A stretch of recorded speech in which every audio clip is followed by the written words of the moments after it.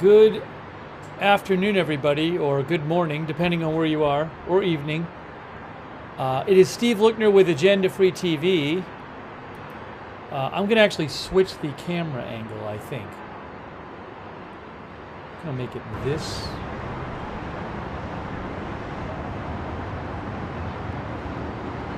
Do this.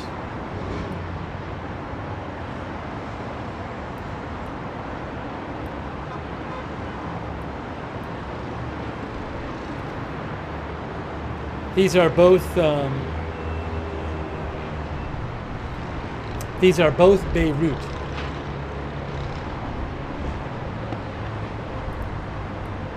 Oopsie. Hang on a moment. Let me just get this set up here.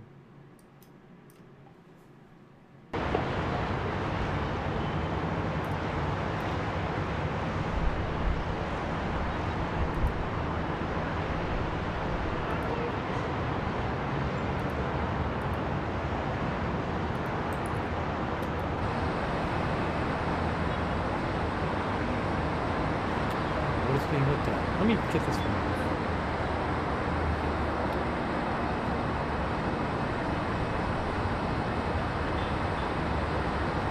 Maybe looking at a plane? I don't know. It's a plane. Probably a Middle East Airlines plane. So we are here to bring you updates on the situation in the Middle East.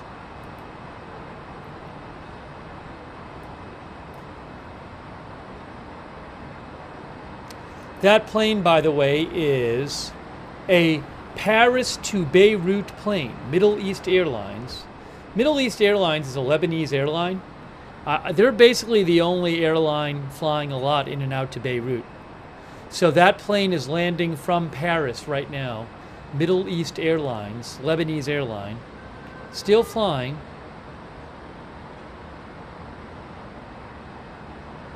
So I'm looking at it on Flight Radar 24.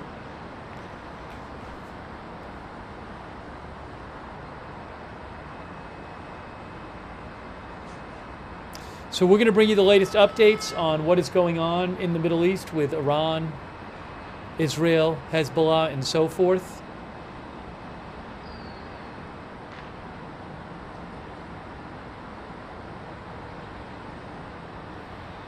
You can see on Flight Radar 24, there it is. Paris to Beirut. That is it, Middle East Airlines. Country of registration, Lebanon.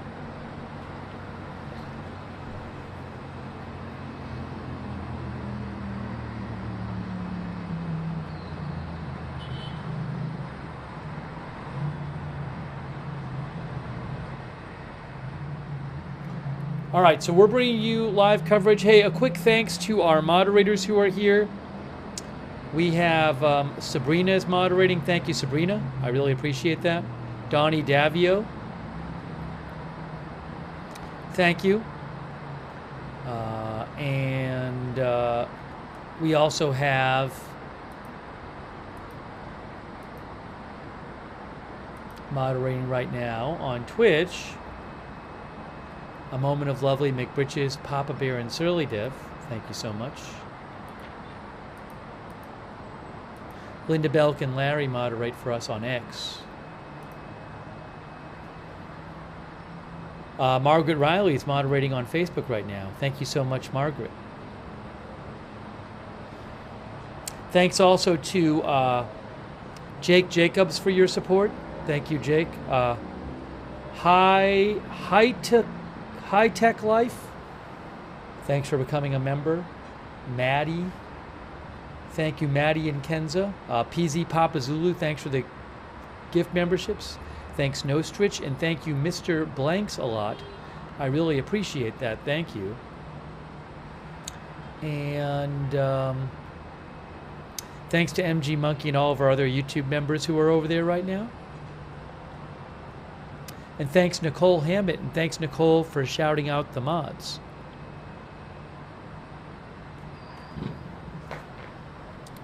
All right, so we'll let you know what we're hearing with updates and stuff.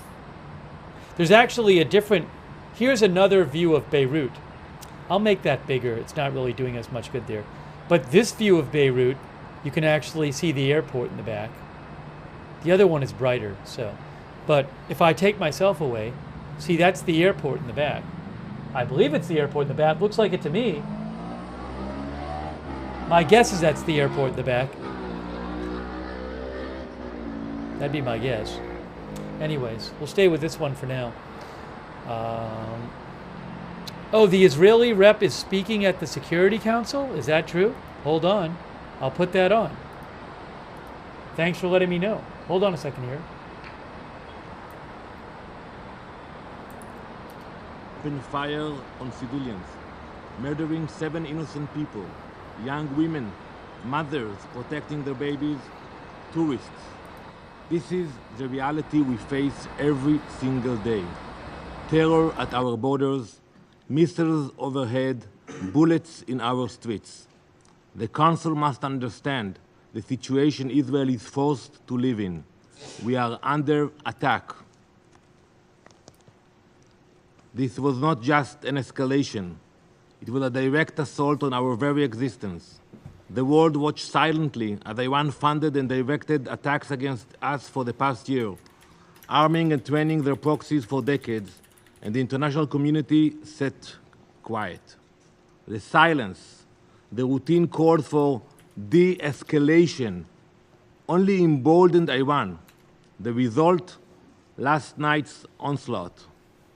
Now the world must step up. Iran must pay a heavy price for this attack. Anything less is complicity. Do not be fooled by the fact that Israeli air defenses performed near miracles last night, saving countless lives beyond imagination. We also appreciate our partners for their assistance in defending against Iran's attack. Iran's failure does not diminish the evil behind their actions, the intentions. What we witnessed was nothing short of pure, unrestrained evil. This is the largest missile assault in Israel's history. They have openly launched hundreds of missiles into civilian areas. Today, the mask is off, and their evil is now laid bare for all the world to see. The Ayatollah's regime has revealed its true nature, not just as the world's greatest sponsor of terror, but as an active, direct aggressor. For years, Iran has armed terrorists and tyrannical regimes. We all know their weapons are responsible for the death of countless innocent civilians all across the globe, from Europe's war zones to terror attacks in the Middle East, from embassies in Latin America to assaults on US personnel. There is no corner of the world where Iran's blood-stained fingerprints cannot be found.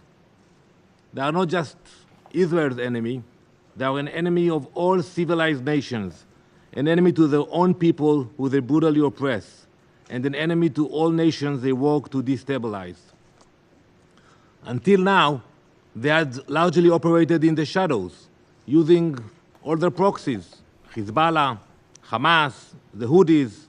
They carried out their dirty work. But last night, that mask was ripped away, the mask that their leaders wear in these very halls. Iran no longer hides behind others. They have proudly stepped into the open, as the architects of chaos and destruction. And now the world can see their true face. Iran launched the largest ballistic missile attack in history, justifying it as a vengeance for the elimination of Hassan Nasrallah. That is the reason. In doing so, they relinquished any deniability and claimed full ownership over Hezbollah's actions. They say that. That is the reason for the attack, because of Nasrallah. So basically, they own the deeds of Hezbollah today. Let me remind you all. Allow me to remind you of some of Hezbollah's crimes against the world. In 1983, they bombed the United States barracks in Beirut, murdering 241 US servicemen. That same year, they bombed the US embassy in Beirut, murdering 63. In 1992, they bombed the Israeli embassy in Buenos Aires, killing 29 people and wounding 242. 2 years later, same place, Buenos Aires, they bombed the Jewish community center, murdering 85 and injuring over 300. Before 9/11, Hezbollah were responsible for more American deaths than any other terrorist organization. None of this even mentions the thousands of Lebanese people and Syrians that they brutally murdered at the altar of their tyrannical masters.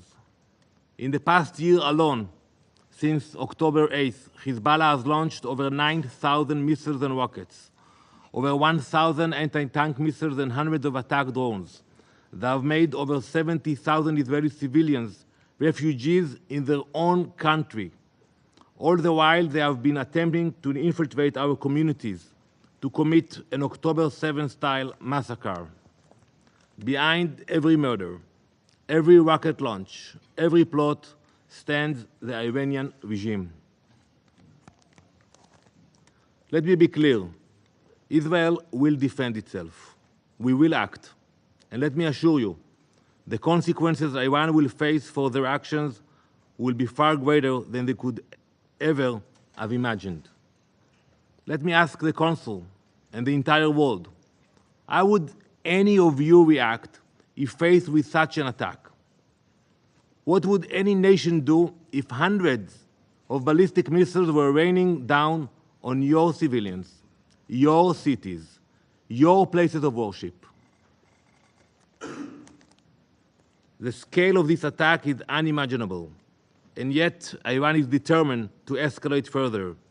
This is not just a threat to Israel, this is a threat to the entire world.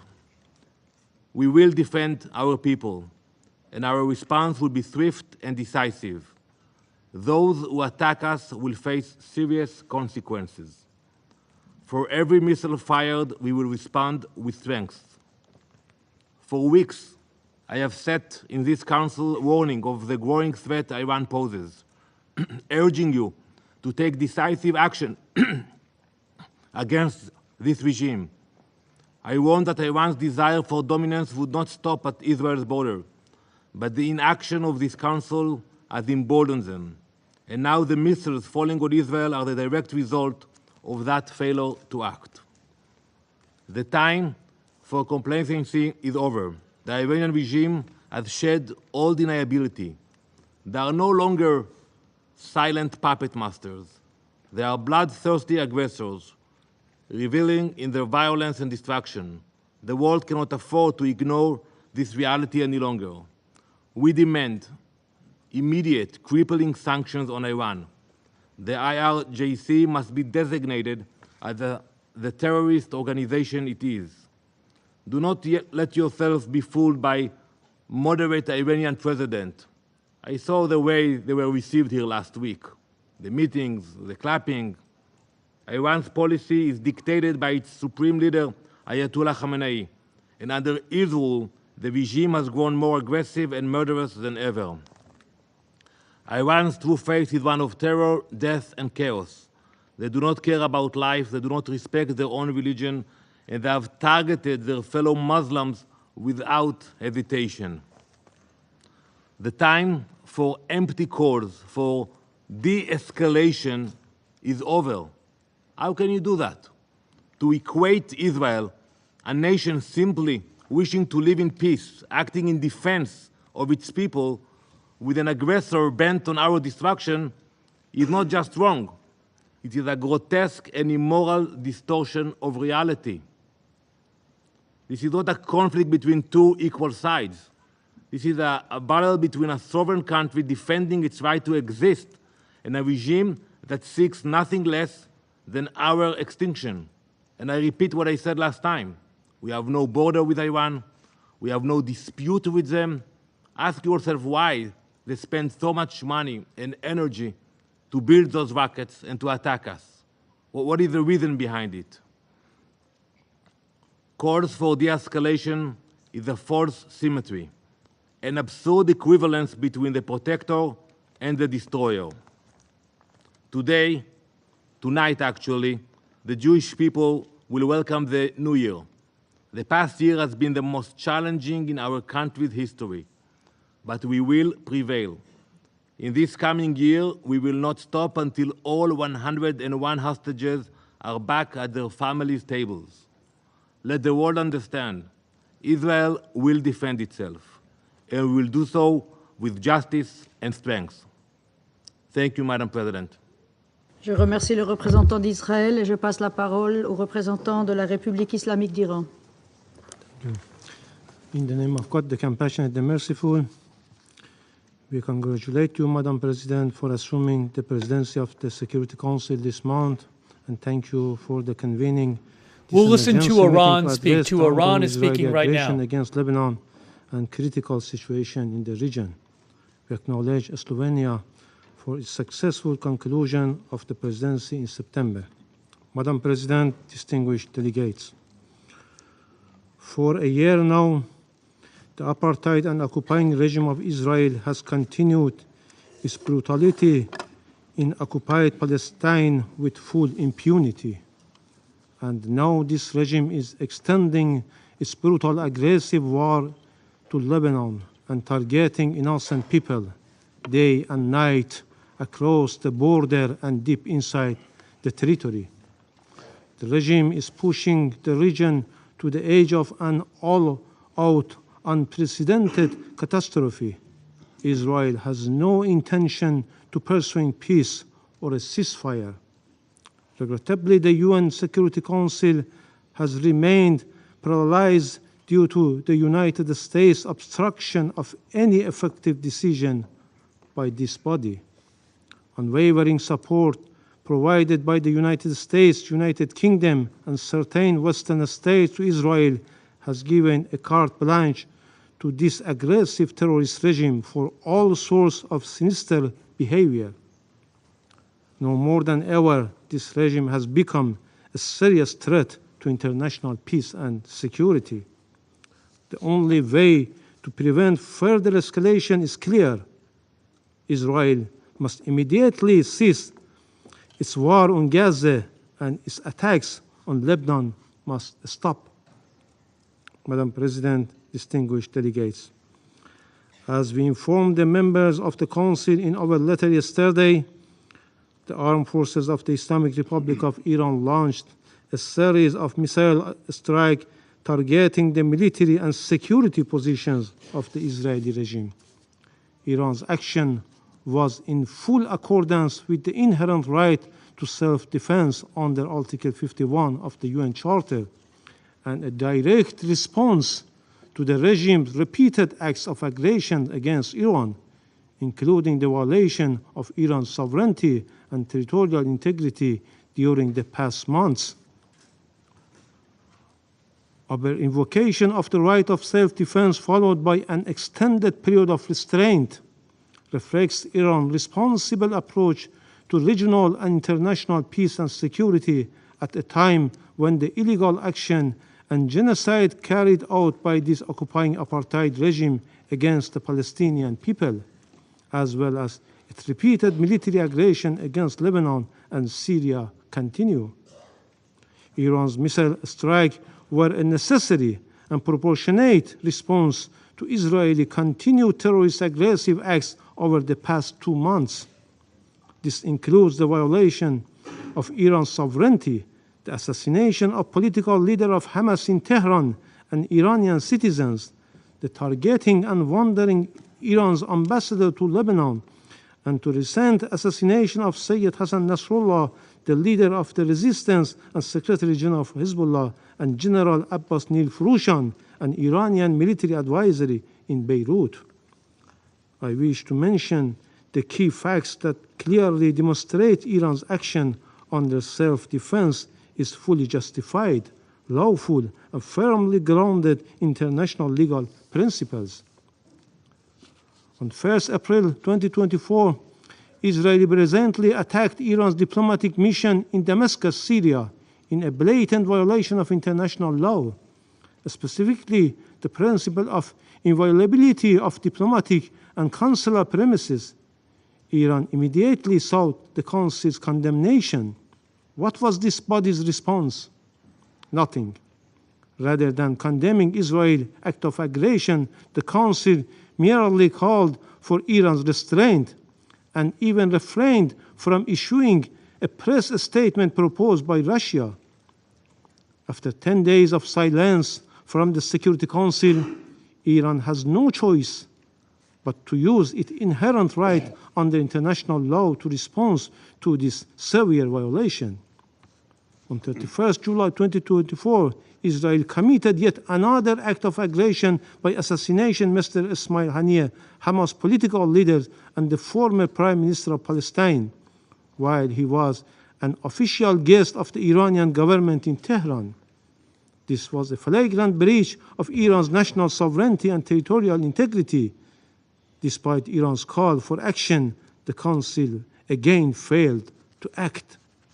Meanwhile, several states, including the United States, urged Iran to maintain restraint, citing ongoing ceasefire negotiations.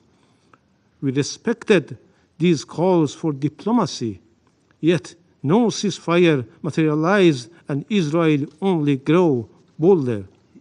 Again, we witnessed another heinous crime by Israel, this time through the detonation of communication devices targeting the innocent people of Lebanon. A larger number of innocent civilians were killed and injured, including Iran's ambassador to Lebanon. This was yet another manifestation of state terrorism. Following, Israel carried out a blatant act of terrorist aggression using US-supplied thousands-pound bunker busters to assassinate Sayyid Hassan Nasrallah, the leader of Hezbollah, and a symbol of resistance against Israeli occupation and aggression in Lebanon. This brutal attack resulted in the martyrdom of numerous innocent people, including Hezbollah leader and Iranian General Abbas Nir Furushan, while also leaving many civilians wounded. This egregious act underscored once more the regime's continued reliance on violence and terror. Madam President, the Islamic Republic of Iran has consistently pursued peace and stability for the region and called for an immediate ceasefire and the cessation of civilians' casualties, a position we have maintained for over a year. Yet, experience has proven that Israel only understands the language of force. Diplomacy has repeatedly failed, as Israel views restraint not as a gesture of goodwill, but as a weakness to exploit. Each act of restraint taken by Iran has only emboldened Israel to commit even greater crimes and more acts of aggression. Consequently, Iran's response was necessary to restore balance and deterrence. Israel must understand that each act of aggression it makes is not unpunished and will be met with consequences. This is the cost this regime must bear.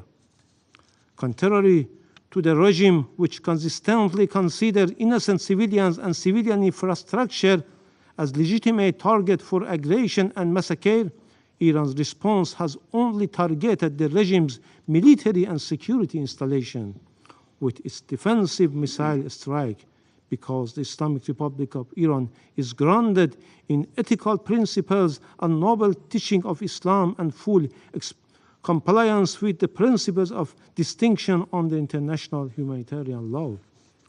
Madam President, distinguished delegates, the international community cannot afford to remain silent. We reiterate our call on this Council to respond with urgency and determination. The Security Council must intervene to stop Israeli continued aggression and war crimes against Lebanon, Gaza, and Syria, and to prevent the situation from escalating into a full-scale regional war. Furthermore, the Security Council must force Israel to comply with its obligation on the resolution this body adopted. Israel must fully implement Resolution 1701. Finally, Madam President, we strongly warn against any further act of aggression by Israeli terrorist regime against our national security and vital interests. Iran is fully prepared to take further defensive measures if necessary to protect its legitimate interests and defend its territorial integrity and sovereignty against any act of military aggressions and the illegal use of force. In this regard, Iran will have no hesitation. In conclusion, the regime of the United States and the United Kingdom regime, notorious enablers of the Israeli regime, along with France, have once again cynically attempted to justify Israeli heinous crimes under the guise of self-defense, shifting the blame onto Iran. While the Israeli regime must be held accountable for the atrocity crimes and cannot disregard the U.S. complicity in Israel's crimes. Israel's warmongering relies on U.S. regime, military support and political backing. American weapons constitute the major part of Israeli weaponry and ammunition used in Gaza, and therefore the United States is implicated in every aspect of Israel's atrocity. The vast majority of bombs Israeli drops on Gaza and Lebanon are US-made. The US regime even provides Israel with jet fuel. The US has sent so many arms to Israel since October 7 that the Pentagon has struggled to find sufficient cargo aircraft to deliver the materials. If there were even a shred of honesty in their concerns for the loss of innocent people lives in Gaza or Lebanon, or for the spread of war across the region, they could easily strip Israel of the tools it used to commit those atrocities, yet their actions reveal their true intent to embolden Israel's criminal actions. I thank you. Je remercie le représentant All de la right. République islamique That d'Iran. was Et Iran. j'invite le représentant de l'Irak à prendre la parole. And I'm going to go away from this now. شكرا جزيلا السيد But, الرئيس. hang on. أود في البداية أن Okay, so we just heard Israel and we just heard Iran speak at the UN Security Council. An Israeli response, military response to the Iranian missile attack of yesterday is expected in the coming days. I can't tell you when it's going to happen. I assume it's going to happen soon. I wanted to show you something real quick here. Let me do something real quick. One of our viewers actually spotted that there was some sort of fire on the stream when the Israeli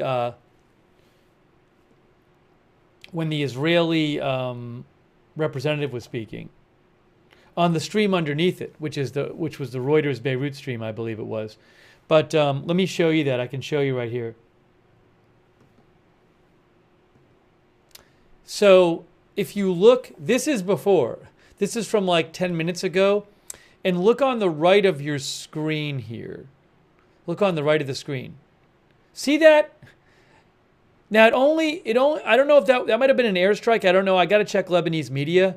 But what happened is Reuters then like switched to a different shot. You'll see in a second. And the camera wasn't focused on that. So we don't see any more of it. Let me just go forward for a second. Actually, they stayed on. Yeah, and then 20 seconds later, they switched to a different shot. So one of our, whichever viewer that was, thanks for letting me know. Right there, see? I don't know. Again, that might have been an airstrike on the right. Or if it's something, I mean, it's pretty sudden, so. Okay, so I'll have to look up and see if I can find out if there was an airstrike 10 minutes ago. I just didn't look. All right, so what we're gonna do is I'm gonna remove, that was from 10 minutes ago. That was from 10 minutes ago. Now I want to get this up on the screen. That is the current shot of Beirut. Let me put this here. Okay. And then, oh, I have another shot of Beirut. Hold on. what I need to do is do this. There's a second shot of Beirut.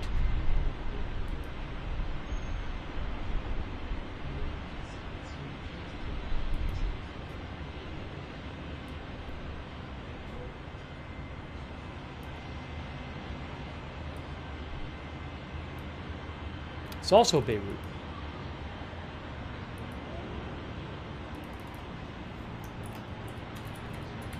Beirut, Beirut.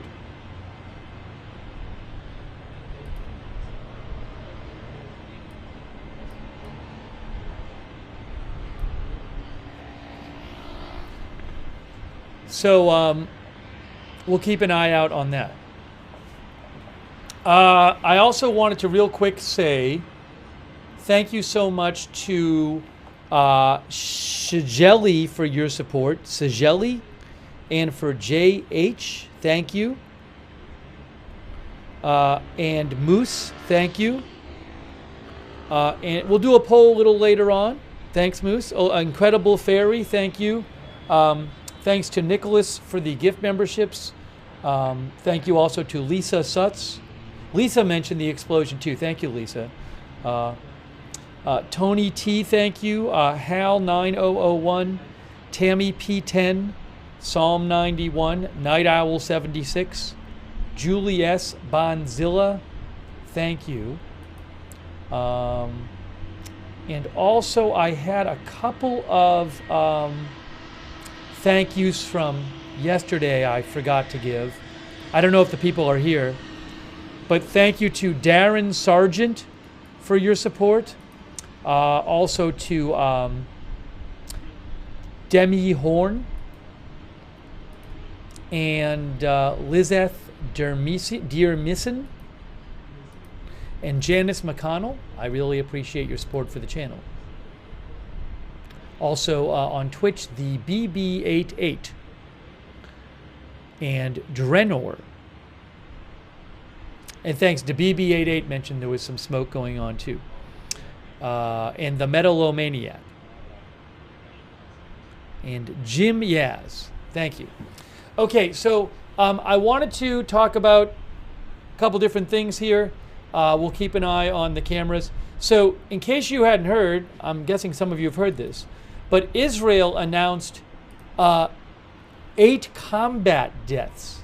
Israel reports 8 combat deaths as troops battle Hezbollah in Lebanon and fears of a wider war mount.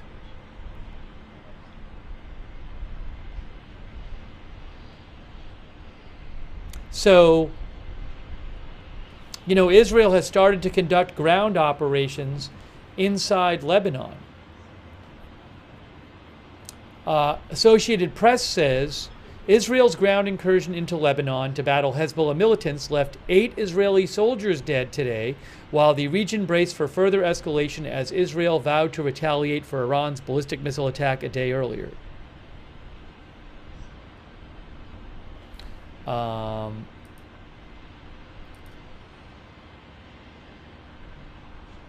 Oh, the Iranian president?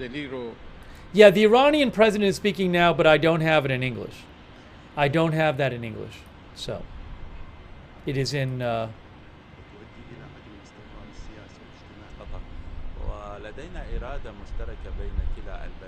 Yeah, it's not in English.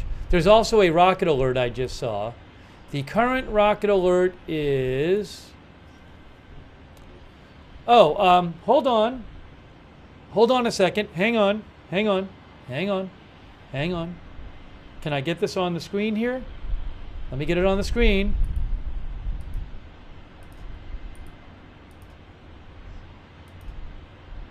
That might be it right there. There it is, right there. That's the border right there. That's the border right there. We just heard the siren.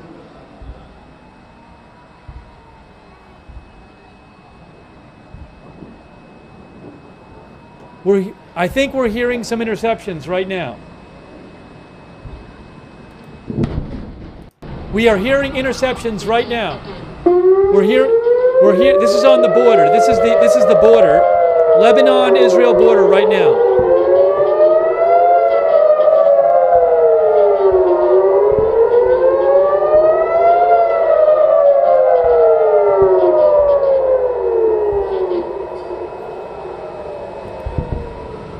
This is the western border with Lebanon right now. That is what you are looking at. I think we are hearing interceptions right now.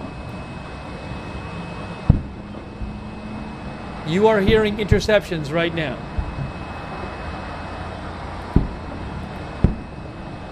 That is what you're hearing.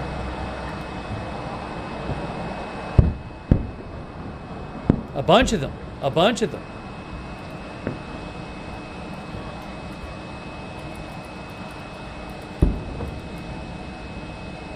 You can still hear them. Wow.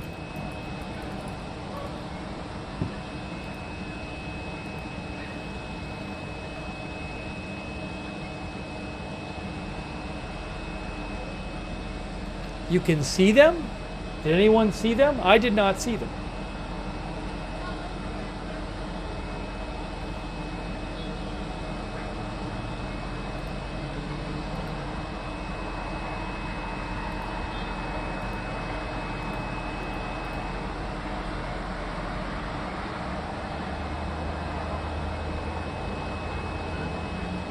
On the right? Oh, I'm sorry. I'll rewind it. I'll rewind it. People said they could see it under me. I can get you, I'll rewind it and show you again. Oh, what is the light? We just saw a light on the right. We just saw, like, oh, that might have been a car. I will rewind that and I'll get you a feed and we can watch it again. Hang on.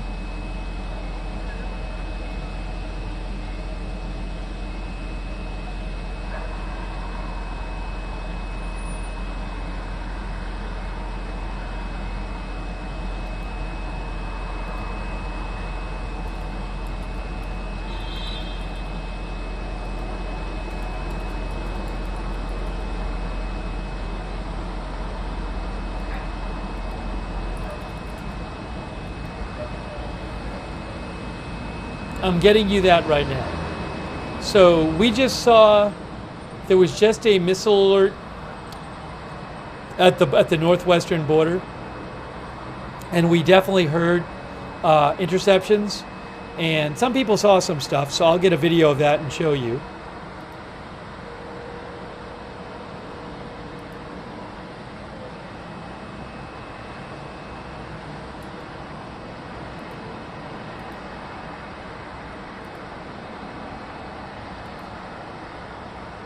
I have the video now.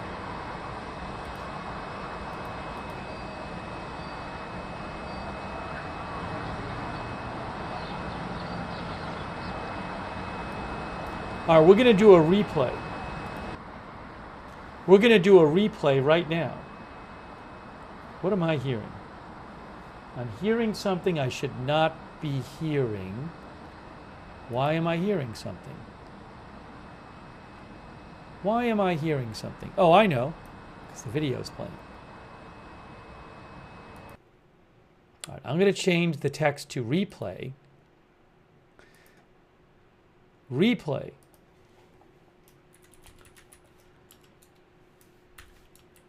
Israel-Lebanon border west. Okay, now let's look at the video.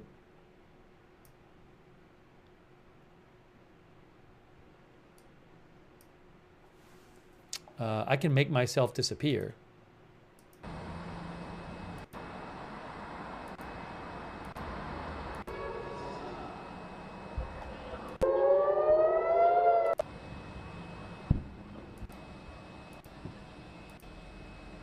Hold on, where are they? Oh, over here, on the right side. Where are the explosions? Where are the booms?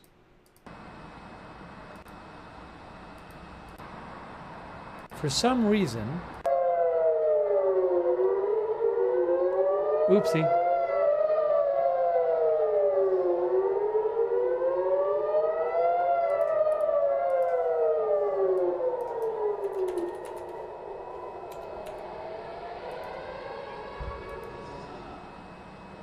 This is a replay of the video. It's not live. It's not a live video. It's a replay. Why is it that I might have cut in the wrong clip?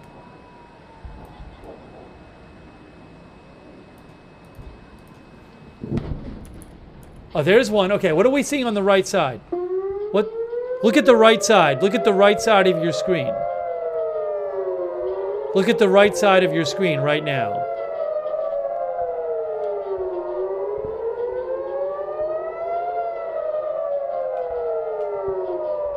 I mean, wouldn't the interceptions be higher than that?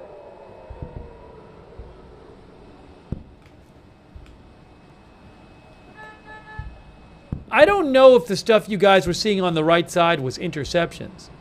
I mean, yeah, I believe those are vehicles. The interceptions would be higher up. So I don't think those were interceptions on the right side. We heard them. Yeah, I don't think those were interceptions. Looked to me like just maybe there's a road there or something like that. Anyways, all right, so that was, I'll check and see if any rockets, there's reports of rockets landing. That was the Israel-Lebanon border. We happened to catch the sirens and the interceptions on live. This is back to live. Let me go back to Beirut. There's Beirut.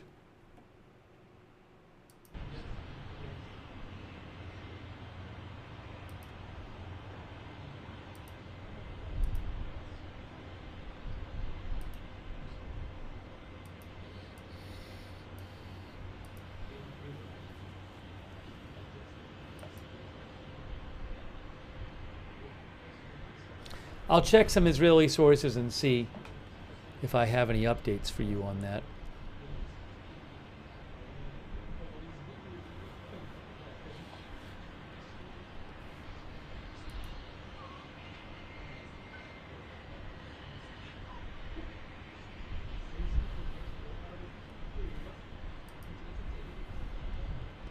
Hang on one moment. Why is this not working? Why is this not working? There we go.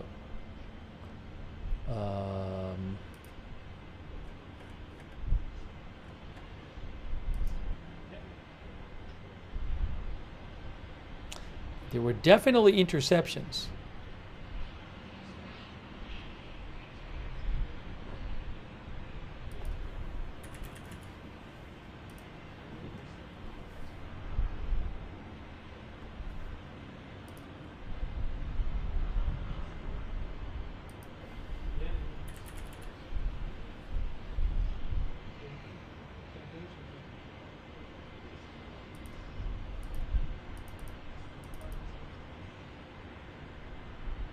Biden says he does not support an attack on Iran's nuclear sites. I guess Biden just spoke. I'm seeing that Biden just spoke and he said he does not support an attack on Iran's nuclear sites. That's from Idris Ali with Reuters. He also says he will be talking to Netanyahu soon, says Reuters. Oh, oops. Sorry, I have the...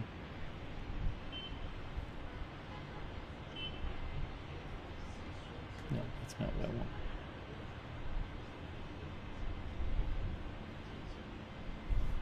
Beirut, Lebanon.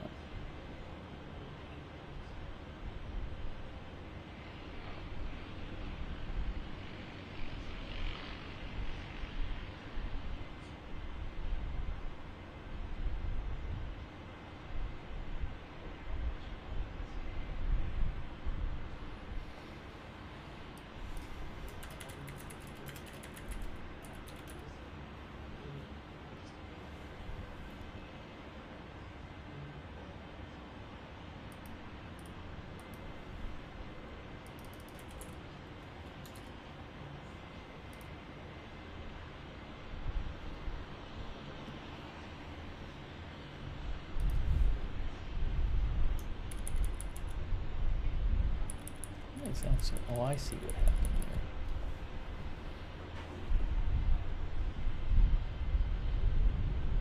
So again, Biden says he does not support an attack by Israel on Iran's nuclear sites.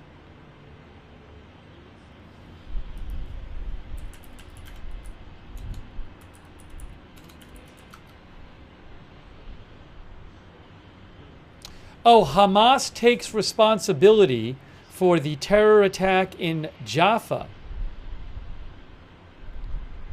That's interesting. Manny Fabian in Times of Israel report, Hamas takes responsibility for the deadly terror shooting attack in Jaffa, Israel last night, which left 7 people dead and 16 wounded.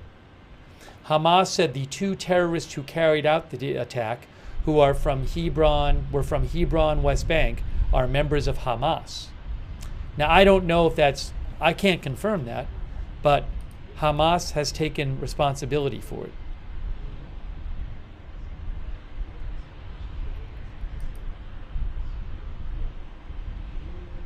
So I was just about to talk about something else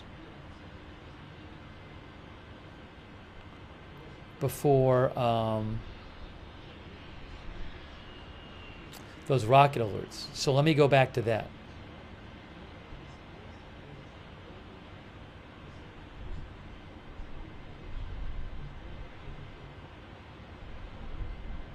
I'd love to see does the Institute for the Study of War have analysis on what's going on? That would be helpful too.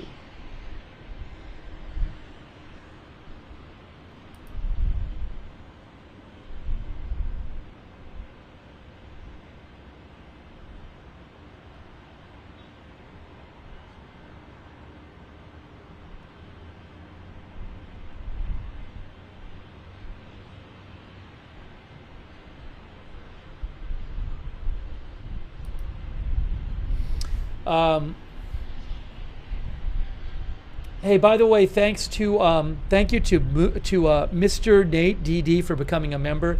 Thanks so much, Stephen Mann, for your support. Yes, anybody who, as Stephen says, to anyone who celebrates it, Happy Jewish New Year. It does begin tonight. It's already begun in Israel, the night of October 2nd.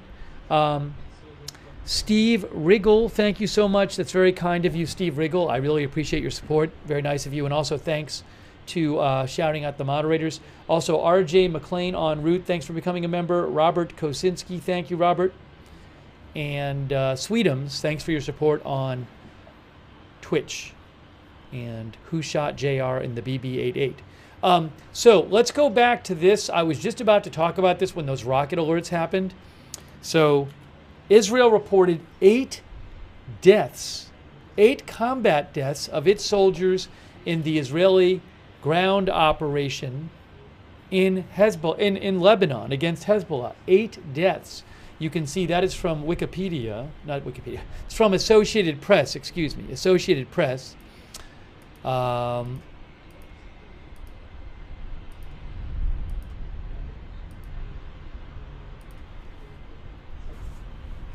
Israel reports 8 combat deaths as troops battle Hezbollah in Lebanon and fears of wider war mount. 8 combat deaths.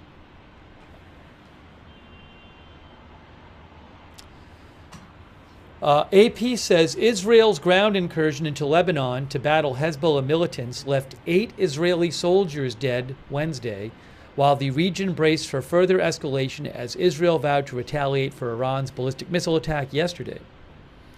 The Israeli military said 7 soldiers were killed in 2 separate attacks without elaborating.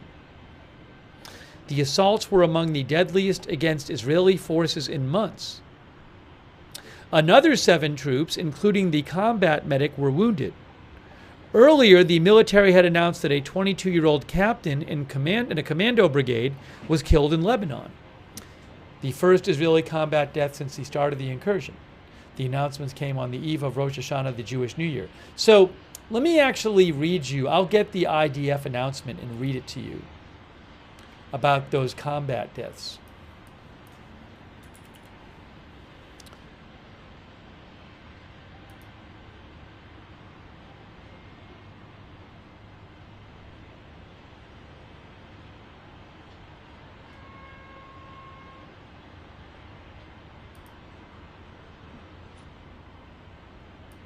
So the announcement from the IDF said,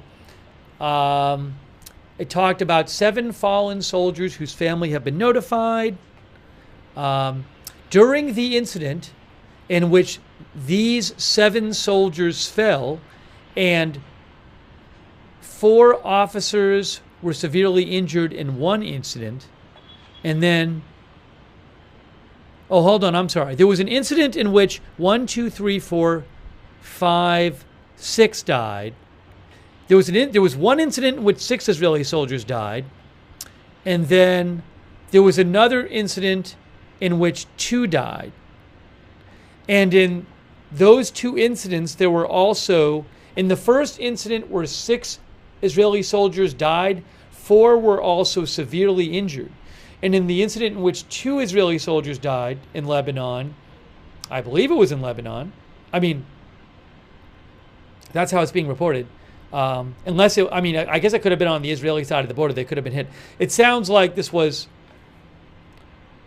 again, the AP article says that they were killed in the ground incursion. They were killed in the ground incursion. So that would mean they were killed when in this ground operation.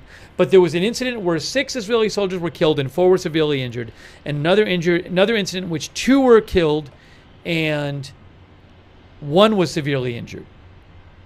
And then in another incident during combat in the north, another soldier was severely injured. So that makes 8 soldiers killed and, hold on, 1, 2, 3, 4, 5, 6. That's 8 Israeli soldiers killed and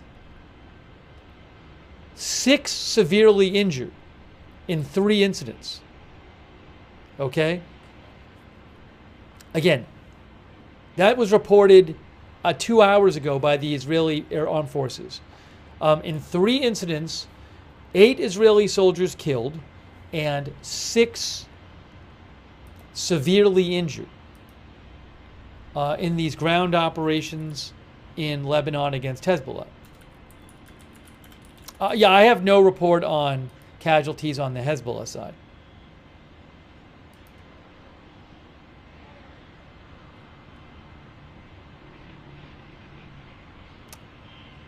I'm not currently seeing details of those incidents anywhere.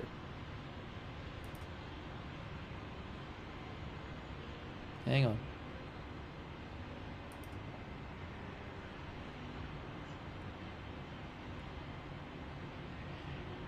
Yeah, I'm looking at Israeli media.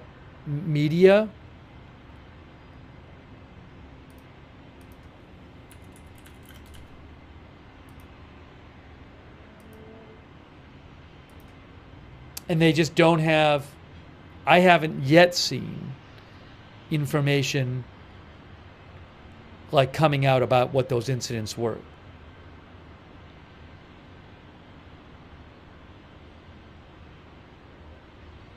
But that was all from fighting in southern Lebanon. Oh,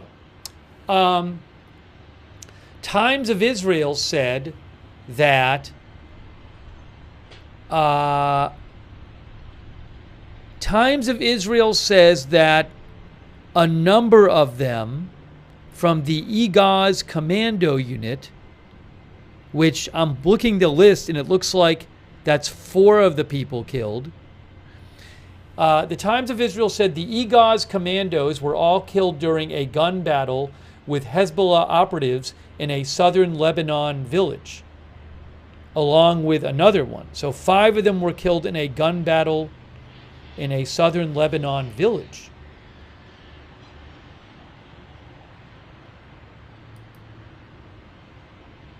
That's what Times of Israel says.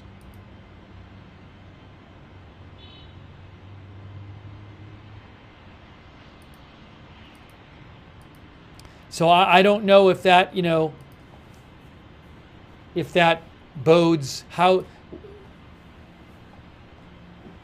is that going to be a daily thing, those kind of numbers, or not? I can't say. I just don't know. Hezbollah says its fighters clashed with Israeli troops, says AP. Hezbollah said its fighters clashed with Israeli troops in 2 places inside Lebanon near the border. They said, I can probably get you the Hezbollah announcement. Apparently there were clashes between Hezbollah and Israel, apparently.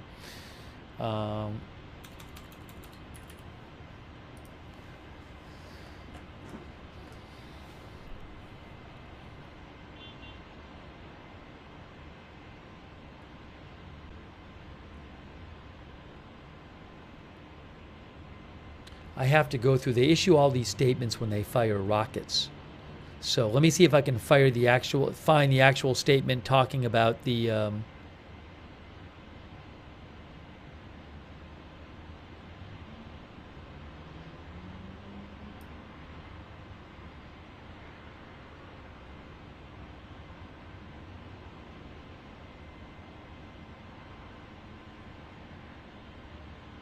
So there's a statement from Hezbollah earlier today that says, when an Israeli infantry force attempted to infiltrate towards the town of Yarun from the direction of the Sils Hill, an Islamic resistance mujahideen blew up at an explosive device which was activated by the advanced force, causing one of its members to be killed or wounded. I don't know if that's true.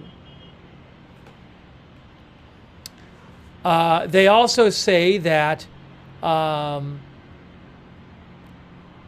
after monitoring and observing an Israeli infantry force that infiltrated a house in the outskirts of the town of Kafr Kila, the Mujahideen of the Islamic resistance blew up in it a pre-prepared explosive device. Then it says was launched before they rained down a barrage of machine gun and rocket-propelled grenades on it, killing and wounding its members. So I can't say if those are accurate descriptions from Hezbollah about what happened, but I mean, something like this must have happened, given that 8 Israeli soldiers were killed and 6 severely injured in combat.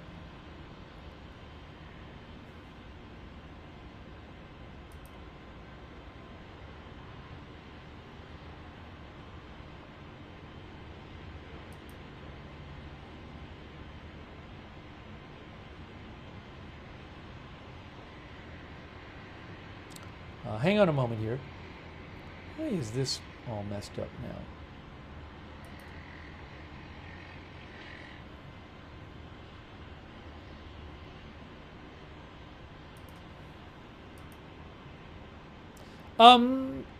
Hold on.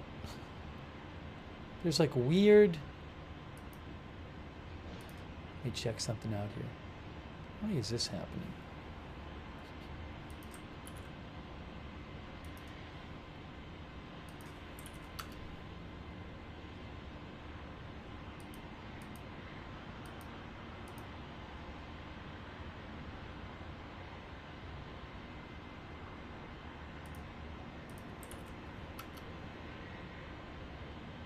Sorry.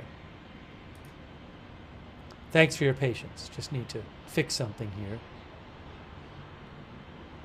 Okay, that's good. That's what I wanted. Good, good, good. Good. Good. Hey, by the way, thanks to Pale Rider and John and Jasper Axelrad for supporting the channel, and True Crime Overtime with Rosie and Mr. Nate DD. So that is certainly something to keep an eye on in this conflict is,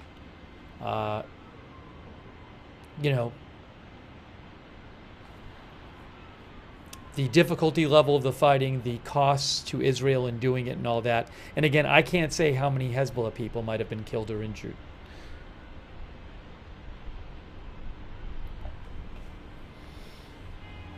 Oh, let me also just make a quick peek and make sure and just see what other feeds. So I have that Beirut one. You're looking at that. I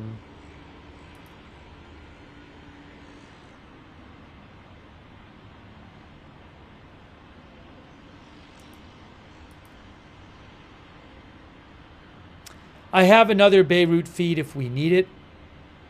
I'm not putting it on right now, but I'll keep an eye on that.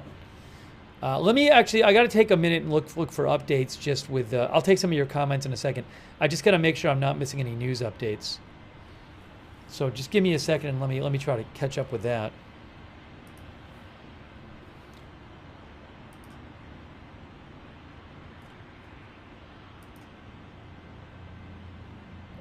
Excuse me.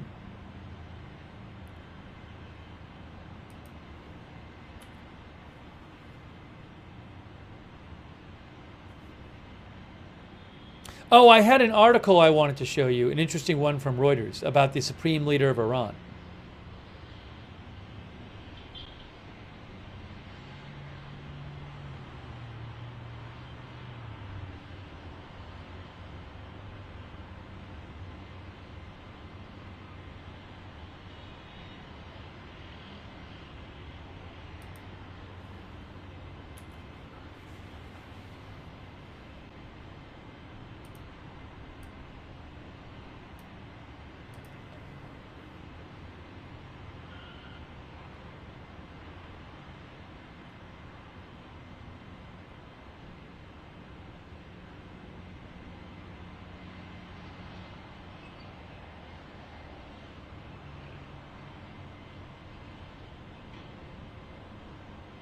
And obviously, lots of people are waiting to see what will Israel do, how will Israel respond.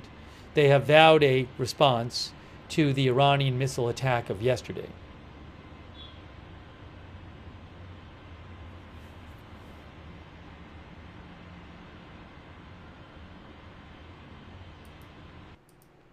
Oh, I have a different shot of Beirut if that one goes away. That one might be going away. That one is going away, so I need to put the other one up. There's the other one.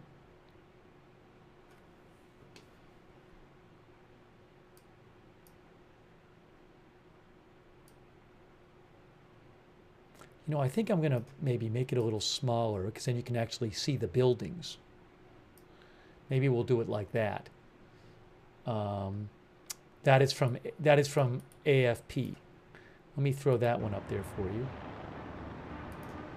Okay.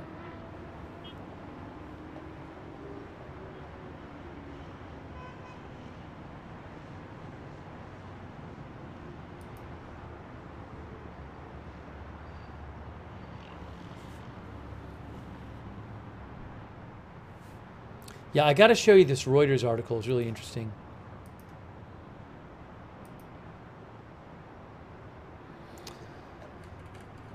Thank you to Marco and Zalone, by the way. And thanks for shouting out the moderators. I appreciate that. Also, Sven Ross. And thank you, Regina Thatcher, for the gift membership. So nice of you.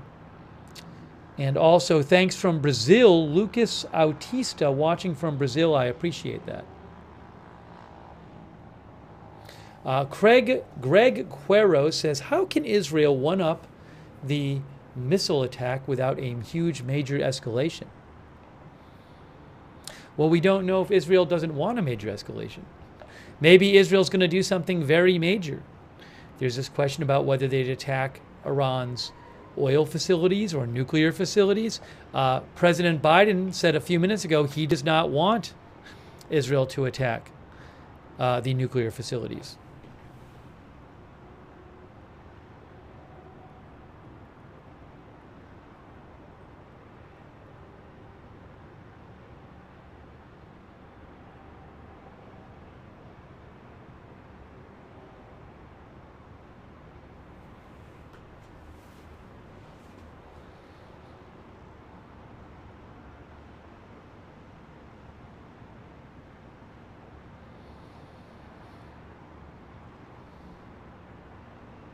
Oh yeah, I saw a report of some airstrike in Damascus today. I'll have to One of the viewers reminded me. I'll have to look up that as well and see. Israel pretty regularly carries out airstrikes in Syria. So I'll have to look up and see if there's any more information about that. Wyatt Entertainment thinks major escalation was always the plan. Thank you, Tyler Vivanco, for watching. Tina Meyer thinks Israel needs to respond immediately and decisively.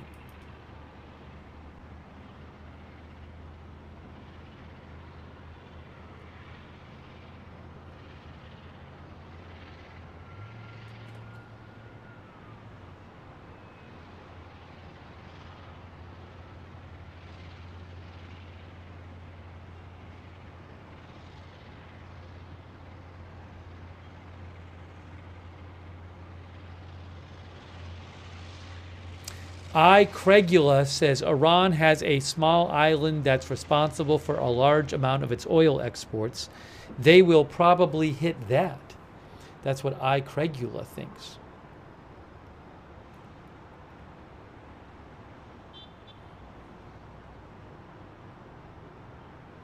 Thanks to Vivid for your support. Vivid thinks Israel has a right to defend itself from Iran.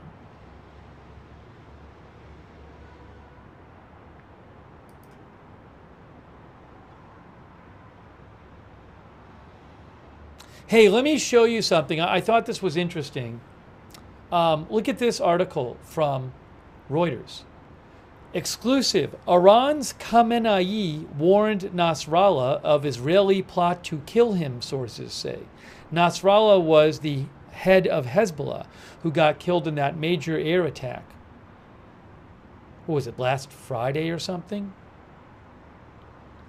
Khamenei, supreme leader of Iran, warned Nasrallah of Israeli plot to kill him, sources say.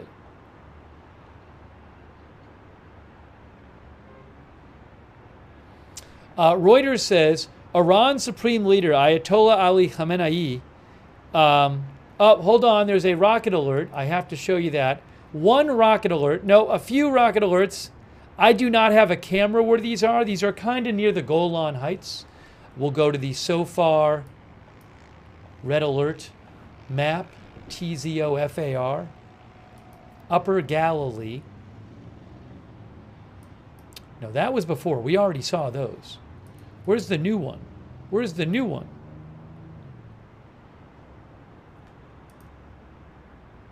There's the new one, right there. That's the new alert right there. Northeastern Israel. Northeastern Israel, rocket alert on the SOFAR interactive map.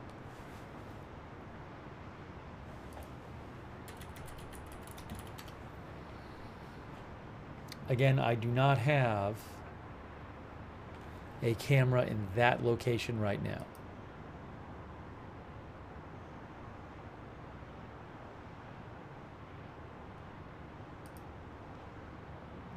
Yeah, more alerts, but these alerts are in the same area there. Near the Golan Heights, one of them in the Golan Heights, north of the Sea of Galilee.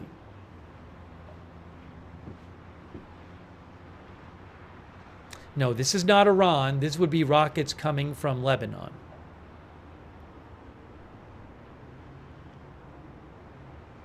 Some more.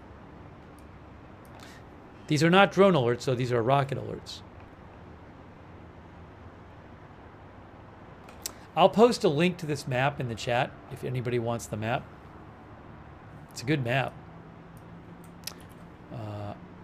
SOFAR red alert map.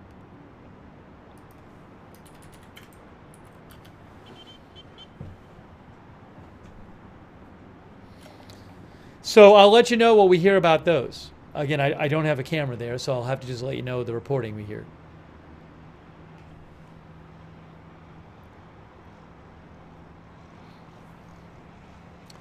Hey, thanks, Vivid, for watching and supporting from India. That's really neat that you're watching in India.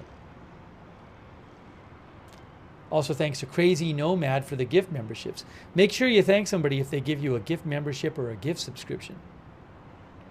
Okay, so again, Reuters reports that The supreme leader of Iran warned Hezbollah leader Hassan Nasrallah of an Israeli plot to kill him.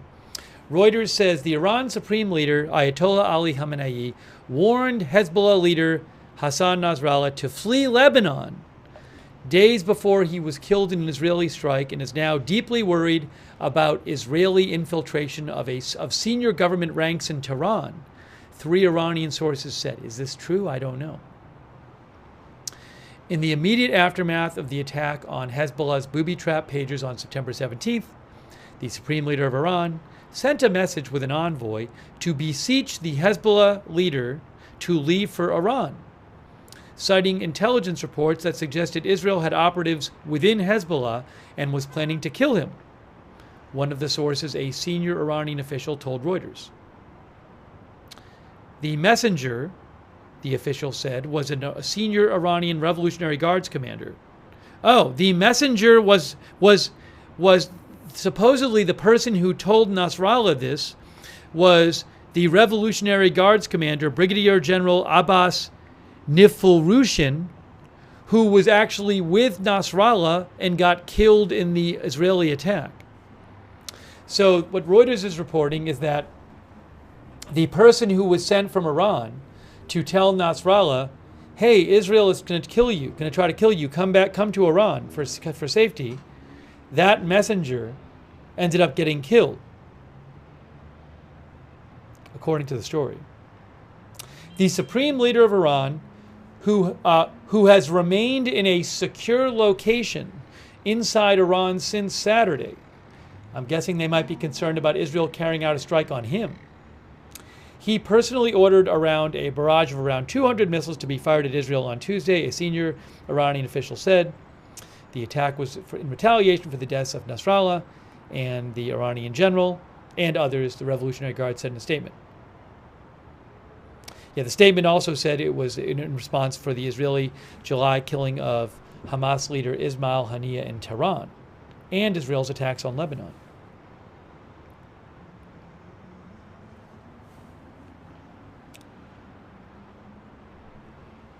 Nasrallah's assassination followed 2 weeks of precise Israeli strikes that have destroyed weapons sites, eliminated half of Hezbollah's leadership council, and decimated its top military command. Iran's fears for the safety of the supreme leader and the loss of trust within both Hezbollah and Iran's establishment and between them emerged in the conversations with 10 sources for this story, says Reuters.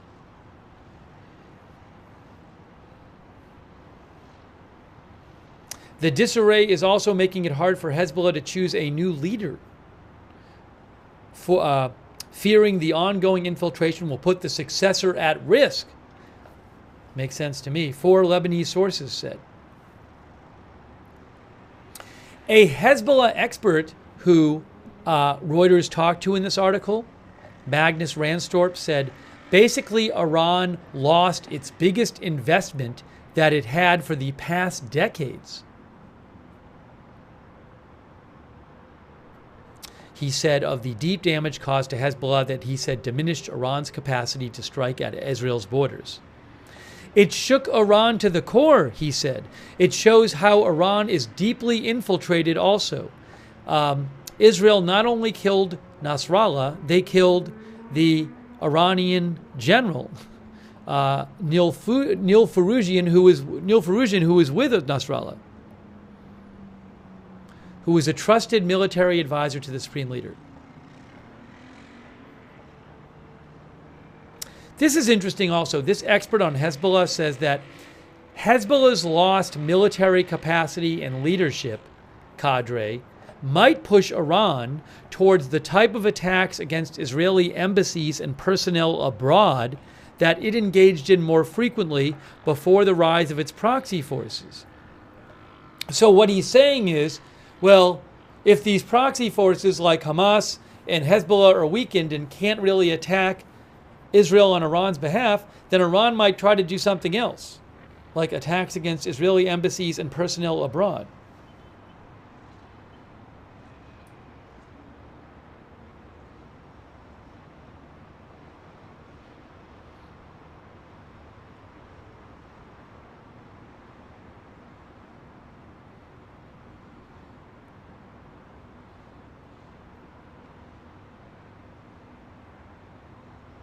The article also talks about Iran being very worried that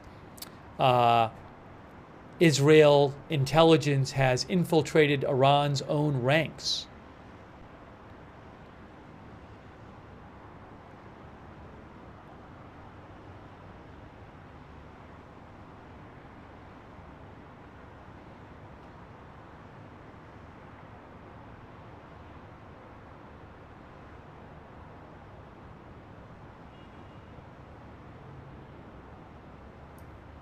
This is very interesting too. You know, we have not seen a funeral yet for the Hezbollah leader who was killed by Israel. We have not seen a funeral for Nasrallah. Reuters says the loss of the Israeli offensive and fear of more attacks on Hezbollah have also prevented the Iranian-backed group from organizing a nationwide funeral on a scale reflecting Nasrallah's religious and leadership status, according to 4 sources familiar with the debate within Hezbollah. No one can authorize a funeral in these circumstances, one Hezbollah source said, lamenting the situation in which officials and religious leaders could not come forward to properly honor the late leader. Several commanders killed last week were buried discreetly on Monday, with plans for a proper religious ceremony once the conflict ends. Hezbollah is mulling the option of securing a religious decree to bury Nasrallah temporarily and hold an official funeral when the situation permits, Lebanese sources said. Also, Hezbollah has refrained from appointing an official successor to Nasrallah, possibly to avoid making his replacement a target for an Israeli assassination. So that's according to Reuters. Very interesting about the funeral. That's right, they have not had a funeral for him.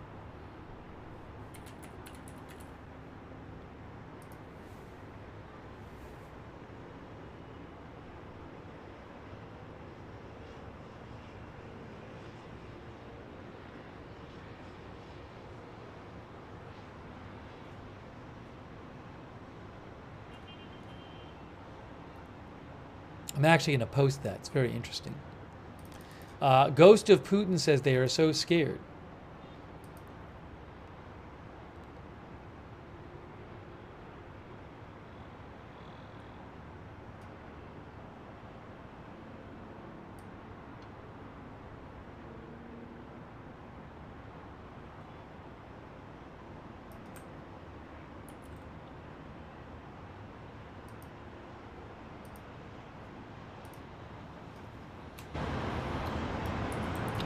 What just happened?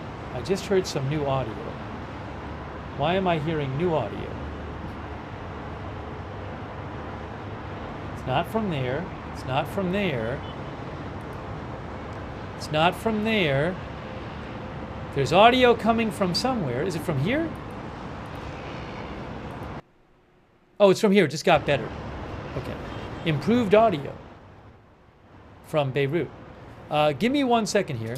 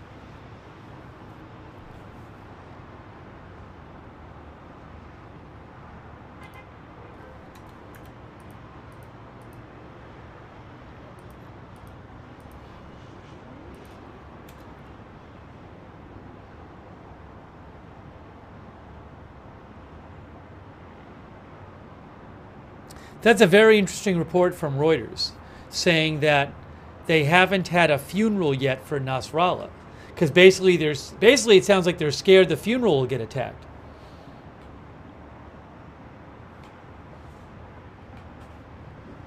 Yes, Nasrallah's body was recovered. That was widely reported. Reuters reported that it was intact.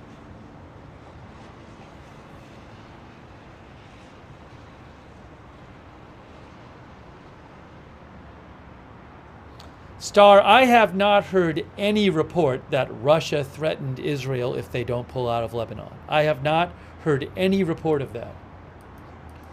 If I do, I'll let you know.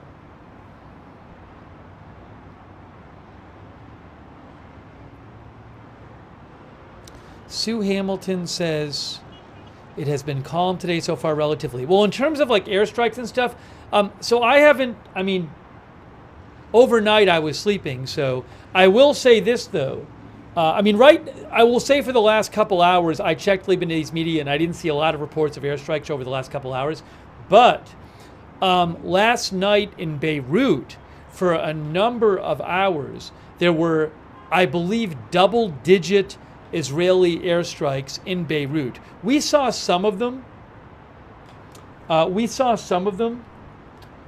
those went on, every 20 minutes or half an hour. They kept happening last night.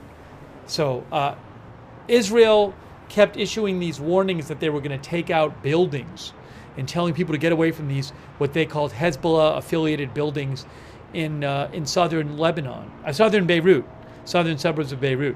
So that was, it was quite a busy overnight with a lot of explosions going late into the night in Beirut.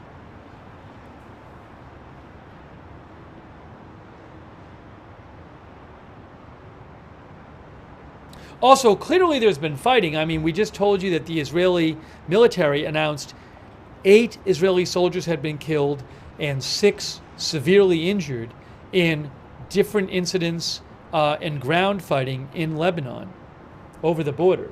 So that stuff, there's no camera there. We don't see that, but that sounds like pretty intense fighting.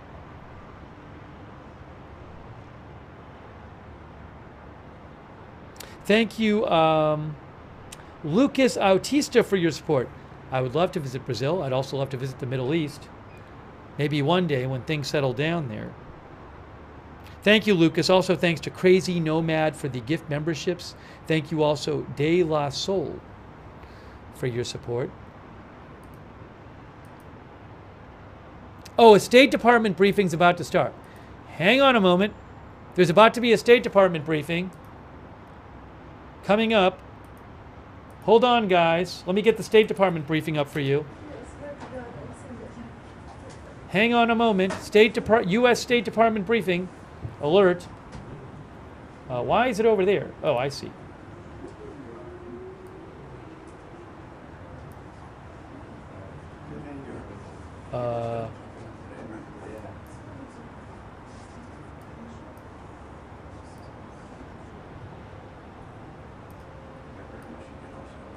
We'll put that up here.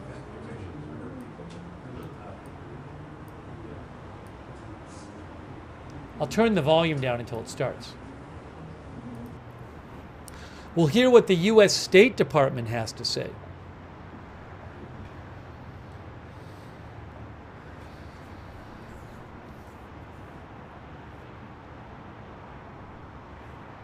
Hold on a moment.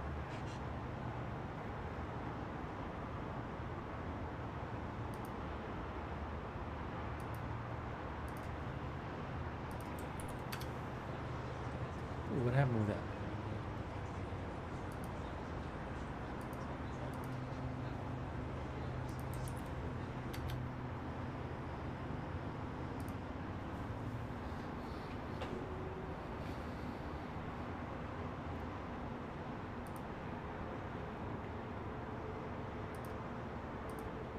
Give me one moment here. Thank you.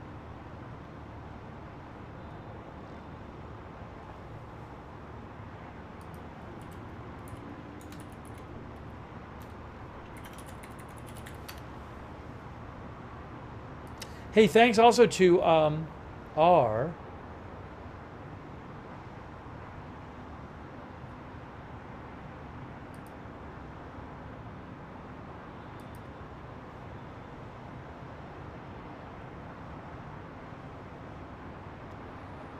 Case, thanks Kay for the link. Let me check that out.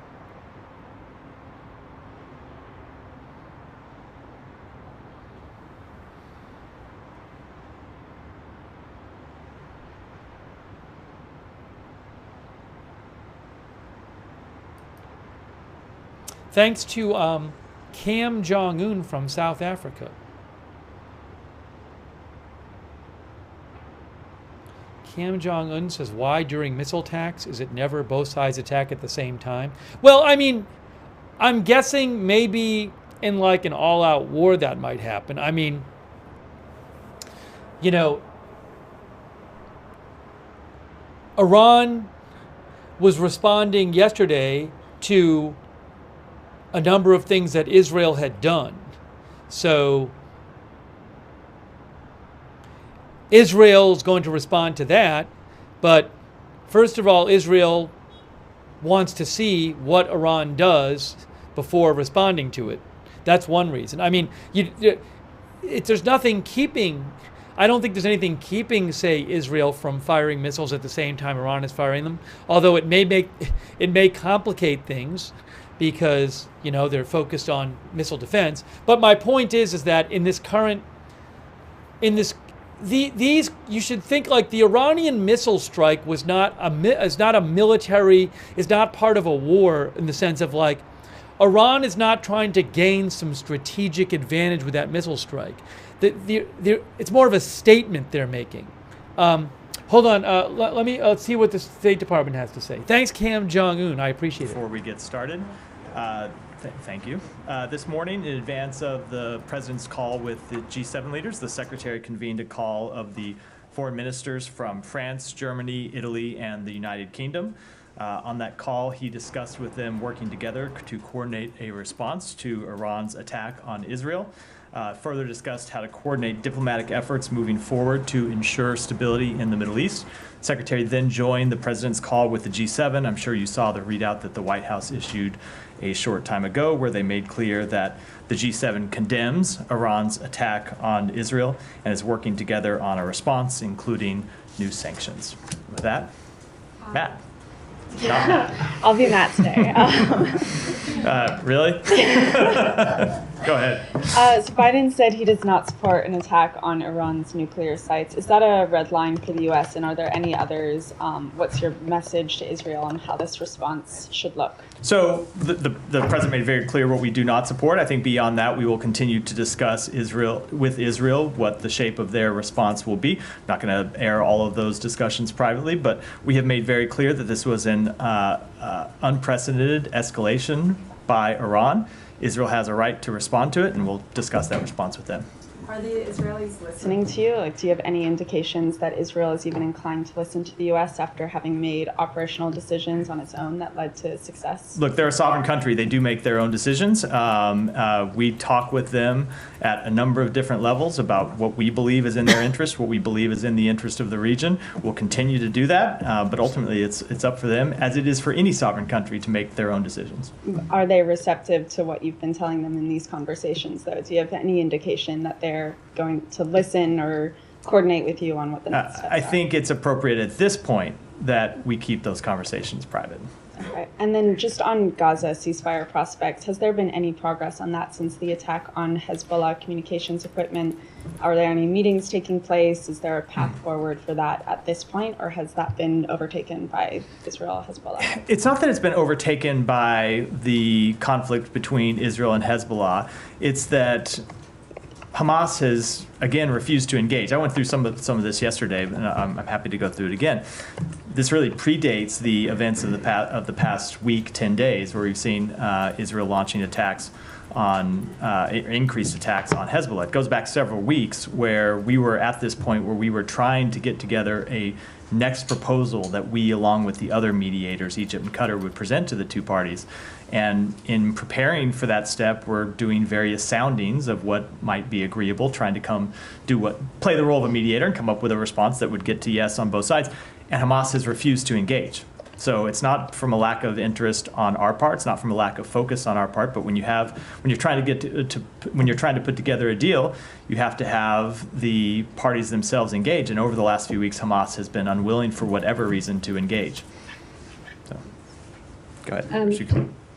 You seated your right, yeah. Well, I was late, I'm sorry, I was on the phone. Just to bounce off Gaza, Israel is still, they don't have as many troops in Gaza at the moment, given their movement of a lot of troops up north. They are still doing operations in Gaza. Can you give us any kind of update on what their next steps are in Gaza in terms of any kind of transition phase? Is there anything that they in terms of what their plan is, if there are no communications with Hamas? I know that a lot of this is under wraps, but any kind of how the U.S. is pivoting? I think they should speak for what their next plans are. Obviously, we have been clear about what we believe the post-conflict period should look like in Gaza, but when it comes to what Israel's plans are, it's something that they should speak to. Okay, and on Lebanon, you mentioned yesterday the number of Americans who have registered with the U.S. Embassy to get information in case they should want to leave. Do you have an update on numbers and any update on any U.S. assistance for helping those Americans to leave? Yeah, so there are now around 7,000 people who have contacted us. Not all of those are looking for assistance to leave, but we ask people to register with us for more information, and then we provide them information. Some of those, I presume, will eventually look to depart Lebanon, and some of them will want to stay, but their plans may change over time. Their interests may change over time. That's the number of people who have registered with us. In terms of the U.S. helping people leave the country. For the past several days, we have been working, or past really going back September 28th, we have been working to make seats available or to find seats available on existing commercial flights. We have been able to identify over 800 seats over that time. A number of them have been used by American citizens. Not in all cases have they been filled.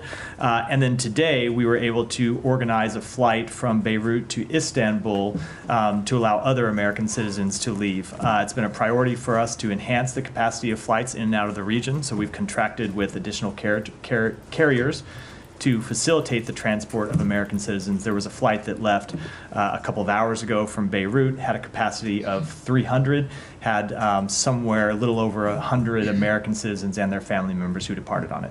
Okay, thank you. And just one final question. There's been reports of an American citizen killed in Lebanon. Can you give us any? We have seen those reports. It's our understanding that it was a legal permanent resident, not an American citizen. But we obviously offer our sincerest condolences to the family on their loss. Sorry, just on the flight. Yeah. Flights, excuse me, from Lebanon, from Beirut.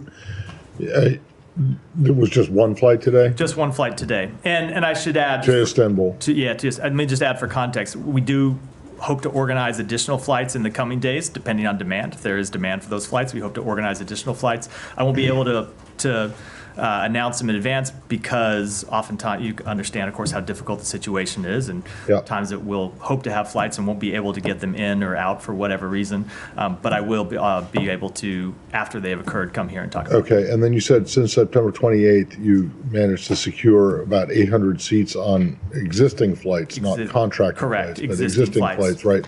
But you don't have any idea how many people actually took advantage of those seats? I don't. I can try to follow up after the briefing and see if we can get the exact number. Those are all, those 800, so 100 seats that you had secured were on Middle East Airlines? Correct. It's the only commercial carrier currently flying out of Beirut.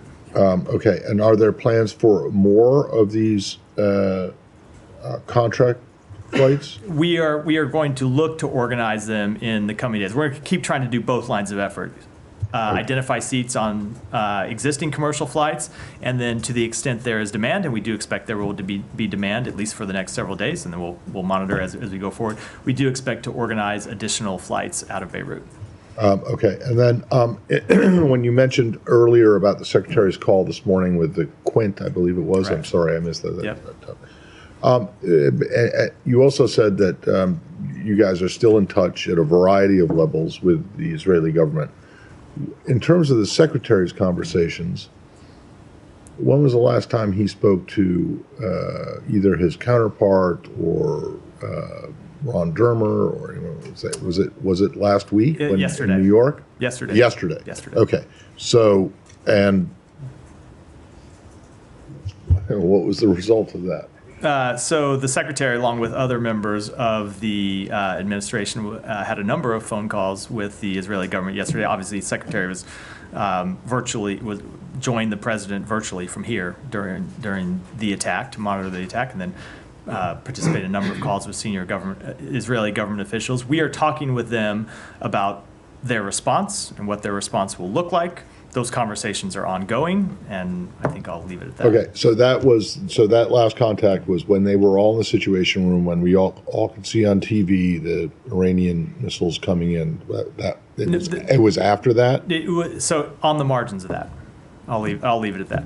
Yeah. Okay, and then but so far today, you're not aware of any. No, not as of this point. Which isn't to say that we won't have any. And I should make clear that sometimes we read these calls out, and oftentimes we don't. All right, and then just back to, because I realized I forgot to ask it.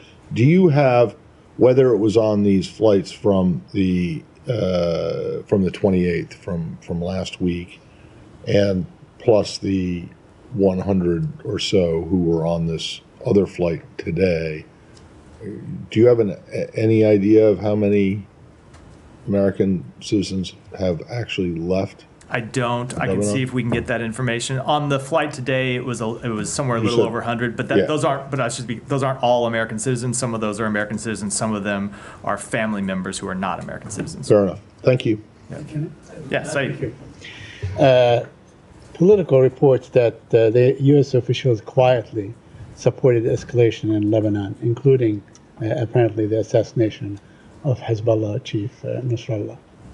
Could you comment on that? So we were not aware of that attack, that incident, before it happened. Mm-hmm. So we could not possibly quietly support something of which we were not aware. Now, to be clear, we support bringing Hassan Nasrallah to justice. That is true. Yeah. We made clear that he's a brutal terrorist with the blood of Americans, the blood of Israelis, the blood of Lebanese, Syrians on his hands. So we do support, but in advance, we weren't aware of that. So it's possible to support something that you didn't know was happening. Okay, so you were not aware of the logistics, but you are supportive of the action. Well, I don't know what you mean by logistics. Okay, we were not aware before it happened. Time and place and method. Those are the logistics. Okay, but let me just ask you a follow-up to a question that I asked yesterday that relates to what you're saying. I mean, Matt, I was in this room in March 2004 when Israel assassinated Sheikh Yassin. 2 months later, when they assassinated Rantisi. Probably around this town when they assassinated Musawi. I mean, there's a record of assassinations, and that has not gotten Israel anywhere. What we see that Hamas has gotten much stronger. Hezbollah has gotten a lot stronger.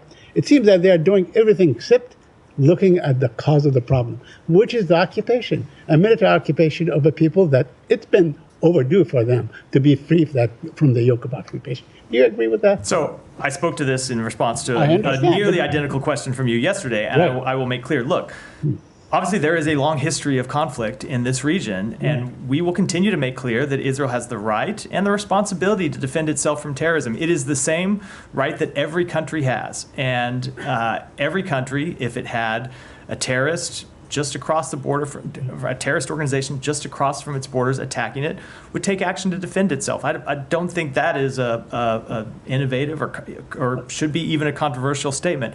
But we also are very clear that we believe the long-term way to ensure stability in the region, and really the short-term way too, is the establishment of an independent Palestinian state. We made quite clear. That's been the position of the United States for some time, and is the position of this administration.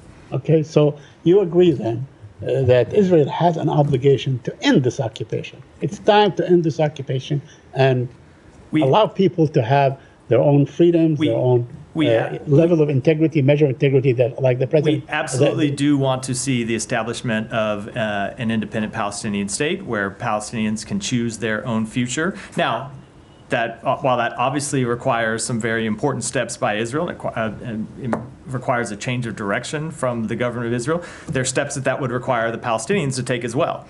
Okay, one last question. Senator Graham, and apparently there's been much talk about this, is saying that we should take out Iran's oil facilities and so on. Is that a good idea? Would that, create, total chaos and maybe similar retaliatory for something that is really a major U.S. interest? So we are discussing with Israel the scope and nature of their response, and I think I'll leave those discussions private. Yeah, go ahead. Come to you next, Tom. Go ahead. I'll just kind of work my way left to right. Is the U.S. response to the attacks yesterday by Iran limited to sanctions? And if so, what sanctions are there left to levy against Iran at this point? So we can always look to identify new ways to impose sanctions on Iran or to increase enforcement of our existing sanctions. Those are the measures that we're looking at right now. You saw it in the president's statement. That's what he made clear we, along with the G7, are considering. When we see Iran take new actions, we work with our partners to identify new ways to respond to that. And I think I should make clear, and this is clear, I think, from the statement the president put out, it's not just a question of U.S. sanctions, it is a question of other entities, some of which don't have as strong a sanctions regime as the U.S. has imposed, taking their own measures as well. Yeah.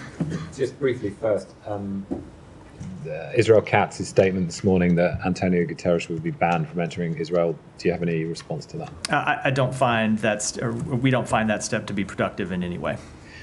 I wanted to ask you, we're getting on to a year now from October the 7th. When you reflect on a year of US diplomacy when it comes to Israel and Gaza, how do you characterize what you have and haven't accomplished in that time? So there have been a number of things. If you go back and look at the statements that the Secretary made and that others in the administration made in the immediate aftermath of October 7th, there were a number of lines of effort and strategic goals that we identified. One of them is to ensure that Israel has the ability to defend itself against terrorism. And we have worked hard to establish that right and to support Israel in defending itself against terrorism. Another is to ensure that humanitarian access makes it to citizens in Gaza who needed it. And now, of course, that applies to people in Lebanon as well. But we've made clear we want to see humanitarian access get into Gaza. And while that, of course, has been a very difficult process and with lots of hurdles and obstacles, I think it's through the intervention and the involvement and the hard work of the United States that we've been able to get humanitarian assistance into those in Gaza, which is not to say that this is whenever I talk about this, I never want to make it sound like it is a game over, mission accomplished. It is very much not. It's an ongoing process. We were constantly having to break through new hurdles and find additional ways to get humanitarian assistance in. The other, one of the overarching goals that we identified is try to keep the conflict from spreading and really turning into an all-out regional war. And we have faced a number of days in the nearly year since October 7th where that goal seemed incredibly difficult and the situation was incredibly fraught. And through a combination of diplomacy and deterrence, we have been able to calm tensions when they've been threatening to spiral out of control and prevent the outbreak of an all-out regional war. And now obviously is one of those times where we're again at a very fraught moment and we're going to continue to pursue diplomacy and deterrence to try and prevent escalation into that full conflagration. You're very well aware of the very loud criticism there has been, particularly over humanitarian aid and on the failure to reach a ceasefire and hostage release deal.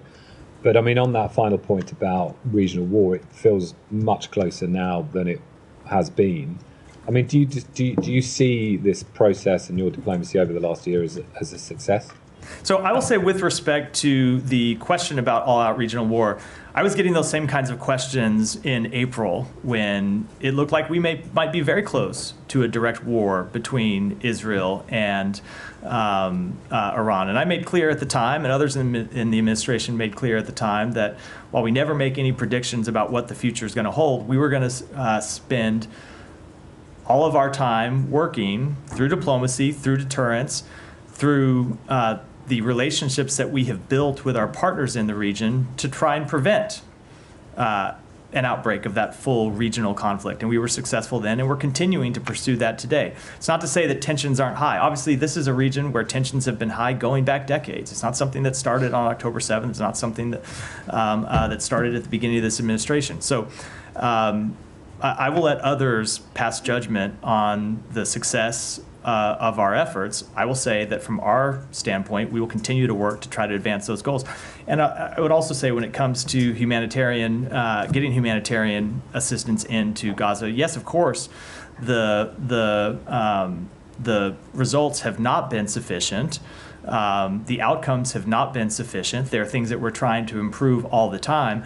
But it is because of the United States involvement that we have gotten humanitarian assistance in the first place, that we've seen it increase at various times, that we've seen it sustained, and it is through our continued involvement that we will try to address obstacles as they come up. I'll say with respect to a ceasefire, yes, it has been a major priority of the United States to get to a ceasefire, but that requires the two parties themselves to come to the table. And there have been times when Israel has thrown up obstacles that have made it difficult, and we've been working through those and applying all the diplomacy we can to try and overcome those obstacles. And there have been times that Hamas has been the obstacle. And obviously, we don't have a lot of influence on Hamas's decision-making process. There are others that do, Iran chiefly, and it's I would hope that others in the region would step up to the plate as well. Obviously, that's not what we've seen them do. And finally, I just wanted to put to you, Ronald Reagan's diary entry for August the 12th, 1982 describes how he phoned Prime Minister Begin of Israel and told him to stop bombing Beirut or the US-Israel relationship would be endangered. I mean, to the accusation that you have simply not used leverage to get what you want, what do you say to that? And bearing in mind some precedents like that. So there have been a number of times over the course of this conflict where direct U.S. intervention with the government of Israel has led them to take steps that they were not previously doing, to take steps when it comes to humanitarian access, to take steps with regards to the shape of their military operations. I'm not going to speak to all those publicly. Some of them have been reported over time. But I do think it is often simplistic to reduce the calculus of other countries, to reduce the understanding of what's happening to the bilateral relationship between any two countries. Every country in this region is a sovereign country that makes their own decisions based on their interest. That was true before October 7th. That remains true. The United States will continue to work to advance its own interests. Will continue to work to advance peace, advance stability in the region. But ultimately, all of the countries in the region, this includes Israel, this includes other countries, make their own decisions. They're responsible for their own decisions. They're responsible for the consequences of those decisions. I mean, Reagan did stop the bombing Begin stopped it 20 minutes later. Now, I think we have made clear on a number of occasions with the government of Israel what we believe. And there have been times when our intervention has led to direct action by the government of Israel. There are times when they have disagreements with us. And by the way, that was true in the Reagan administration, too. There's no administration that you look back through history will tell you that they have a perfect record in influencing any other country's behavior or decision-making. There are times when we make our opinion known to the government of Israel and they act on it. There are times they disagree. It's true with other countries, and that was true in other administrations, both with Israel and other countries as well.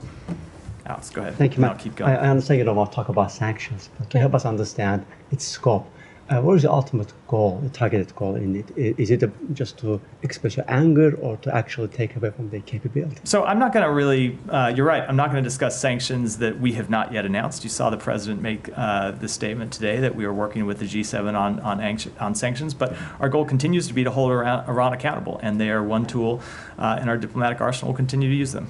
May I ask about Ukraine? Is it, sure. Or why don't we do this? Why don't we keep going and we'll come back to Ukraine. Yeah. I have several questions on Iran and Lebanon. First, on Iran, why is the U.S. against Israel attacking their nuclear sites?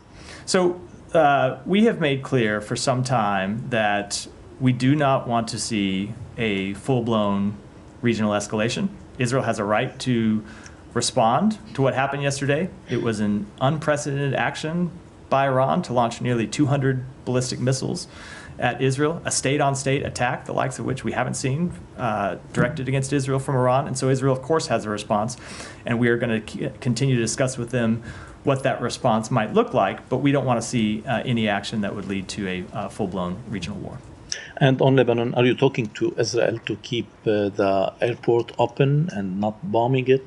So I'm not going to talk about any specific site, but we have made clear to Israel that we do not want to see civilian infrastructure targeted. We don't want to see, obviously, civilian sites targeted. The airport is playing a crucial function in helping get American citizens out of Lebanon, as well as citizens of other countries who want to be able to leave, and we think it's important that the airport stay open for those purposes. And did you understand from them the scope of their military operations in Lebanon and their goals there? So we have obviously had a number of conversations with them about that, but I don't think it's appropriate for me to speak to those conversations. Those are private consultations between our two countries. To the extent they want to publicly discuss their operations in Lebanon, I think it's appropriate for them to do so, but it wouldn't be appropriate for me to do and so. And is the ceasefire offer still on the table, or it's already? We ultimately do want to see a ceasefire that leads to a diplomatic resolution. That has been, we have been clear that that's how we see this conflict ending. Now, we do support Israel's right to target members of Hezbollah, to target Hezbollah infrastructure, but yes, we do want to see a diplomatic resolution. And my final question, do you trust the UNIFIL and the Lebanese army to implement the 1701 UN Security Council resolution in the future? We do believe they are both very important actors for ensuring stability, for ensuring the full implementation of that resolution. Obviously, if you look at the long history since that resolution was adopted, we've seen Hezbollah refuse to comply with its obligations. And so we would call, again, as we have over many years, going back, predating this administration, for Hezbollah to pull back from the border, to comply with the requirements of 1701.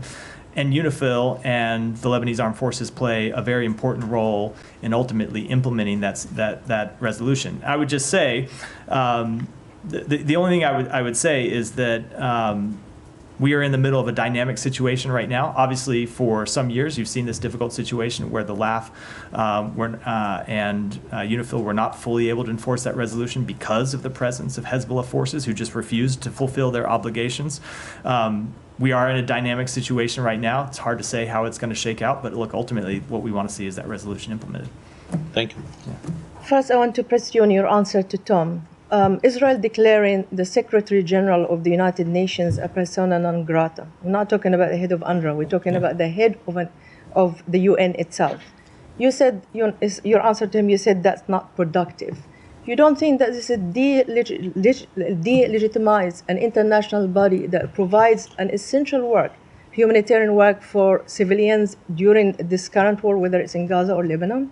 We don't think it's a productive step at all, precisely because of the reasons you identify, which is the UN does incredibly important work in Gaza. It does incredibly important work in the region. And the UN, when it's acting at its best, can play an important role for security and stability. So we think it's important that Israel be able to engage with the UN. One of the things we've always said that Israel needs to be cognizant of throughout this conflict is its standing in the world. And steps like this are not productive to improving its standing in the world. Sure, but do you condemn it? I mean, my point is, can you use any leverage to reverse this decision? Because so I have made clear. I don't always like when people put other words in my mind or in my mouth. I've made quite clear what we think about this, and let's see what happens moving forward. Okay. The second question is. The Secretary and you often say that Israel has the right to defend itself, but how it does it, it matters. So this morning, there were 6 first responders were killed in Lebanon, civilians. In Gaza, it's over 40,000, 70% are women and children. In Lebanon, is 1 million people are homeless. So when he says how it matters, if there's no consequences in Israel, doesn't his word carry no weight? Does it mean that it's really a statement for public consumption? Absolutely not. Right. Absolutely not. Look, wars have horrific consequences. They always have. They always will. And these wars have had horrific consequences for the people of Gaza and now for the people of Lebanon. It is why the U.S. has worked so hard to try to reach a diplomatic resolution to the conflict in Lebanon. And what you saw going back months is Hezbollah refusing to stop its attacks on civilian targets inside Israel. It's why we've tried to reach a ceasefire agreement in Gaza that would ultimately lead to the guns being silenced, hostages coming home, humanitarian assistance surging in. We will continue to pursue both of those things. But in each of these cases, it is just a little more complicated than the question concedes. It is more complicated when you have terrorist groups that hide inside civilians. When you look at the death of Hassan Nasrallah last week, where was he? Was he on a military compound? Was he on a compound that Hezbollah built where there were only members of Hezbollah? No, he was underneath a civilian apartment building. And when you look at what has happened over and over again in Gaza, you've seen Hamas hiding not just in apartment buildings, but mosques and schools. Now, we've been very clear with Israel that doesn't lessen their obligation to do everything possible to be mindful, to minimize and reduce and eliminate civilian casualties, but it's an extremely tough situation. It's every military in the world would face extremely challenging circumstances trying to take on a terrorist organization that was committed to targeting civilians, not just targeting members of the military, but targeting civilians. And at the same time, they do it hiding among civilians. That's what makes the situation so difficult. And just finally, do you see this current escalation and a military conflict as a result of U.S. failed diplomacy, or is it Netanyahu's government trying to drag the U.S. into a bigger war? So again, it's a little bit of a simplistic question about a complicated situation. There are two parties to this conflict. I don't know, it's a simplistic question. Israel is one party to this conflict, and Hezbollah is the other party to this conflict. When you look at the conflict in the north, it's a conflict that Hezbollah started on October 8th, that they could have ended any day since then. It's not a conflict that Israel starts, it's a conflict that Hezbollah started, that they could have stopped by stopping firing rockets. So I will say, as I said in response to an earlier question, we've been at similar situations over the past 12 months where situations were incredibly high and it looked like we might get into a full-scale war. And the combination of our deterrence and diplomacy and the hard work, not just of the United States, but our allies and partners in the region has been successful in preventing that from happening, which is never a prediction of future success. But to us, it tells us that we ought to stay at it and keep working and stay at the diplomacy and the deterrence, work with our partners. And that's what we are going to continue to do. Yeah, go ahead, and then I'll come. Very specific one, because you have been talking about, you've been asked about 1 year on, you talked about how one of the challenges that the US faced was to help get more aid in. Reuters has been reporting that sources who work in aid delivery say that Israel has introduced this new customs rule that makes individuals who are delivering aid now have to sign forms to say that they, to accept liability for false information. And then there's lots of individuals working on delivering aid who don't want to sign it because they fear they could be legally liable if any of that aid falls into Hamas's hands. And as we know, aid has fallen into Hamas's hands. It has apparently had a knock-on effect and is reducing the amount of aid that's being delivered, particularly in the last 2 weeks and particularly via the route from Jordan.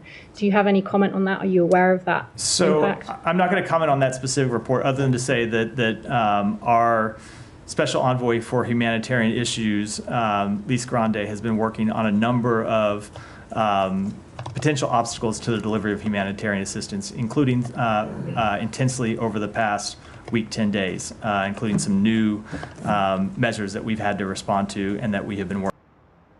All right, guys, I'm going to go away. We've watched a bunch of the State Department hearing, talk about Israel and Hezbollah and Iran and all that. So I'm going to go away from that. If you want to watch it, it's on there. I believe it's on the State Department YouTube. You can go watch it there if you want to watch the rest of it. But I think we got the general tone of what they will be saying today about the situation in the Middle East. So I want to come back and talk about some of the developments. And also, oops, get that there, put this there, put this there. Quick thank you to all of our moderators who are with us. I really appreciate it. We have moderating right now. Actually, I'll turn the volume up a little bit here. Where is there? there.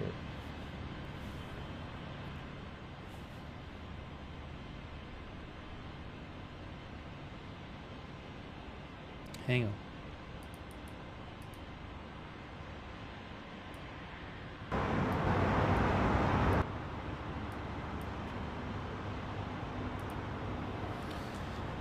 As we look at Beirut, thank you to our moderators who are here. We have moderating right now. Sabrina is moderating over on YouTube. Thank you so much, Sabrina. We have Linda Belk and Larry on X. We have on Twitch moderating. A Moment of Lovely, Bash and Girl, Big Ball of Yarn, Idaho Star, Sarah Papa Bear, and Surly Dev all there. And also we have Kay Lowry Body, and we have Margaret Riley and Valerie Gale Griffin over there on Facebook. Thank you so much. Also, I want to say a quick thank you to Diglit with Hat for your support on Twitch. Thank you. And also thanks so much to Richard Foley for your support. Thank you, Richard. Bob Rivet for being a new member. Caden, our new member. Virgo Storm for the gift memberships. Caden from Australia, extremely generous of you. Thanks so much, Caden, for your support.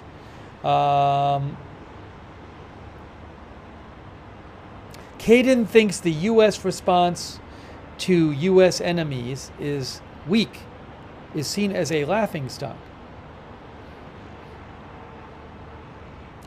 Specifically, I think he's talking about the Middle East. Thank you, Caden, for your support. Very kind of you. Also, Art Bell, who says, at what point do we call this a war?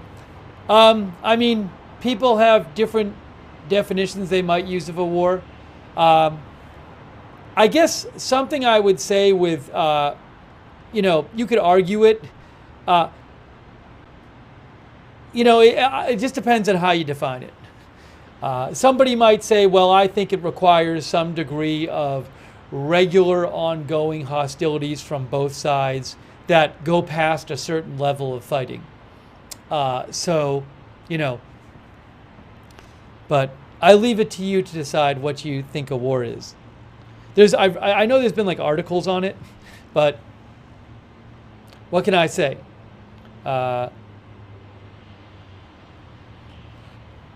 I think our viewers would have different answers on that. But it depends on how you define it.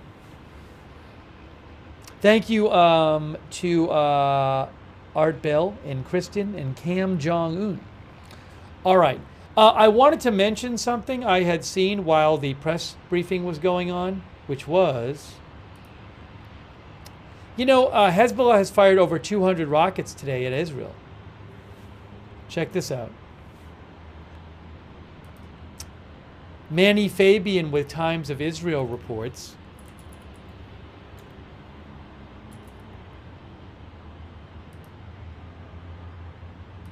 more than 240 rockets have been launched from Lebanon at northern Israel today, according to the military.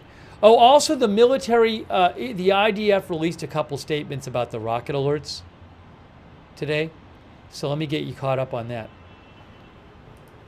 We saw a bunch of, we heard a bunch of interceptions about an hour ago or so in, I think it was northwestern Israel.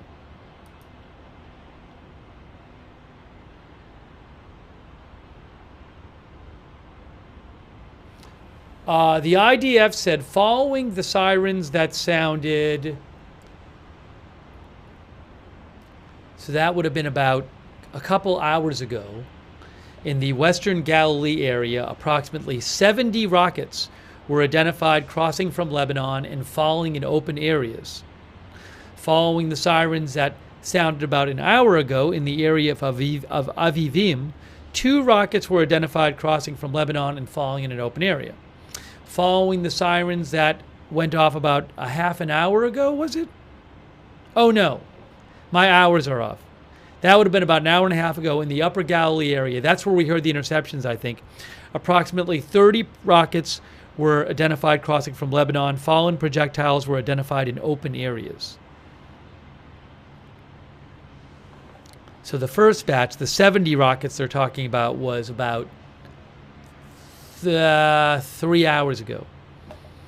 But again, so I have not heard of any major rocket damage in recent hours, but certainly not it doesn't sound like there was any from those rocket firings that I just mentioned. But again, Manny Fabian says more than those last three they talked about the IDF. But Manny Fabian says more than 240 rockets have been launched from Lebanon at northern Israel today, according to the military. One person sustained minor injuries as a result of glass shards during the attacks on western Galilee, medics say.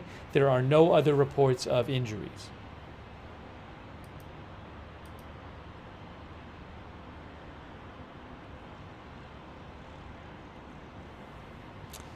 And then Jen mentioned to me that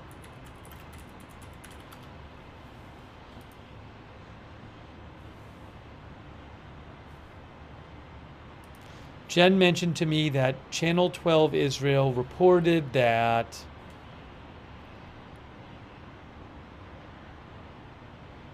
there were some power outages in several settlements in the Upper Galilee region following the latest rocket barrage. I don't see any more details from them. They just posted that about a half hour ago. Also, one of our viewers, I think I said something, if I recall right, I believe one of our viewers said something like Russia is threatening Israel, that they need to leave Lebanon. So I have not heard any reports of that. There is a story in Reuters from yesterday that says Russia calls on Israel to withdraw troops from Lebanon. It has nothing about them threatening or warning. The story says that Russia made a statement warning that Israel's attack on Lebanon could lead to a further escalation of violence in the Middle East. There's nothing in the statement they said, Russia's foreign ministry, that seems to me to be threatening or warning of some kind of Russian attack. The statement from the Russian foreign ministry was, Russia strongly condemns the attack on Lebanon and calls on the Israeli authorities to immediately cease hostilities, withdraw their troops, and engage in a real search for peaceful ways to resolve the Middle East conflict. It is obvious such a step taken by the Israeli military and political leadership following the assassination of a number of Hezbollah leaders will lead to a further escalation of violence in the Middle East region. So again, I don't see that as threatening or warning. If I hear about Russia threatening or warning Israel, I will certainly let you know.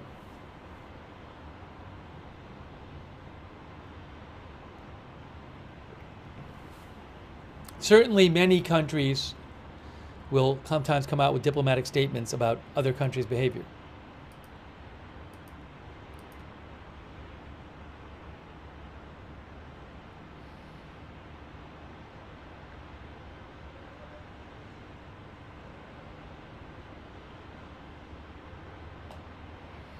Okay, let's try to get you some more updates here.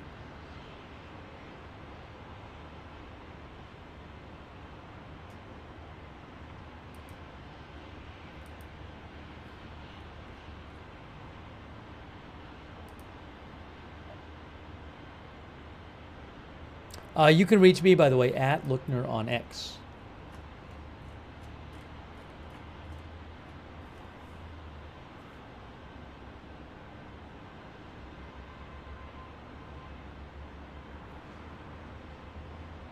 In case you missed it, as we talked about this earlier, Israel announced that 8 of their soldiers had been killed and 6 severely wounded in several incidents, in fighting in Lebanon. In several incidents. Again, Israel announced 8 soldiers killed and 8 of its soldiers killed and 6 wounded. Oh, here's something about Damascus.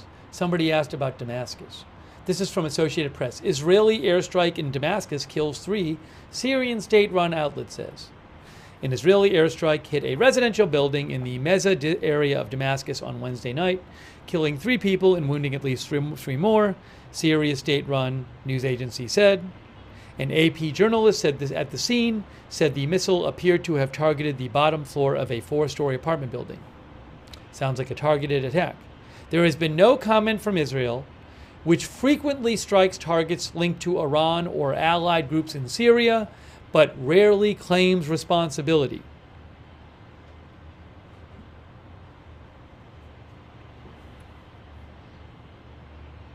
There were strikes in Damascus, I believe, last night, killing a number and injuring a number of people, including a strike on a car, on a vehicle. Syria blamed that on Israel. I don't believe Israel commented on that either.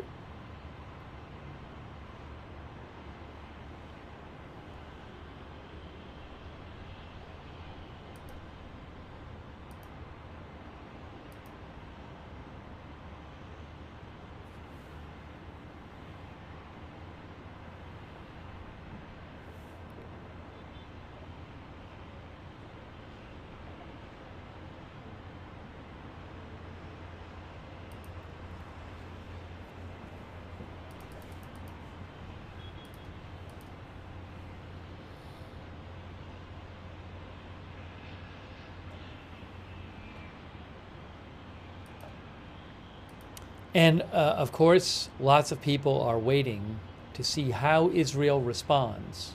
How will Israel respond to the Iranian attack? And when will it respond?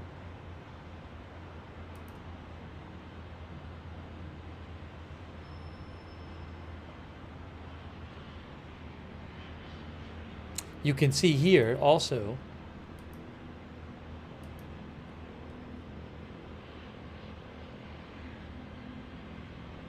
couple things on this. Couple things on that to show you.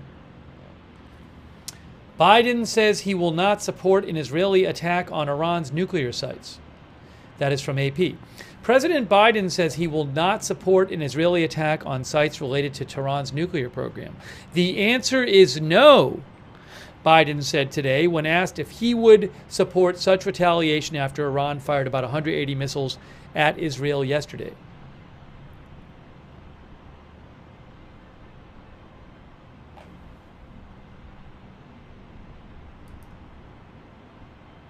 Also, this is from AP, how is Israel likely to respond? Israel has a range of options in responding to the attack, spanning from a largely symbolic strike, like the one it apparently carried out in April, to a broader air campaign targeting Iran's infrastructure or even its controversial nuclear program.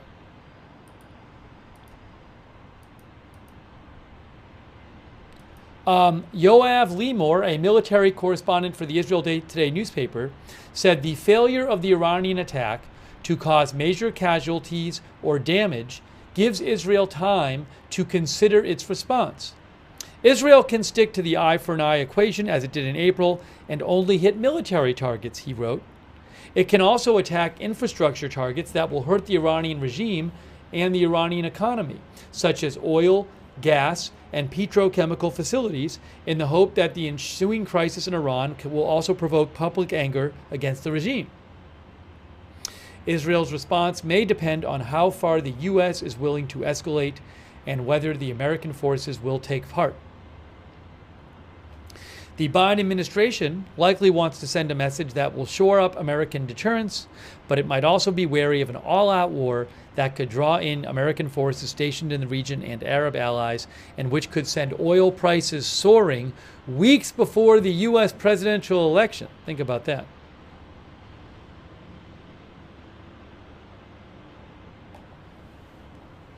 I'll ask you guys what you think about the response.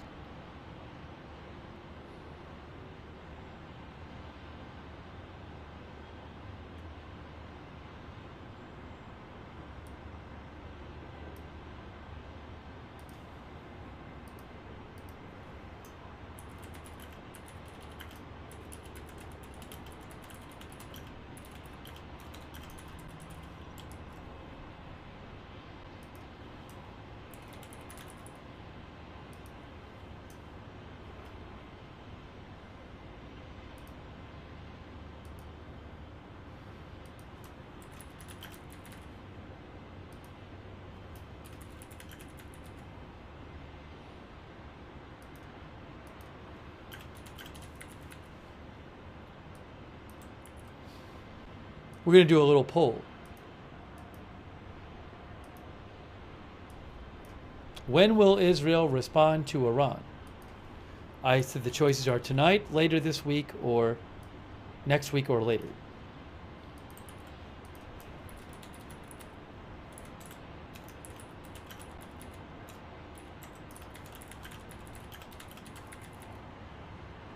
And we'll see what you guys have to say. Lisa Sutz says the IDF Spaces chat on X earlier was interesting.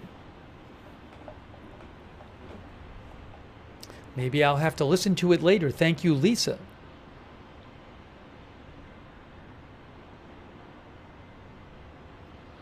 Thank you, Erwin Wertwin, by the way, from South Africa. Wishes everybody a happy Jewish New Year, those who are celebrating it. Happy Jewish New Year to everybody celebrating it. Thank you, Erwin.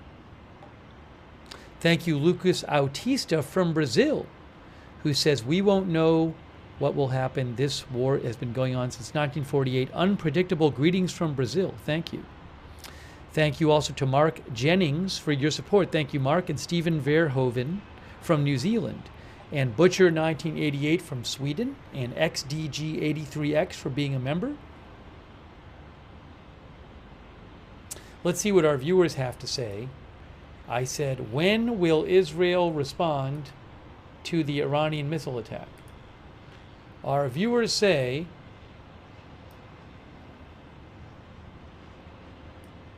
on YouTube the vote is 30% tonight, 48% this week, 22% next week or later.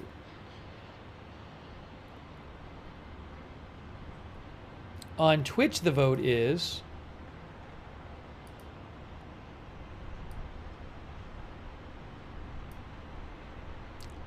15% tonight, 58% this week, 27% next week or later.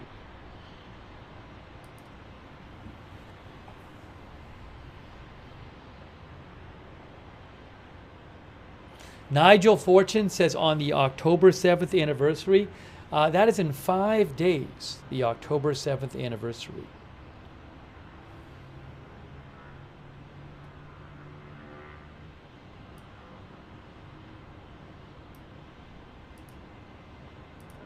Oops, hold on. That got all messed up. There we go. Sorry.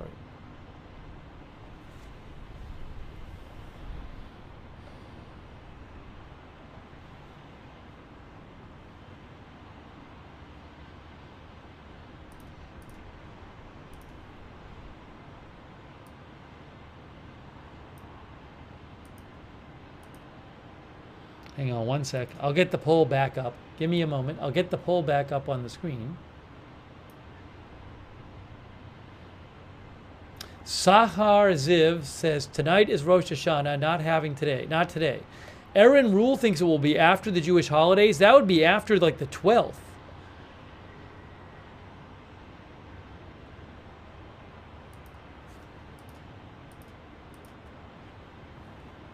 Will they target the supreme leader? That I do not know. We were talking about that last night. Oh, where's the poll? Where's the poll? Here it is.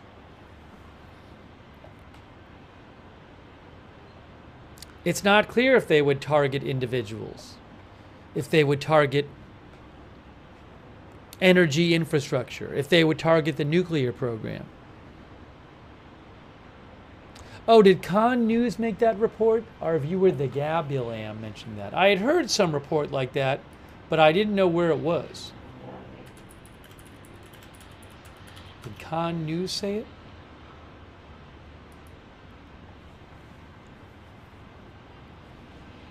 Yeah, Khan News reports that the cabinet decided on a tough response to Iran.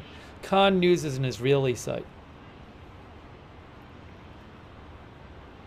Political officials said the response would not lead to a regional war with Iran.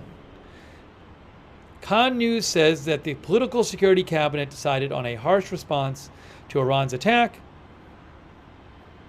The discussions are now taking place about the nature of the response, and that decision has not yet been made. Con News says they haven't decided exactly what they're going to do. The same sources said the attack will not lead to a regional war with Iran.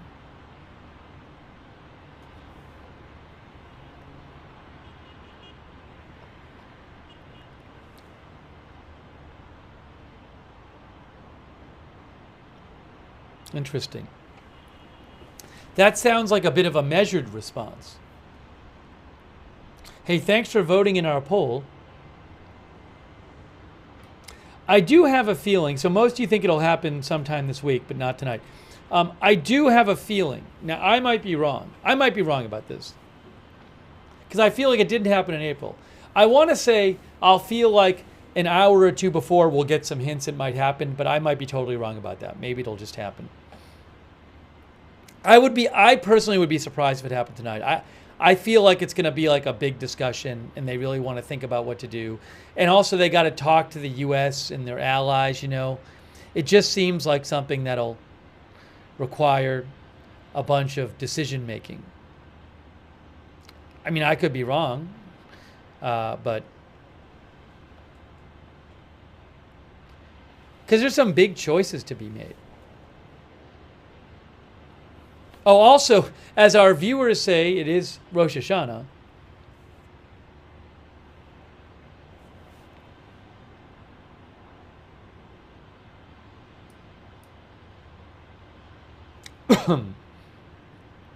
Thanks so much, M. Kellogg 56. It's very nice of you. And James Raftree, our new member.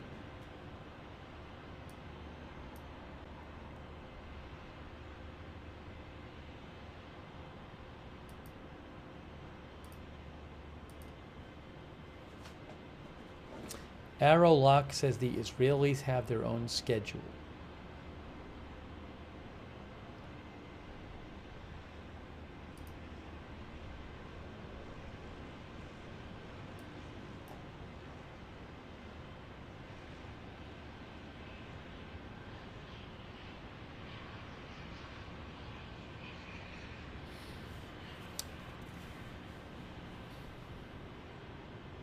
The Wall Street Journal had an article talking about how Israel might respond today, and they said that if Israel attacks Iran's nuclear or oil facilities, that could provoke Iran to launch a larger missile barrage, or orchestrate orchestrate terrorist attacks against Israeli interests abroad, and also possibly to step up its nuclear program, trying to get a nuclear weapon, perhaps.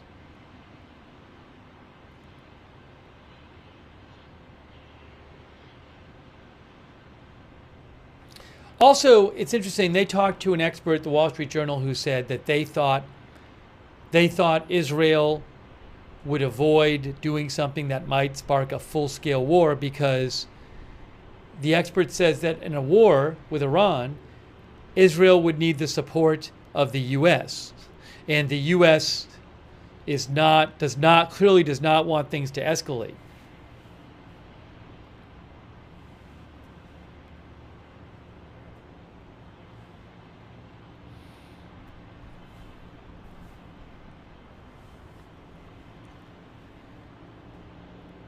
I mean, you know, the response that Israel did in April to the Iranian attack was quite measured, quite small.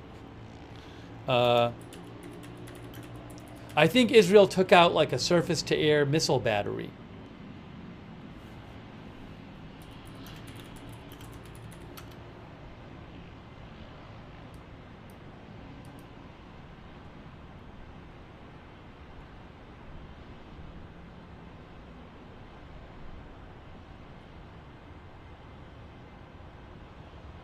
Where is it here? Yeah, there's an article about it in Wikipedia. Israeli strikes on Iran, April.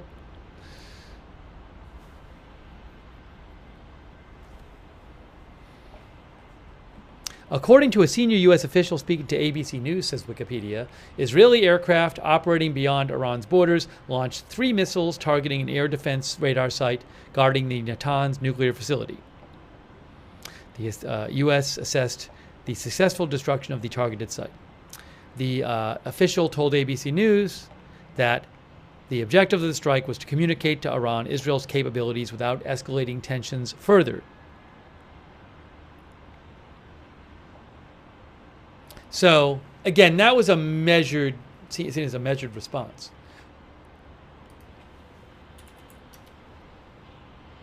I would expect something more than that this time.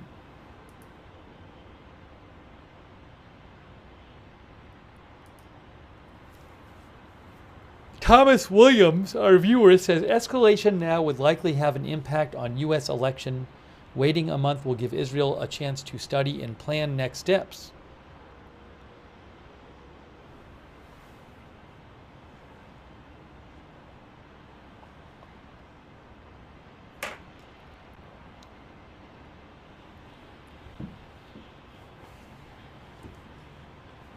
The last few hours, I have not heard many reports of airstrikes or anything. I mean, there could be a lot of ground fighting going on that we just don't know about. You know, clearly there has been ground fighting going on that we don't know about. A lot of it.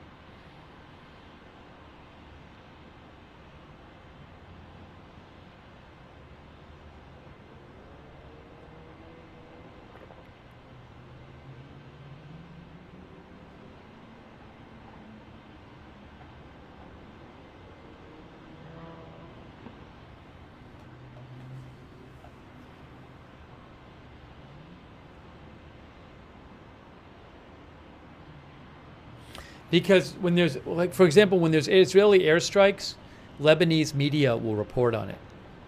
But I have not seen a lot of that the last few hours. Hardly any.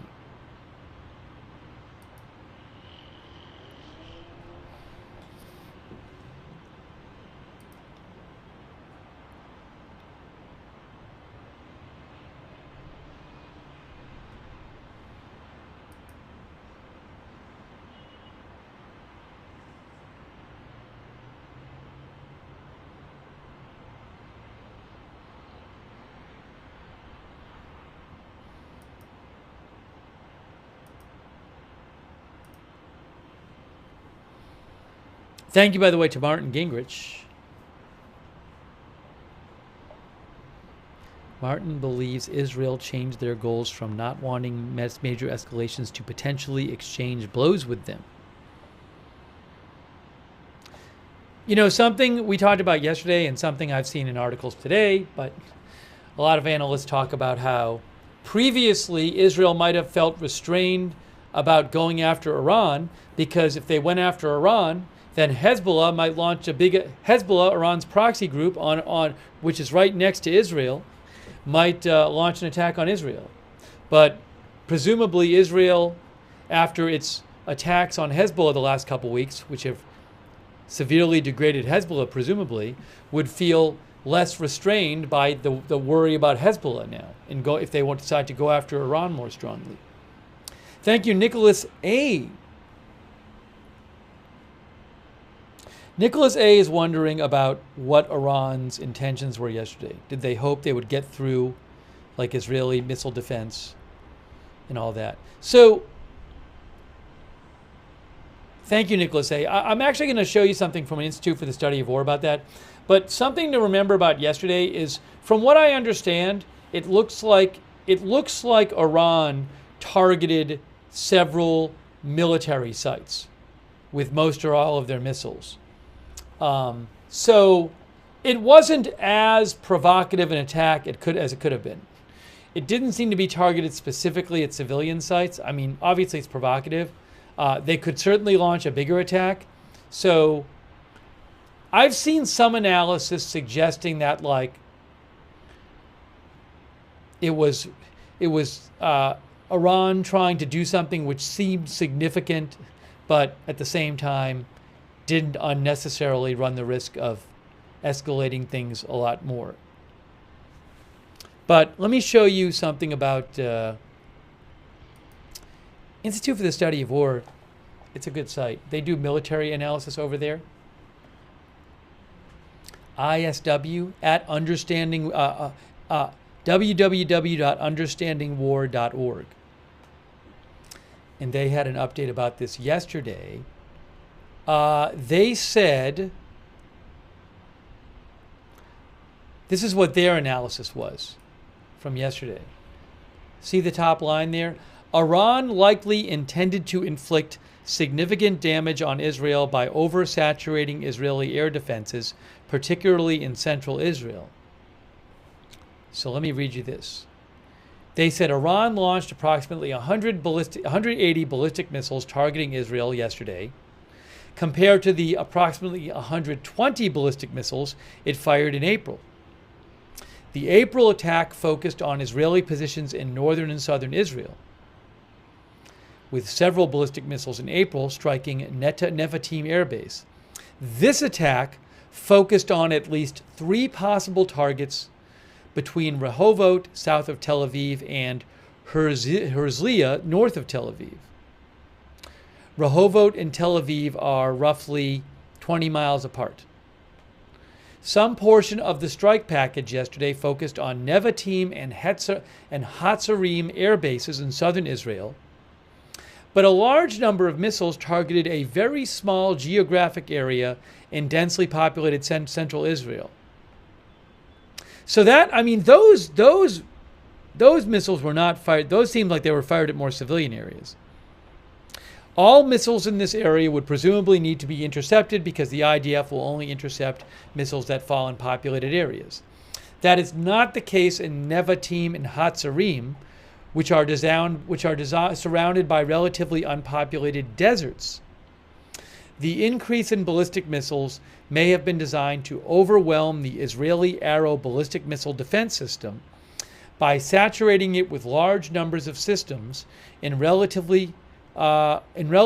number of missiles, I think they mean to say, in relatively small and densely populated areas.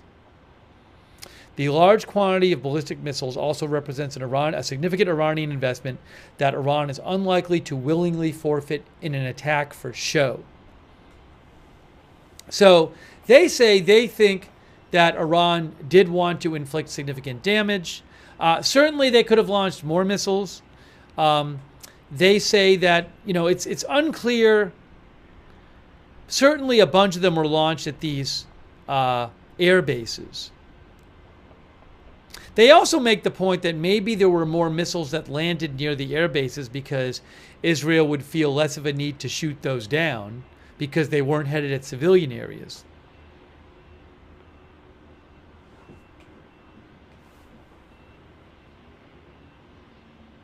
I'll post a link to this article in the chat from Institute for the Study of War. I'm going to post a link if you want to read the whole thing.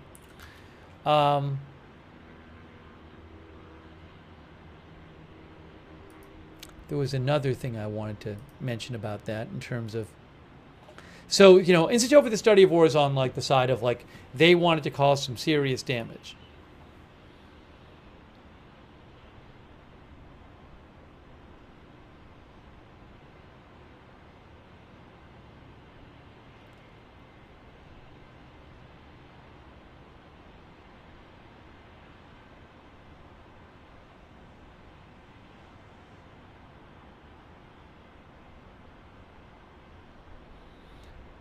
Hang on a moment here.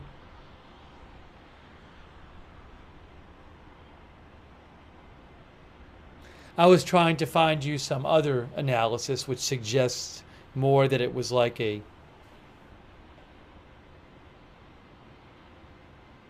balanced attack on Iran's part, where it was trying to do something but not do too much.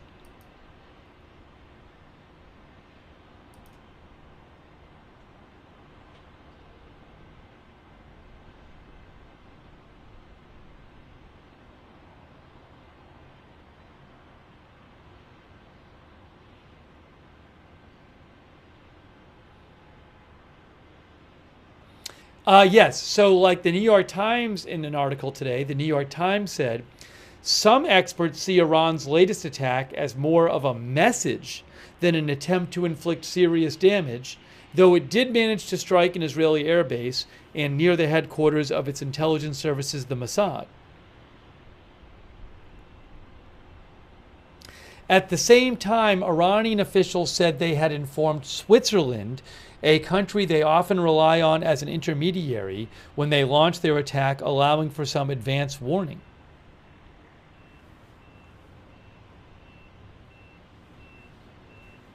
Thanks to Irish Eyes watching from Scotland.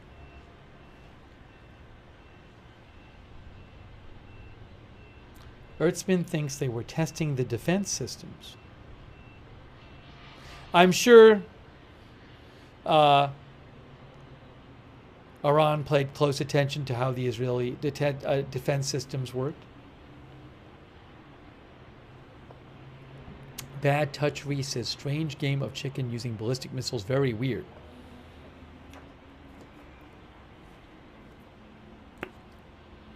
DG says, pretty quiet tonight. I am sure groundwork is going on, though.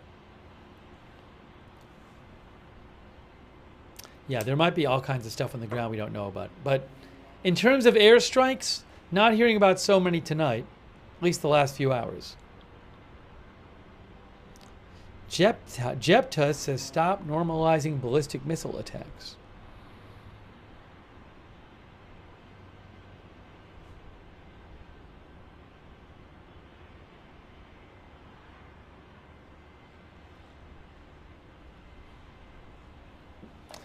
Night Pappy says it was a serious attack. Oh, I mean, certainly a serious attack. I agree with you. I mean, even one ballistic missile is serious. But it can be a serious attack and at the same time be restrained.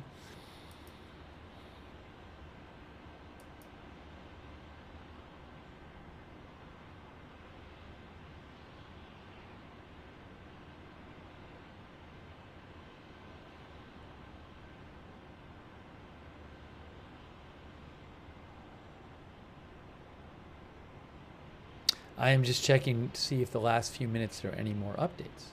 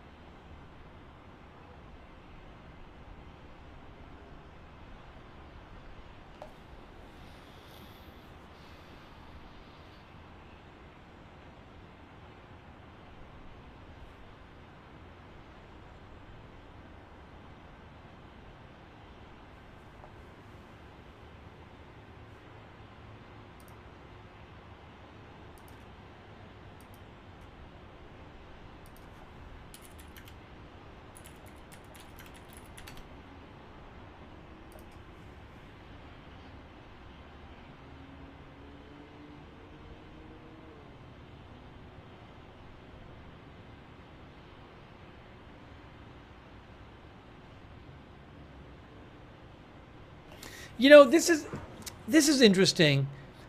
I was hearing some reports that possibly there was some like big clash between Israel and Lebanon, Israel and Hezbollah recently.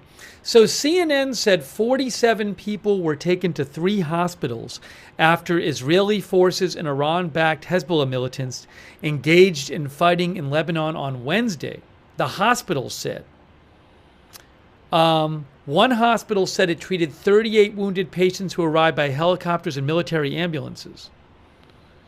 The hospitals didn't say if the injured were soldiers from the Israeli Defense Forces, but one hospital said the wounded were from the incident in Lebanon. Would Israeli forces get treated at Lebanese hospitals?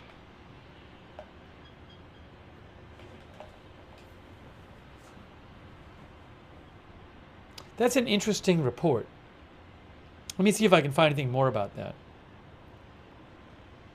47 people were taken to 3 hospitals.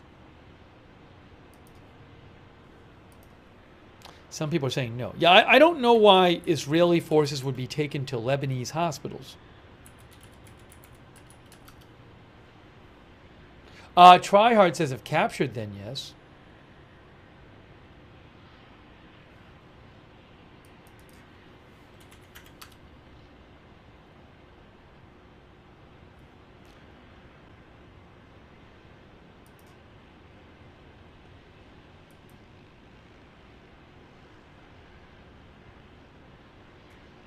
Yeah, this is an odd story.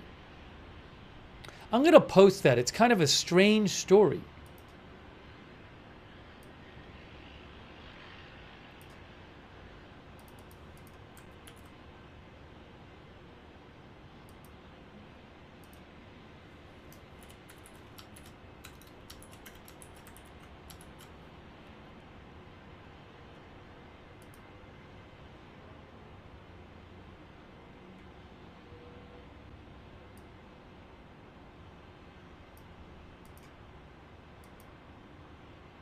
What an kind of an odd story.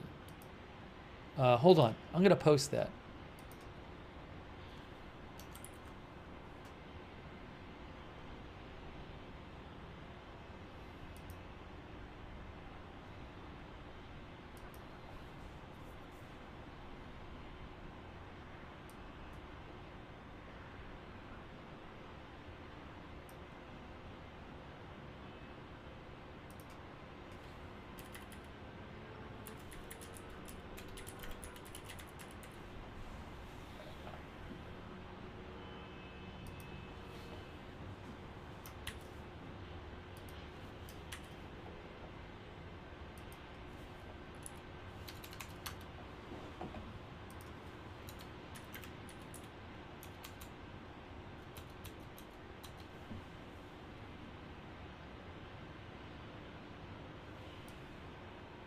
Give me a sec. I just want to post that, let people know about it.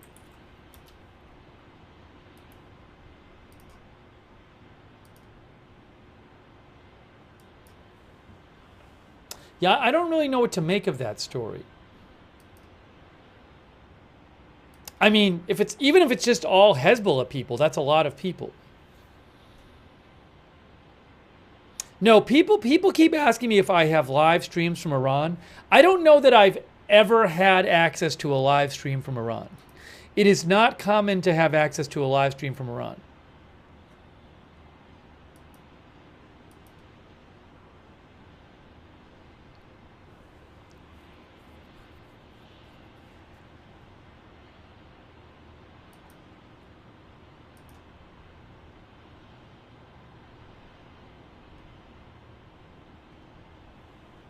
All right, so there was that story. Another thing is that the U.S. State Department said that a U.S. legal permanent resident of Lebanon, a U.S. legal permanent resident was killed in Lebanon. Maybe they're originally from there. I don't know.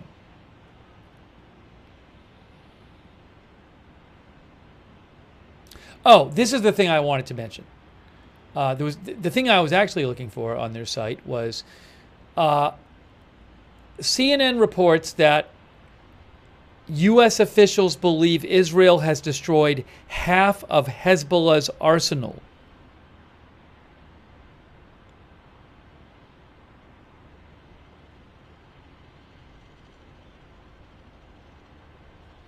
But multiple officials caution the group still has inventory hidden away.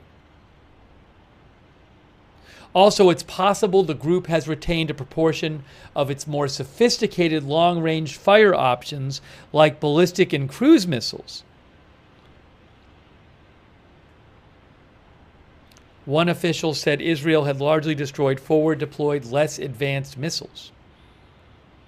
Anyways,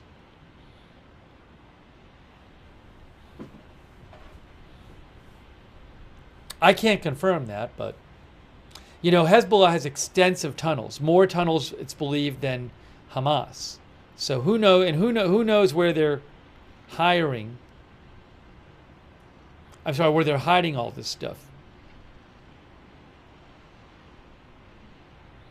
XGG thinks stuff is still hidden with tunnels as big as salt mines. Arrow doesn't think it's 50%.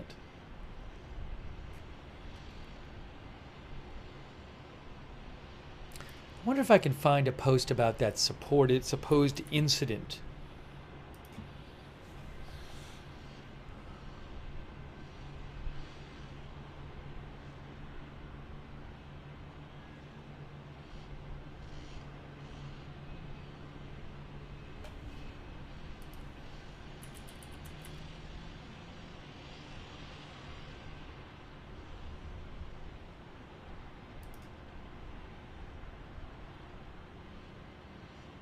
Oh, you know, Joe Truzman said 14 hours ago. I follow Joe. He's a Middle East expert.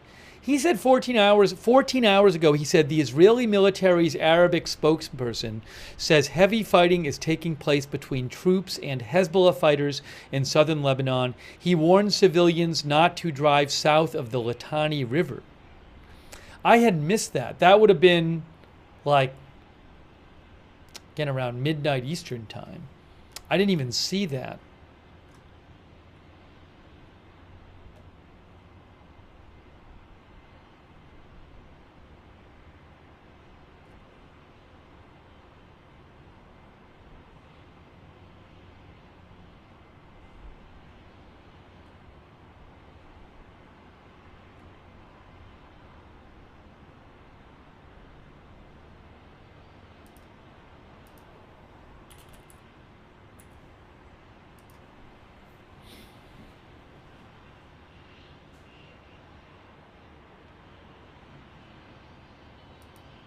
Oh, I have something from Manny Fabian. Hold on a second here. There's reporting about this battle in southern Lebanon between Israeli troops and Hezbollah. So this is from Manny Fabian with Times of Israel, at Manny Fabian. Good person to follow for Israel news. So here's what Manny says. He says, details of the deadly battle in southern Lebanon this morning, in which 6 commandos of the IDF's EGOZ unit were killed, according to the military's probe. The EGOZ commandos began an offensive against a village near the border early this morning, where Hezbollah had infrastructure the army was seeking to dismantle. The troops entered a building in the village, where they then encountered a group of Hezbollah operatives and exchanged fire with them. Moments later, a series of other encounters began in the surrounding area, with dozens of Hezbollah operatives opening fire, firing anti-tank missiles, and launching mortars at the soldiers. The fighting continued even as the wounded troops were being extracted. Hezbollah launched mortars at the medical evacuation, wounding further troops. An Israeli Air Force drone carried out strikes in tank-shelled sites in the area amid the incident, and the wounded troops were all extracted and taken to hospital. In all, 6 Israeli soldiers were killed and another 5 were seriously wounded. Several others were also taken to hospitals for more minor injuries. The IDF has assessed that the troops' airstrikes and tank shelling killed more than 20 Hezbollah operatives in the area. Following the extraction of the wounded and at the end of the battle, the military says it gained control over the area where the fighting took place.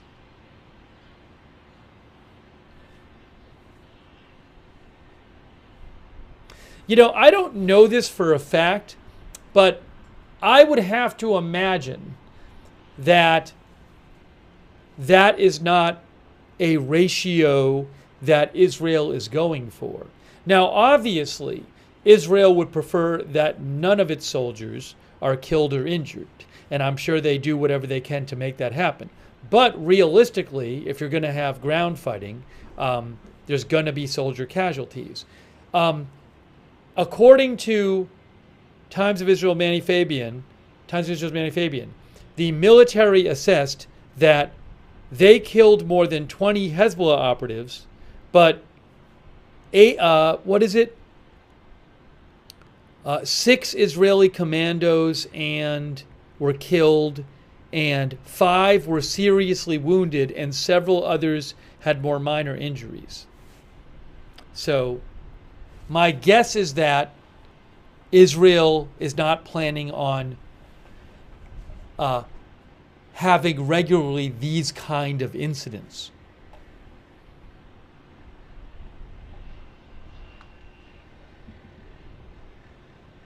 Brolo said they said it happened in an ambush. It kind of sounded like that in what Manny said.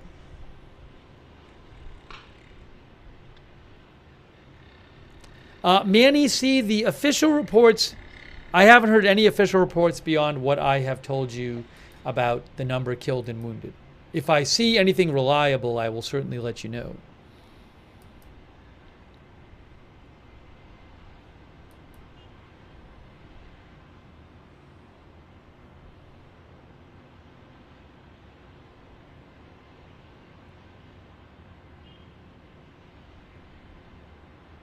That's a pretty big engagement right there. That's a lot of people getting killed on both sides and injured.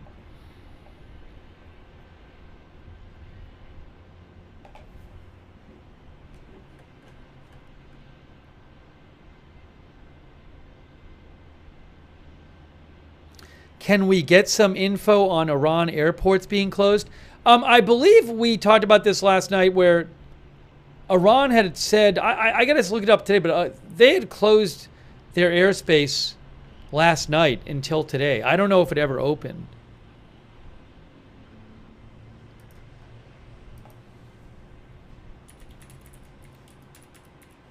I mean, you have to think that Iran is assuming sometime in the next few days there's going to be some kind of Israeli response.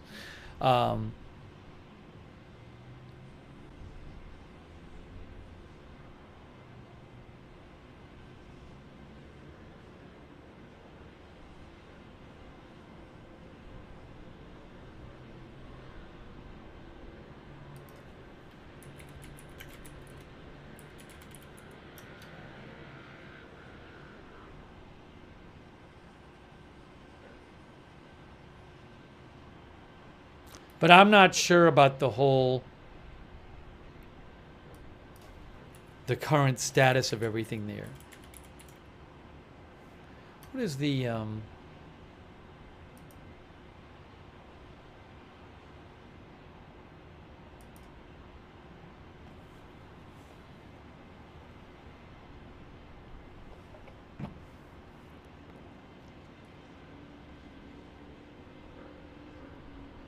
Yeah, our viewer asked about the airports. One of our viewers mentioned Lisa said there's a lot of, Ghost Riley said airspace is open. Yeah, so I was getting kind of confused between airspace and airports. You could have the airspace be open, but the airports not be open. But let me just check on Flight Radar. I'll show you guys on Flight Radar.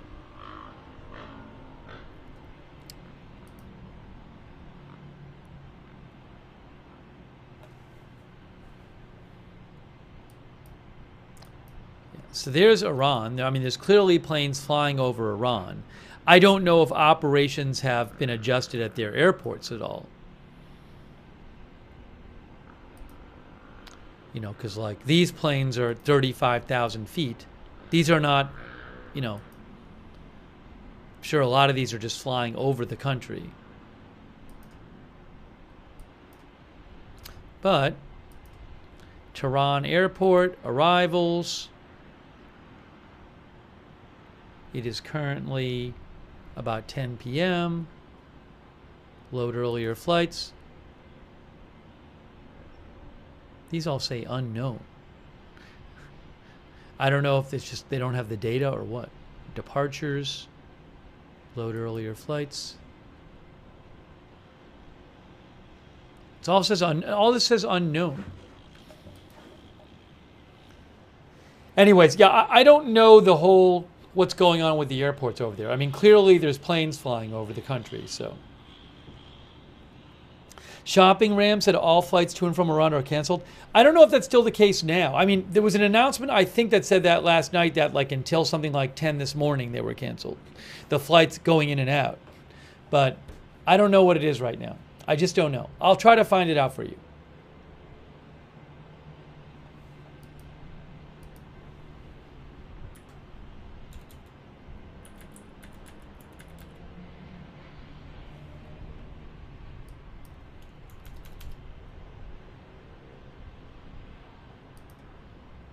If you find that information, you can send it to me if you'd like. But I don't know.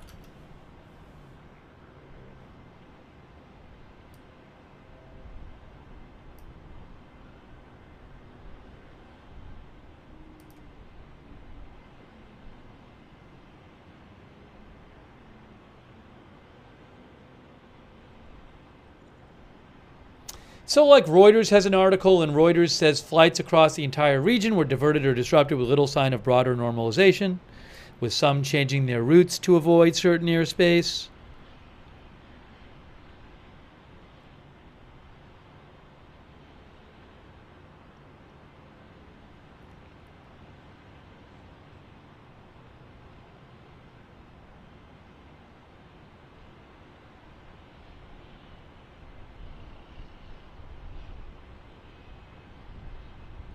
Europe's aviation safety regulator issued a conflict zone information bulletin Wednesday advising airlines to avoid Iranian airspace at all flight levels.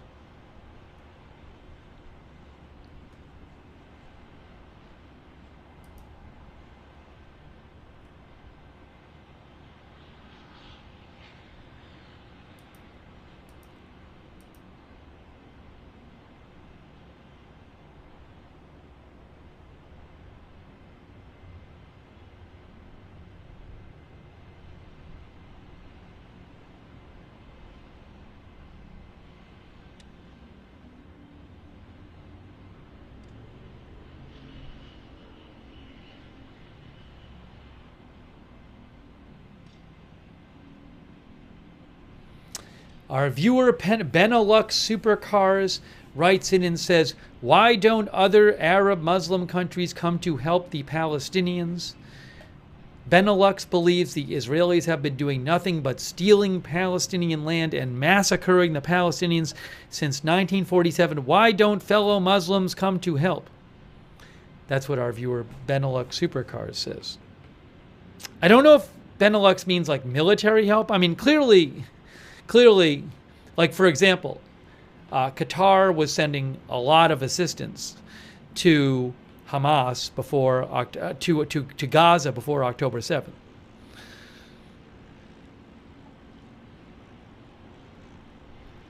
But maybe you mean like, why are they not helping Lebanon deter Israel? I mean, maybe various countries don't want to get involved in military in military conflicts that they'd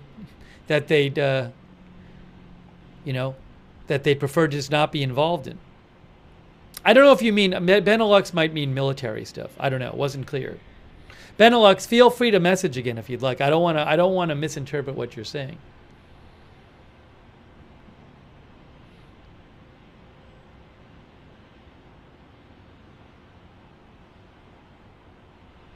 Also, there's probably a bunch of countries in the region that are not fans of Hezbollah or Hamas, in particular.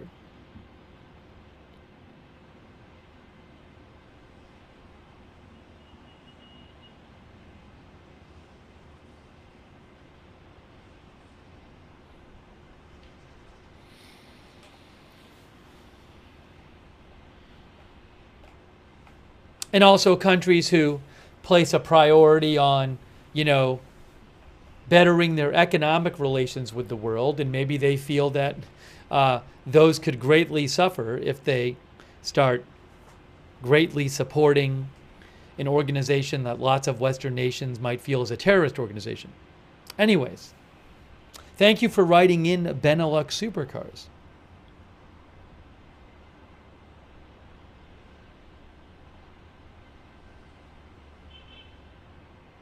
Just wanted to pass along what Benelux's comment was.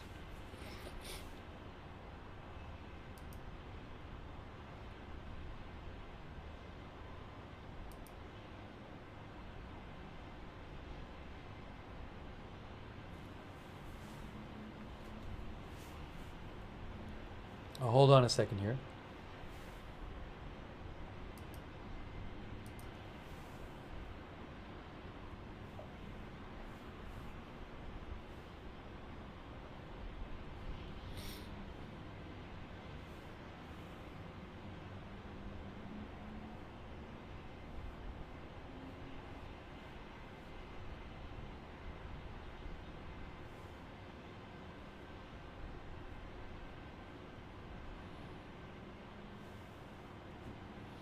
Thank you so much to Melody Aceves.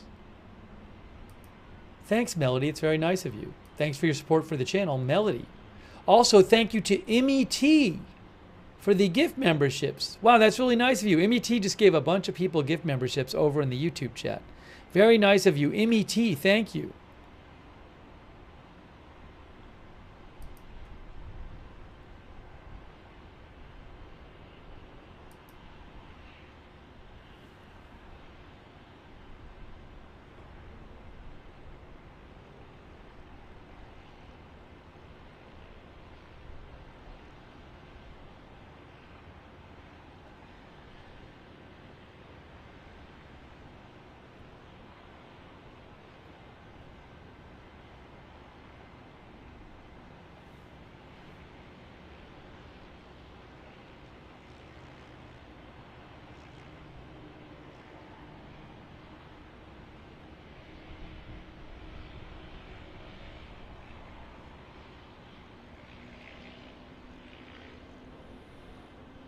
Hang on a second here.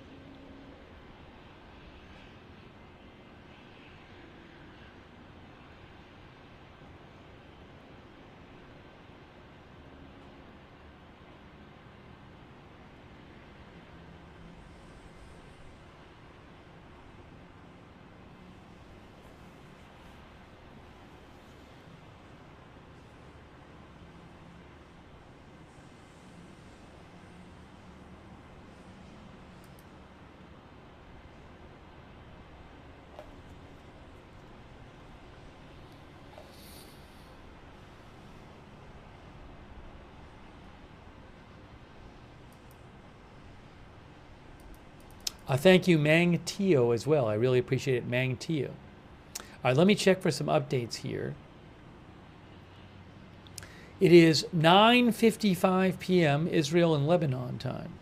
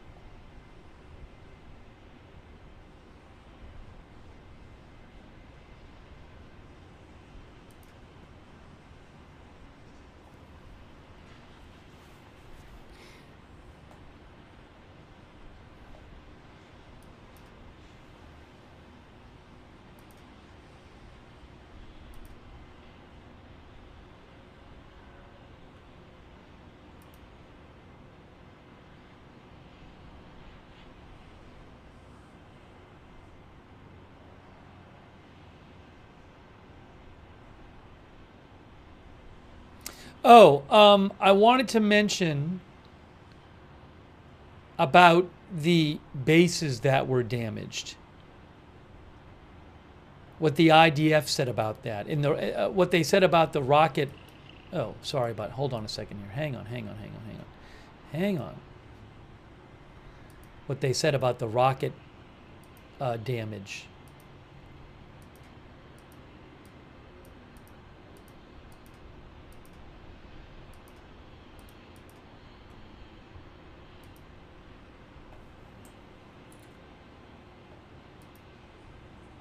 Give me a moment here.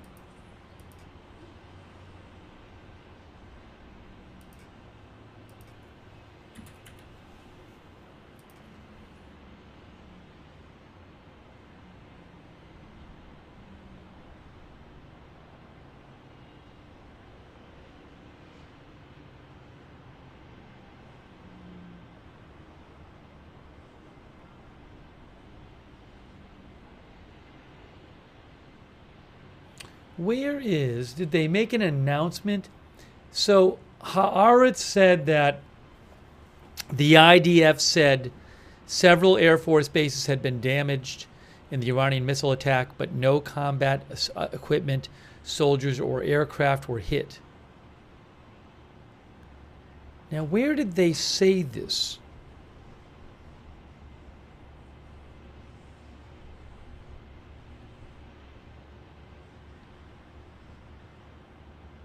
Let me try to find this this IDF announcement. It's out there somewhere.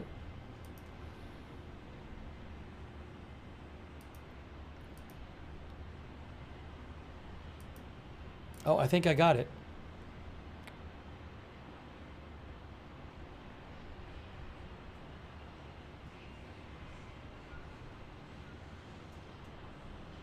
No, that's not it. That's not in detail.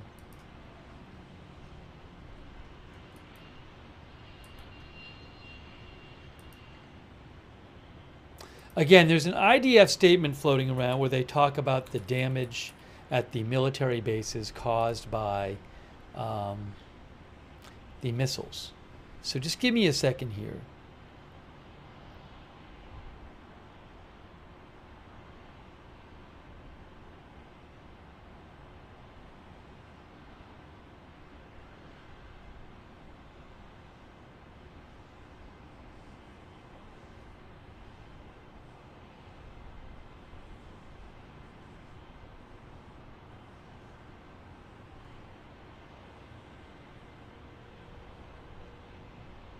So weird, I can't find it. Can't find it.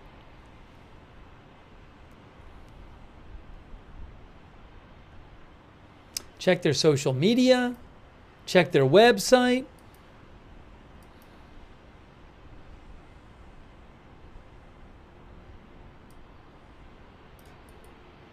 Maybe it's on the Air Force site. Let me check the Air Force site.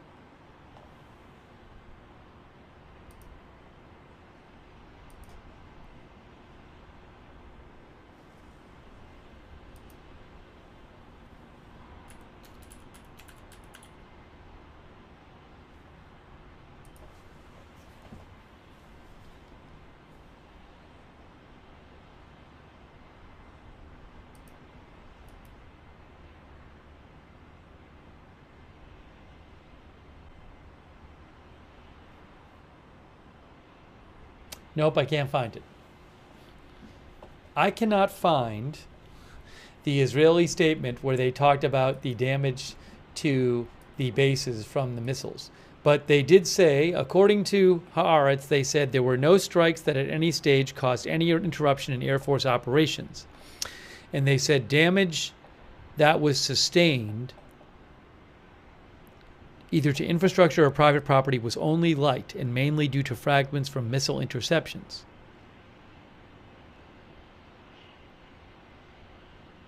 The IDF also didn't say what the interception rate was against the missiles in order not to give Iran and Hezbollah information that would help them learn lessons.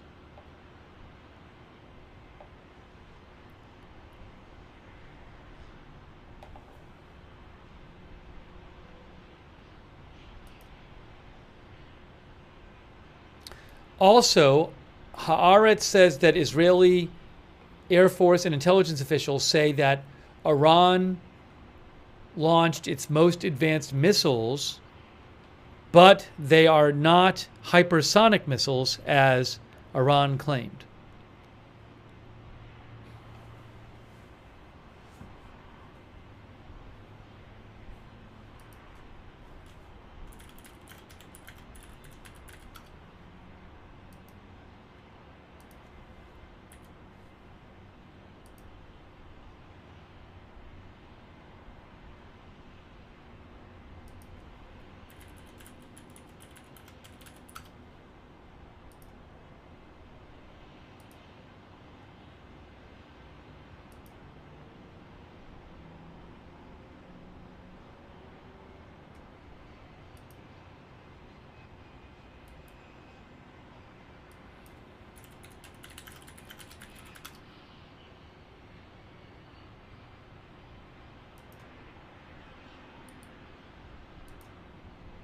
I'm still trying to find the statement from the Israeli Air Force.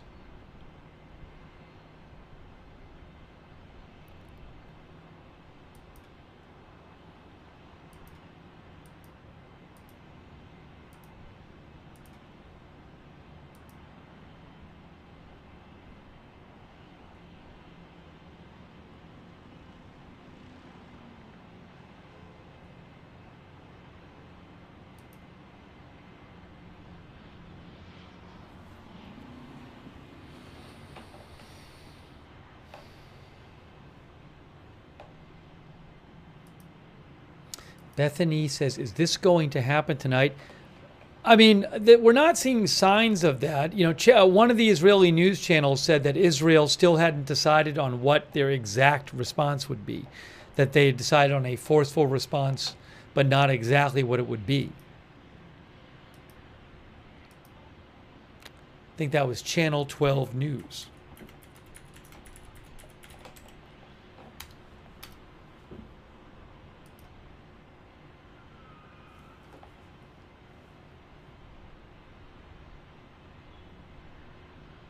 Or maybe it was Khan News. We read that earlier.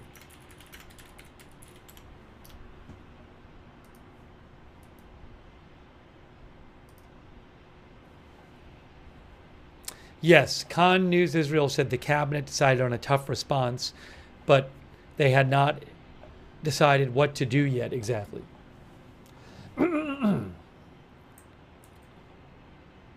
Brenda says anything could happen.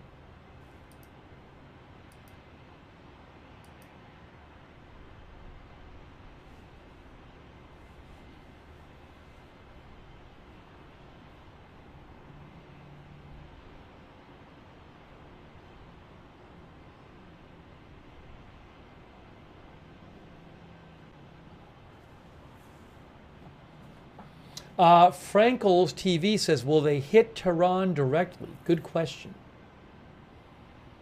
It's a good question. Don't know. Thank you, Kit Johns, for being a new member.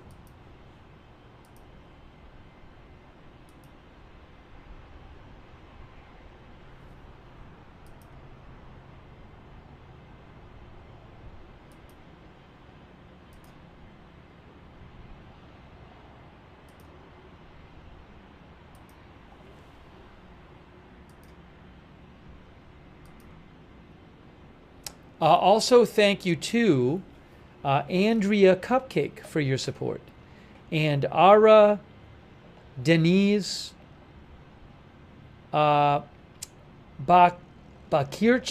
if I'm pronouncing that right. I missed a couple people here. Sorry. Thank you to Makara and Another Drummer Texas and Alice Atkins and Bulty 850 and Andrea Cupcake. Thank you.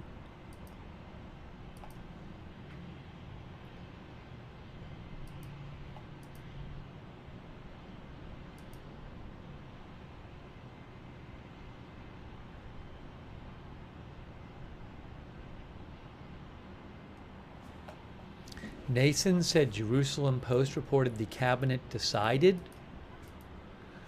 Well, if I look at Jerusalem Post, they say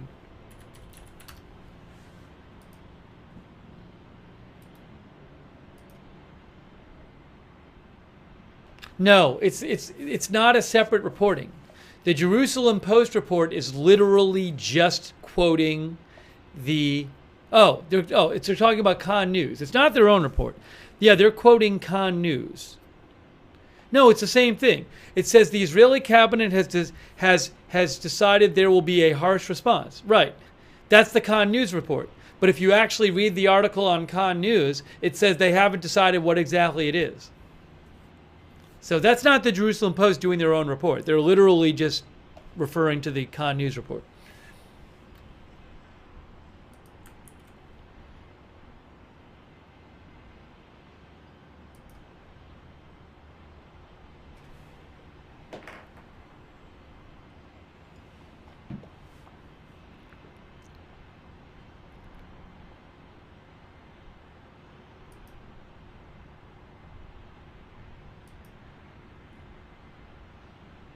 It is interesting. I don't know that there's been a report of a Israeli airstrike in Lebanon since we've been on the air today.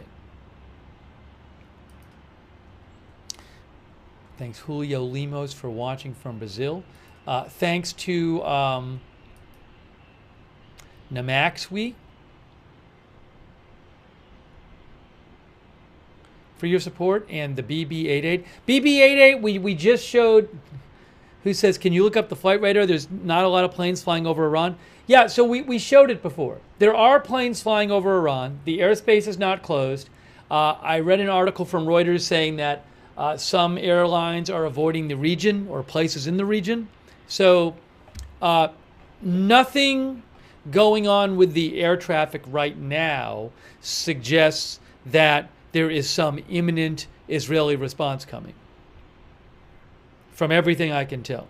And I've not heard any reports that anything with the air traffic right now suggests that, like, in the coming few hours is going to be an Israeli response. But the airspace is open. Thank you so much, the BB88, for your support. I appreciate that. Also, all of our moderators. A Moment of Lovely, Big Ball of Yarn, David Green, Idaho Star, I Got That Fire, Sarah, Papa Bear, Surly Dev, over there on on Twitch, thank you, on Facebook, Kay Lowry Body, Margaret Riley,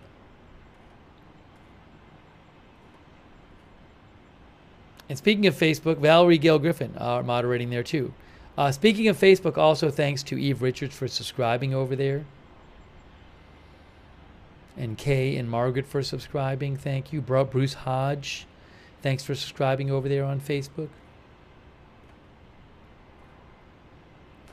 And our YouTube mods like Sabrina.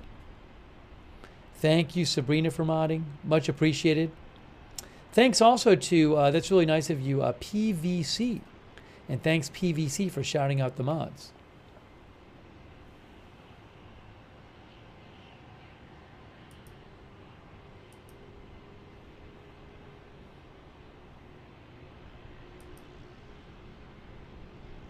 Outstanding Oddities thinks IDF is not going to telegraph their response.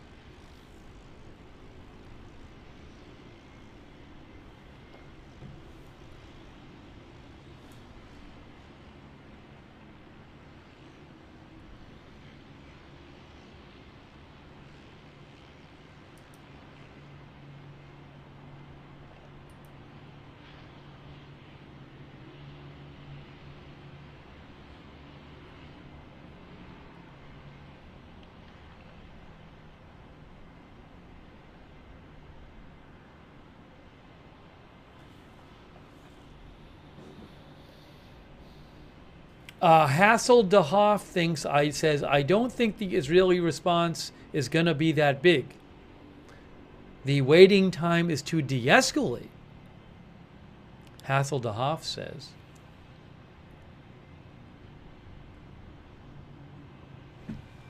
We talked about this yesterday. This former Israeli prime minister called for this big response. Naftali Bennett.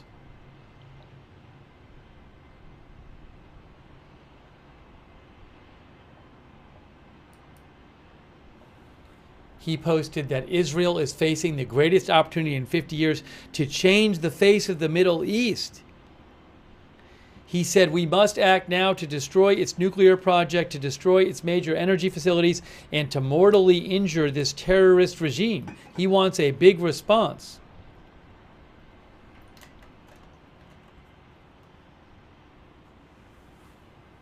He says, now that Hezbollah and Hamas are paralyzed, Iran stands naked. He says, there are moments when history knocks on the door and it must be opened. The opportunity must not be missed.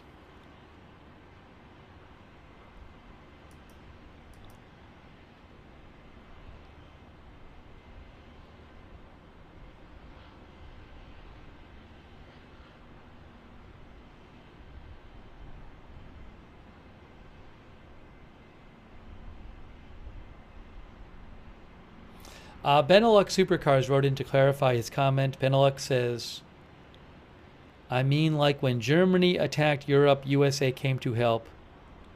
Israel did almost the same. Do you mean with Gaza? So why don't fellow Muslim countries come to help out the Palestinians? The whole world clearly sees what Israel does and gets away with it. So, I mean, if you're talking about, like, let's take a specific example.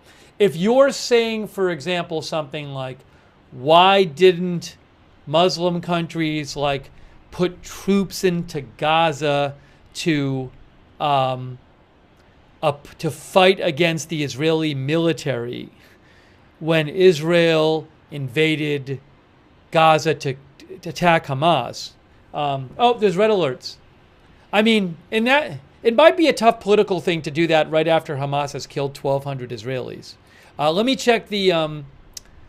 Thanks, Benelux, for writing in. Maybe we can talk about that a little bit. Rocket alerts. Couple rocket alerts in northeastern Israel. I actually might have a camera somewhere near there. I think I have a camera somewhere near there. Right here. Hold on. That camera is near the, I think that might be Kiryat Shimona, that camera. So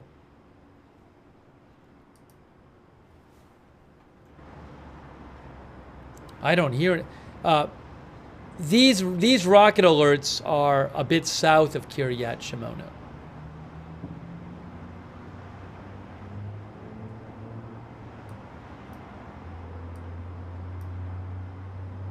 So I don't know if you'd hear anything.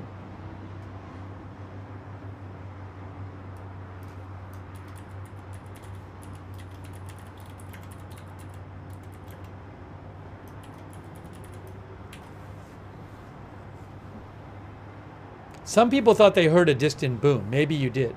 Maybe you did.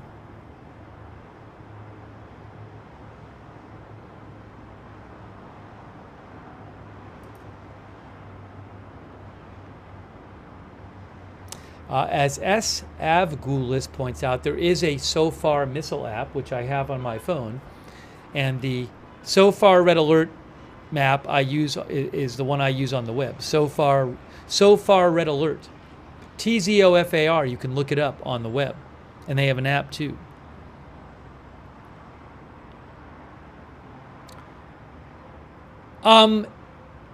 Someone said 2 small flashes left sidebar?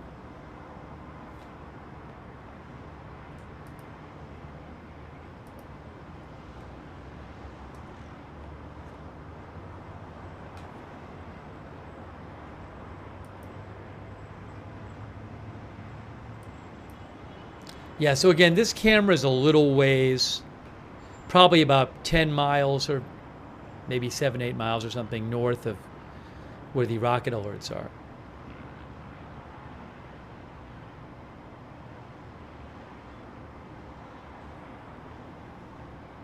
We'll leave it up there for a second.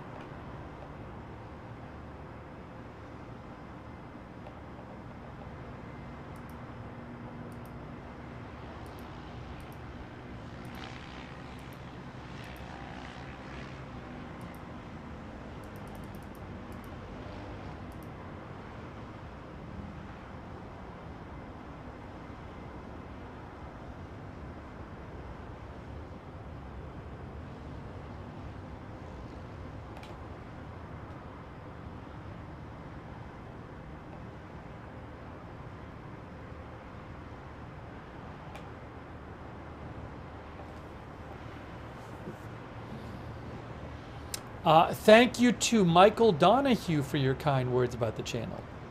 Michael Donahue, thanks for your support of the channel. Michael, it's very nice of you.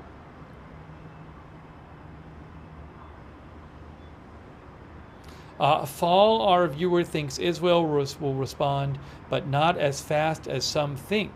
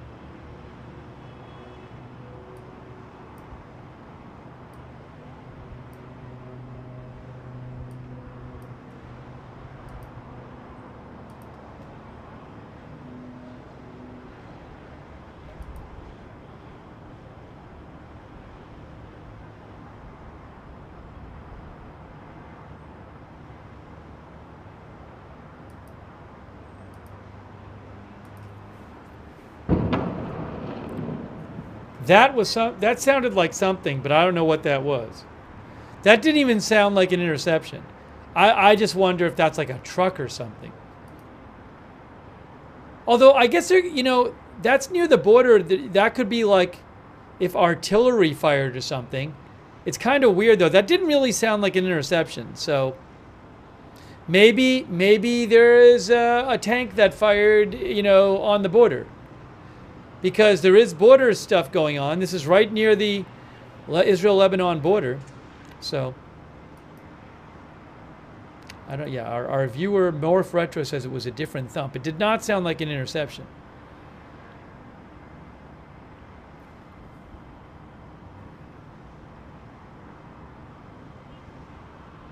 Oh, so Seth Frantzman, who I follow, mentioned that there is a reporter with Ynet.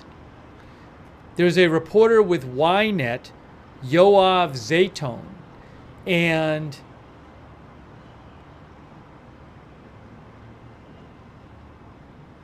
he had posted like some stuff about this big battle between Hezbollah and Israeli forces. I don't know if it was last night or this morning or something, but where a bunch of Israeli forces were killed and injured. Oops, sorry.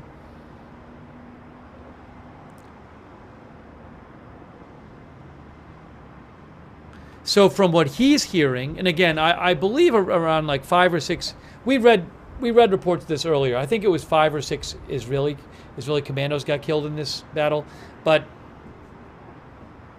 oh yeah, he said 6 Israelis were killed and 30 were wounded.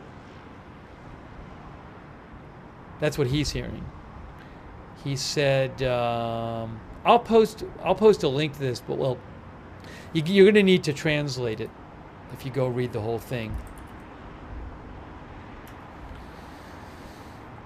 But he says at least 30 terrorists were killed in that battle.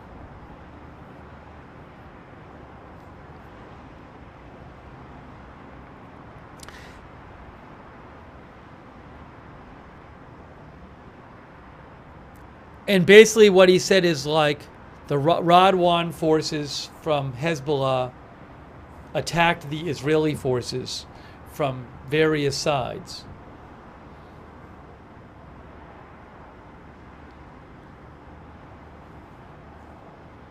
Yeah, it's actually, you know what, it's a similar account to what Manny Fabian said. The one thing that he's saying that there were 30 wounded Israelis and that at least 30 terrorists were killed. Hezbollah fighters were killed. So it seems like a similar account to the one I read you from Manny Fabian like an hour ago, but the numbers are a little different.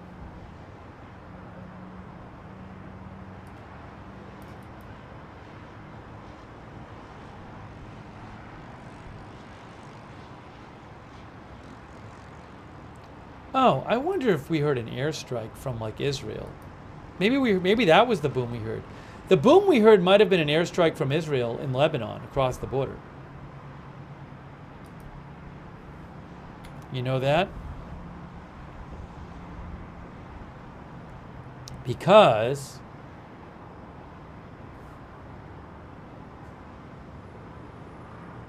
hold on.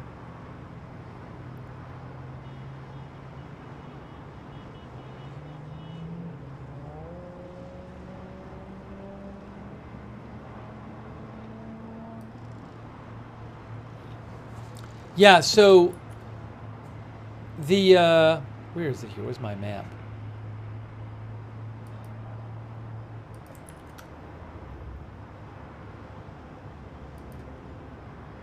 A few minutes ago, a Lebanese news outlet said there was an Israeli airstrike, or a couple Israeli airstrikes, and there are places like near the border. So it's possible that the boom we heard on this border camera was a. It's possible we heard a, a boom from an Israeli airstrike.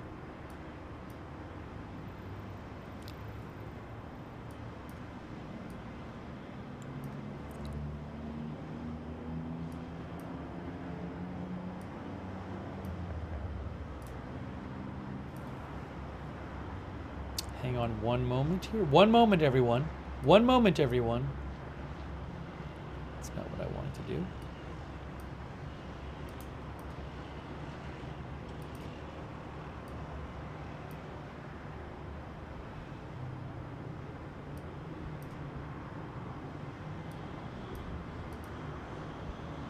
Thanks so much, by the way, to Nautica Renewables Group. Nautica Renewables Group, thank you. Who thinks the sooner Israel responds, the less time Iran will have to prepare for a further counter response. So I believe it will be sooner rather than later. Thank you, Nautica Renewables Group.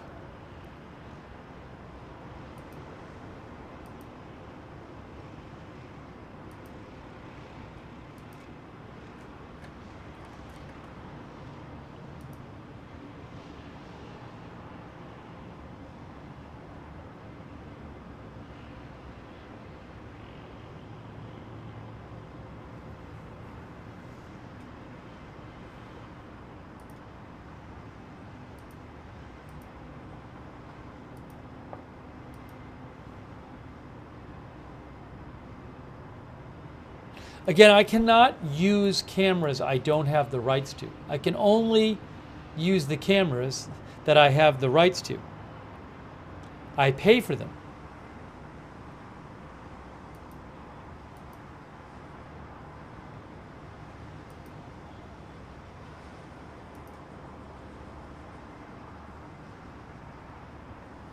Borgania sent me a message from the account IL Red Alert that said Iran's Civil Aviation Organization announced flights from Tehran Airport will resume at 5 a.m. tomorrow.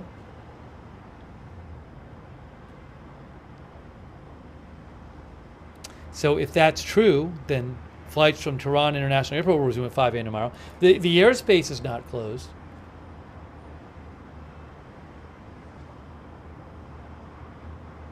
Thanks, Borgania, for messaging me about that.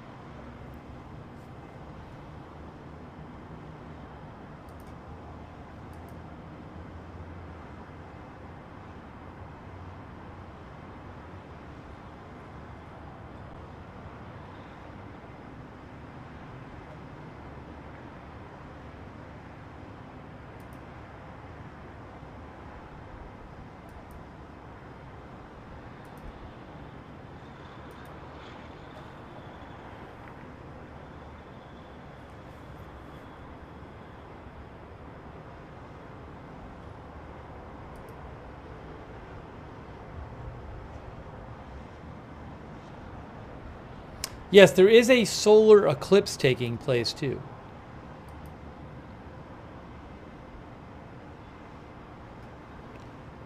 I'm not going to show a lot of the solar eclipse because we're not covering it, but here is a video of the solar eclipse from visible in Argentina. This is from Reuters. Oops. That's the solar eclipse in Argentina. Reuters camera. So again, we're not covering that right now, but I wanted to just show you that shot of it. That is the Israel-Lebanon border right there. Ooh, you know what? I should shut off this. You were getting some other sound.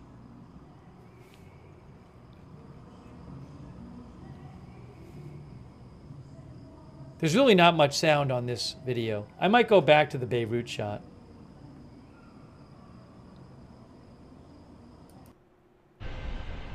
There's the Beirut shot. right there.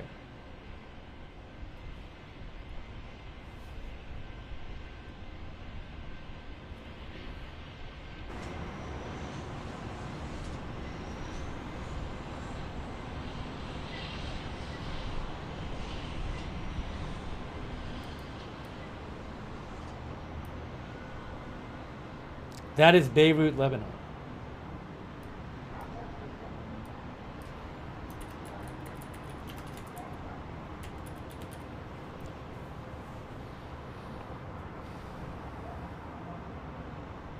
One of our viewers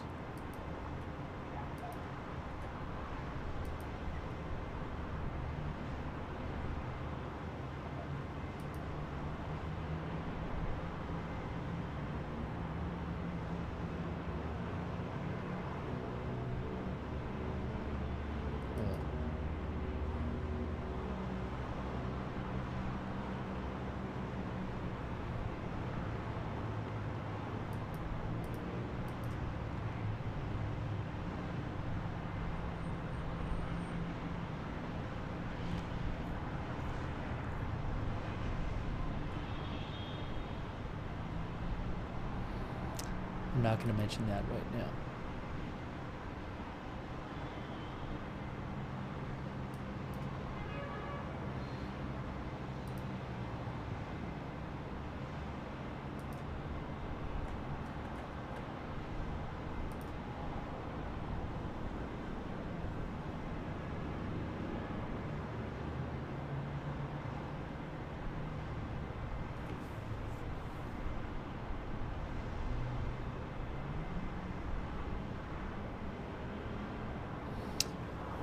News, the security cabinet says...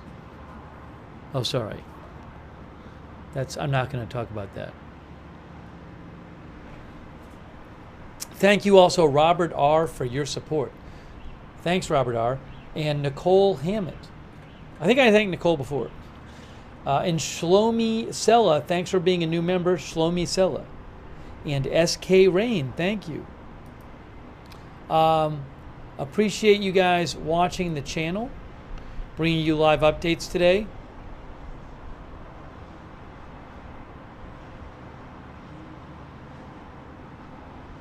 Big V says an AP camera shows a strike in Beirut. Now? I haven't heard of a strike in Beirut. Are you sure about that?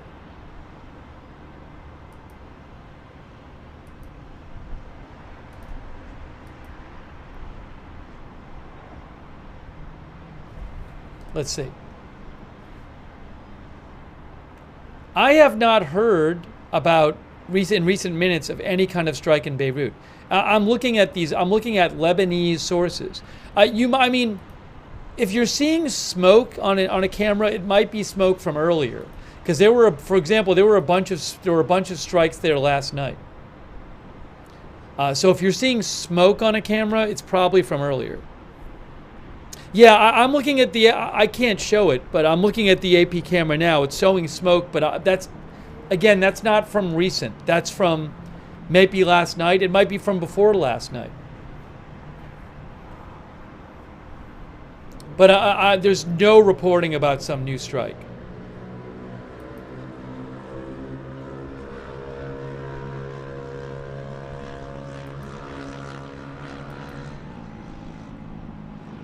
Thanks for writing in there.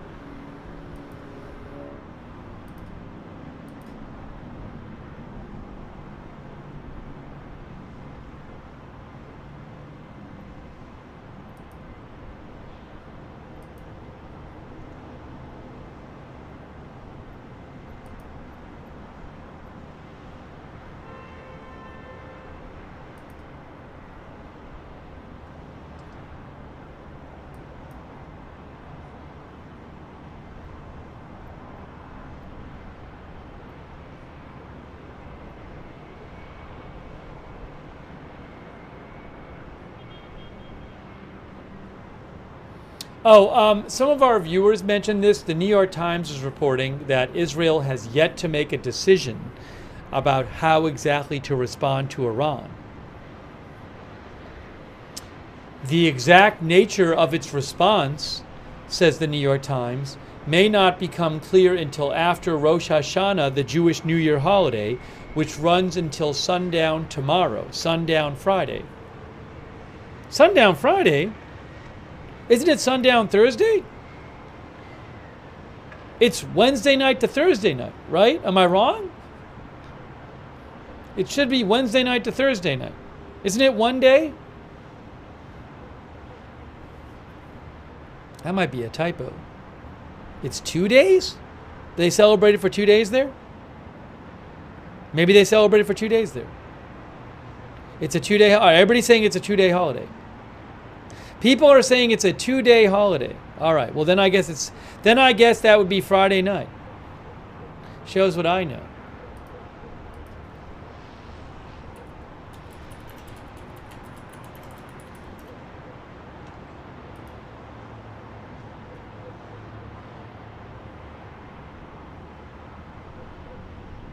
Wikipedia says it's a 2 day observance. All right.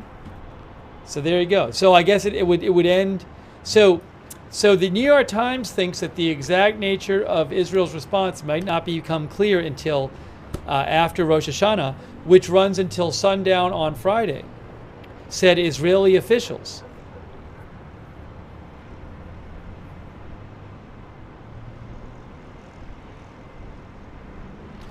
The Times says Israel might target oil production sites and military bases.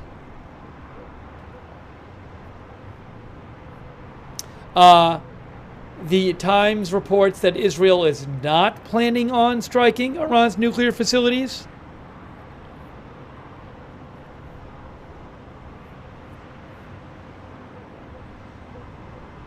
Look, the Israeli UN representative said yesterday that Israel's response will be noticed and it will be painful.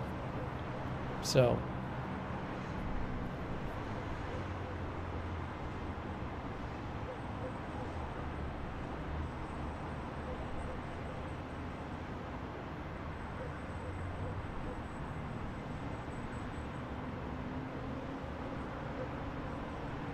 And one person the Times talked to said that, a U.S. official said they thought that between Israel's success in defending against the missiles, plus Hezbollah's degraded condition, that might make Israel do a stronger response than they did in April.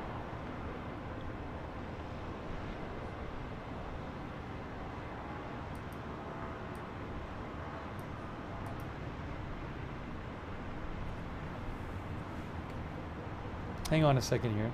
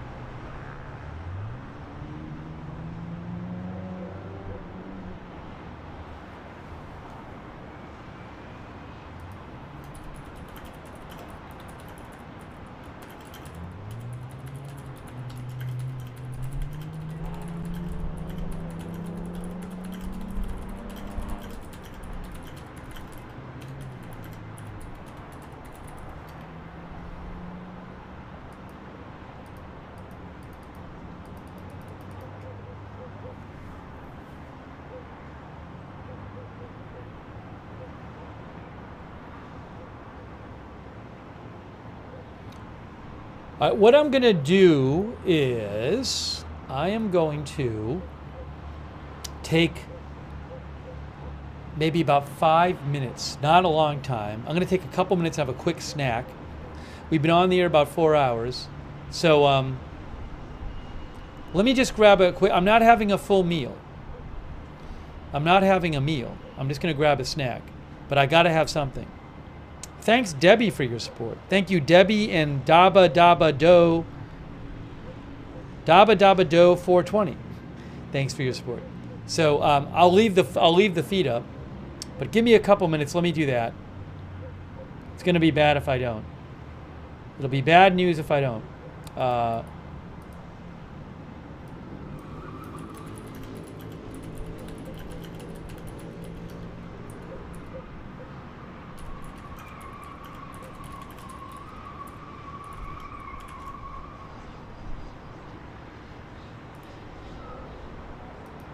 All right, so I'm gonna grab something just quickly, okay? Just quickly. I'll be back in a. Let me make this one line so it doesn't block anything.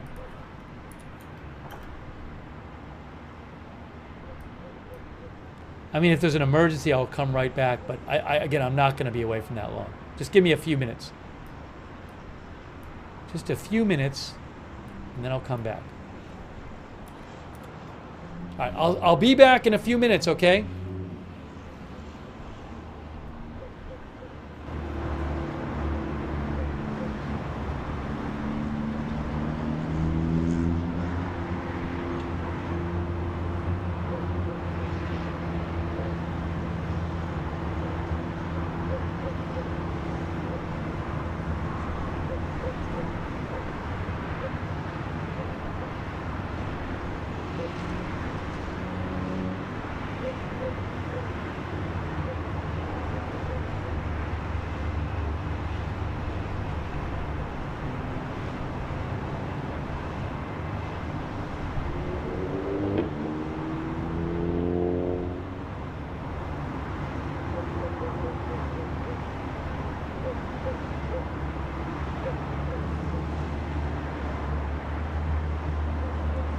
I'm not back yet. I just need to take out my headphones. The broadcast, it might pause for a second while I take out sometimes when I take out my headphones, it pauses for a second. So I'm warning you. Let's see here. Let's see. Are we going to pause for a second? Hang on. You still with me? Are you with me? Okay, we're there. We're good. All right, we're good. Okay, now I'm going to grab my snack.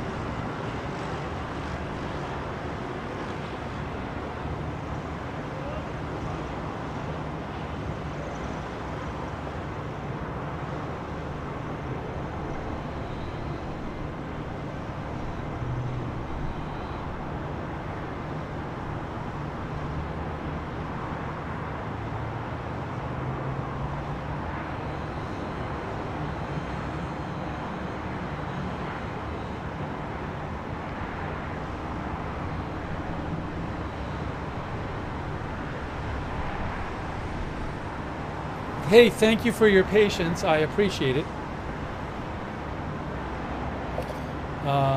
We are back. I gotta put my headphones back on though.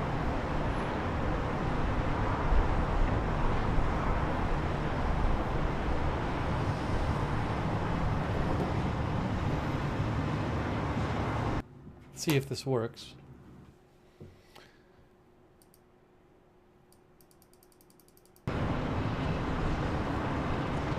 Turn the sound on.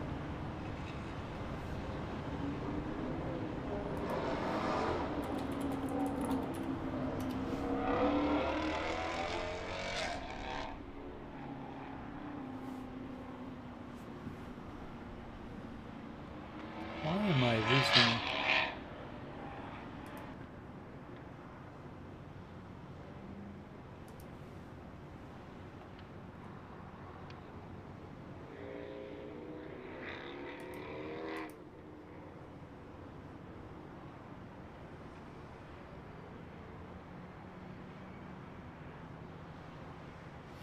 Okay, so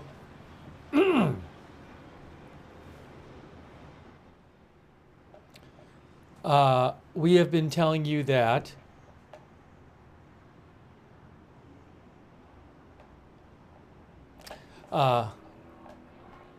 it certainly seems like Israel has said they're going to respond to Iran. There's reporting suggesting that they have not. I have seen reports in both Khan News Israel and New York Times saying Israel has not yet decided how to respond exactly. It is currently Rosh Hashanah in Israel, major holiday, New Year, which lasts for 2 days until Friday at sundown. So it's possible they'll wait until after that. I don't know. The last few hours, it's been pretty quiet in terms of the airstrikes. I've been checking Lebanese media, and I've seen very little talk of airstrikes the last few hours.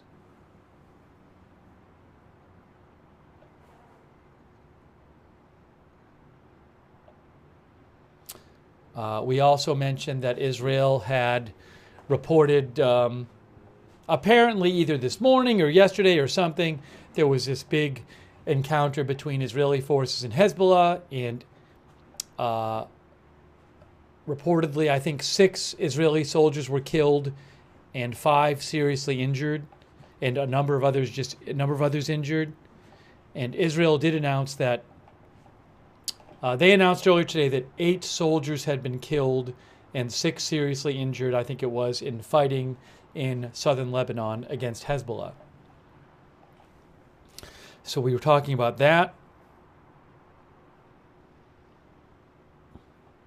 Thank you, by the way, and also thank you to our moderators for being here. I appreciate our moderators here. Thank you. Sabrina's here right now. Thank you, Sabrina. Linda Belk and Larry, who moderate for us on X. A Moment of Lovely, Big Ball of Yarn, Idaho Star. I Got That Fire, Sarah, Papa Bear, and Surly Dev on Twitch. And speaking of Twitch, thank you so much to Diet Ginger Dale for your support. I appreciate that. And Kay Lowry Body moderating over there on Facebook.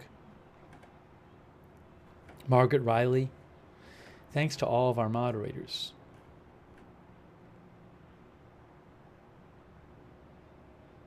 And thanks to Marie Minicello and Jake Jacobs for subscribing over there on Facebook. And also thanks for subscribing on Twitch, people like Psyops and Drunk Can't Cook, Deep Fried Swifty, Trav Rake, Wall Street Shaggy, Shaylee Sunshine, thank you, Lazan9999. Thanks to our subscribers over there on Twitch.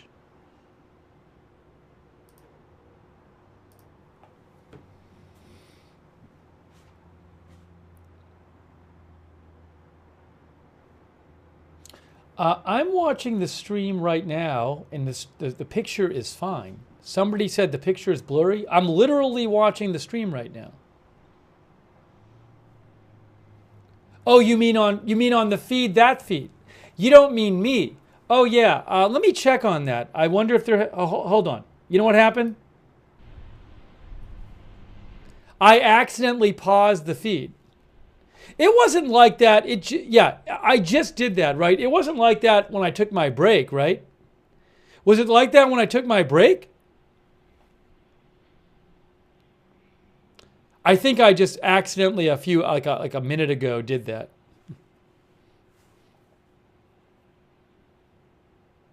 Yeah, people are saying it wasn't like that. No.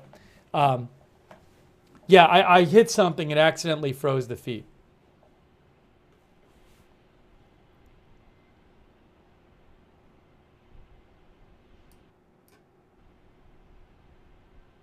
It's moving now. Okay. Thanks also to the Metalomaniac for your support.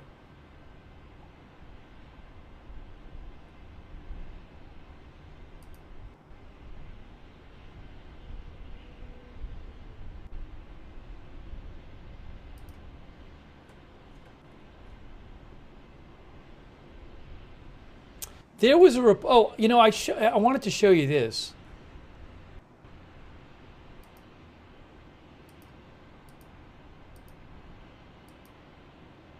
There was a picture I wanted to show you. Where was that?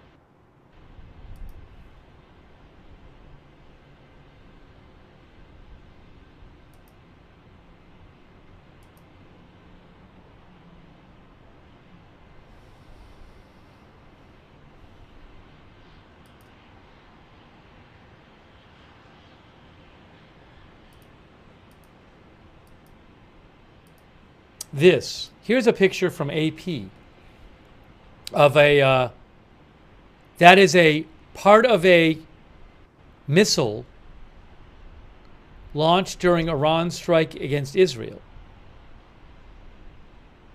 It says part of a rocket. I think they mean part of a missile. That is in the West Bank city of Jericho.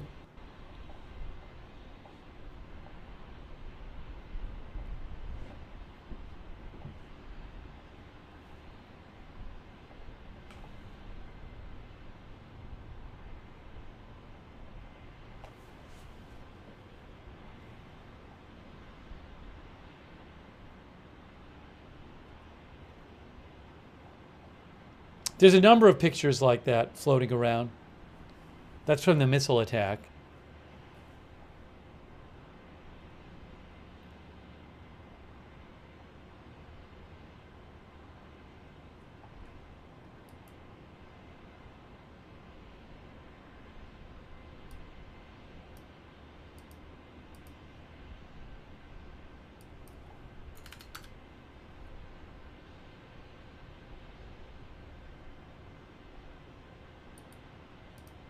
Ooh, there's a little bit of there's an interesting thing over on Reuters I want to mention.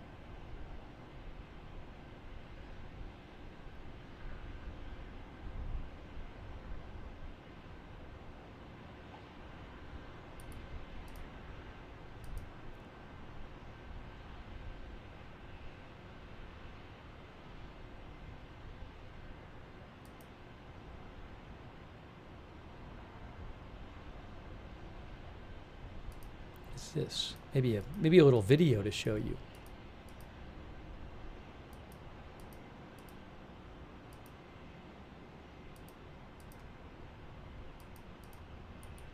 Ooh, I have a couple things to show you.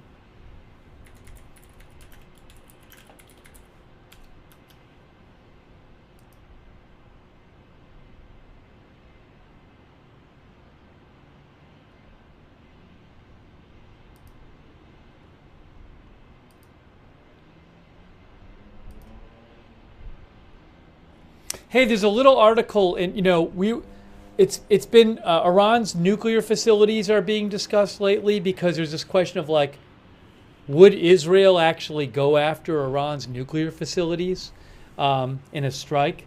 Biden said he doesn't want them to do it. Little article here in Reuters: Iran's main nuclear facilities long in Israel sites.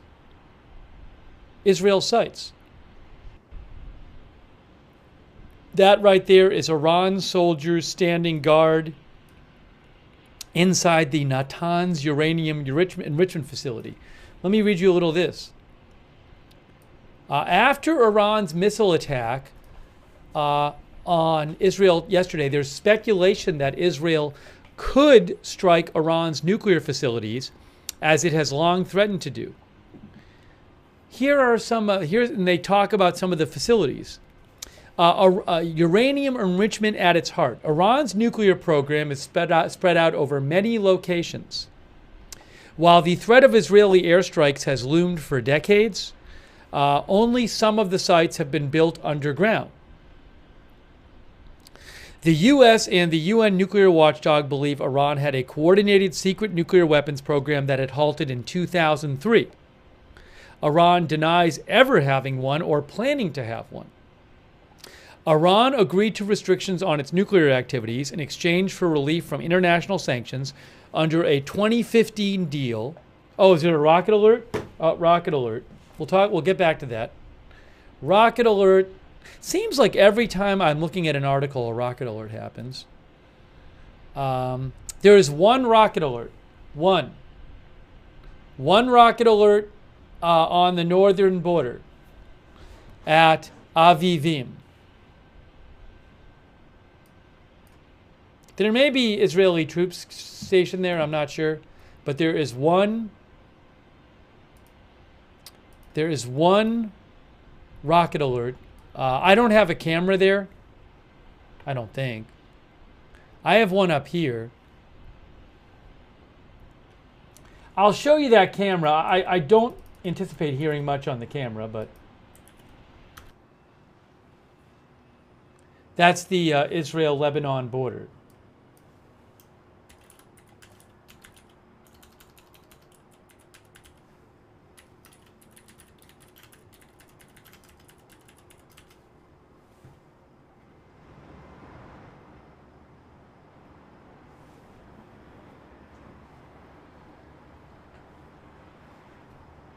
Right there.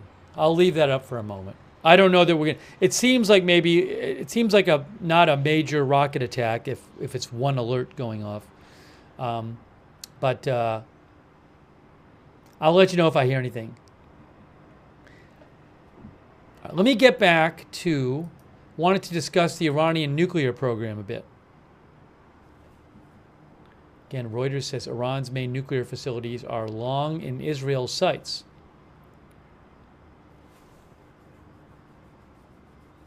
The article points out how Iran is widely believed that they had a nuclear weapons program. They halted it in the early 2000s. Then they made this deal with world powers in 2015 under which they would restrict their nuclear activities in exchange for relief from sanctions. That pact fell apart after then President Donald Trump pulled the United States out of it in 2018, and Iran started abandoning those restrictions the next year. Iran has been expanding its uranium enrichment program ever since 2019, reducing the so-called breakout time it would need to produce enough weapons-grade uranium for a nuclear bomb to a matter of weeks. So, according to this article, it would, if Iran wanted to, it would take weeks for it to produce enough weapons-grade uranium for a nuclear bomb. Actually making a bomb with that material would take longer, however. How long is less clear and the subject of debate. Iran is currently enriching uranium up to 60% fissile purity, close to the 90% of weapons grade at 2 sites. And in theory, it has enough material enriched to that level, if enriched further, for almost 4 bombs, according to the IAEA, according to a yardstick of the IAEA. Okay, so a couple of its facilities mentioned in this article, just to keep in mind in case, you might hear about these. I don't know that if Israel would go after any of these sites. Natanz. A complex at the heart of Iran's enrichment program on a plan. Natanz is a complex at the heart of Iran's enrichment program on a plain abutting mountains outside the Shiite Muslim holy city of Qum, south of Tehran. Natanz houses facilities including 2 enrichment plants, the vast underground fuel enrichment plant, and the above-ground pilot fuel enrichment plant. Let's see here. The blah, blah, blah, blah. Okay. Diplomats with knowledge of the Natanz describe the fuel enrichment plant as being about 3 floors below ground. There has long been debate about how much damage Israeli airstrikes could do to it.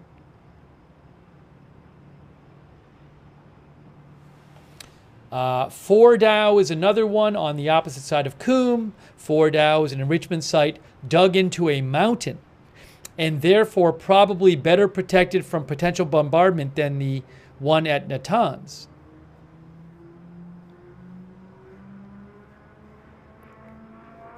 Isfahan. Isfahan has a large nuclear, Iran has a large nuclear technology center on the outskirts of Isfahan, its second largest city.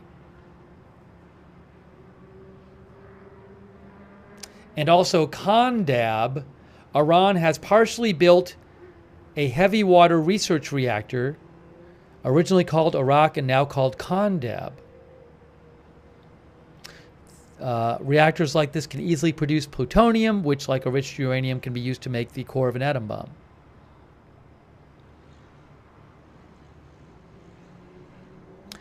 Currently, construction at the site is halted, but Iran says it plans to bring the reactor online in 2026. There's also the Tehran Research Center, including a research reactor, and Bushehr, which is Iran's only operating nuclear power plant. Anyways, as you can hear, there's a number of nuclear facilities in Iran. It would be a huge deal if Israel went after any of these.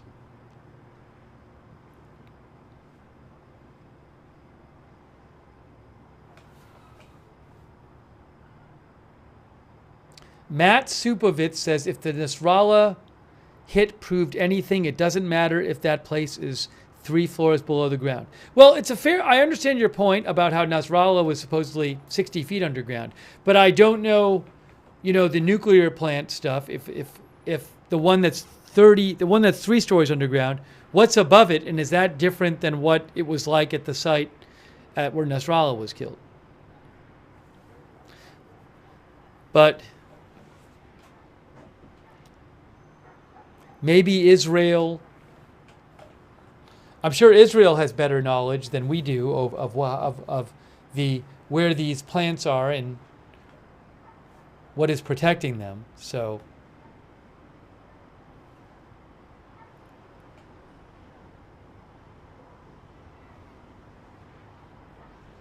but according to the article, it might be difficult to attack at least some of these sites. Is this view? This view is facing towards Lebanon from Israel. I think I'm going to go back to the. I'll leave this border view up. Leave the border view up for a bit.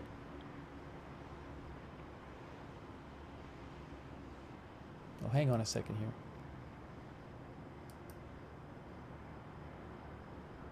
Hey, thanks to Miss Debbie for your support and Robert R. And sorry, I owe a couple people thank yous. SK Rain, thank you. PVC Robert R. And Miss Debbie, thank you.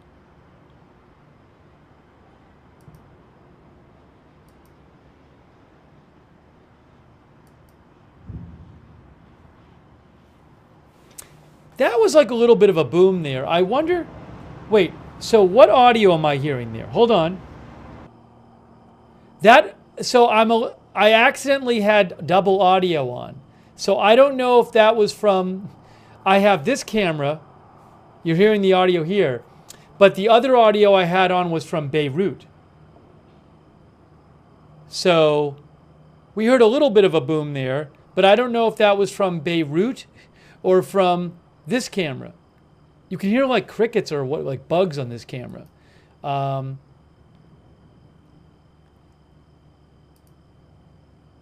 So I turned off the Beirut, the Beirut audio.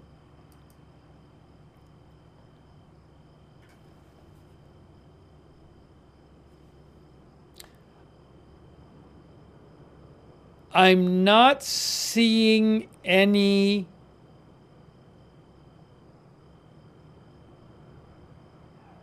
reports of new airstrikes in Beirut, for what that's worth.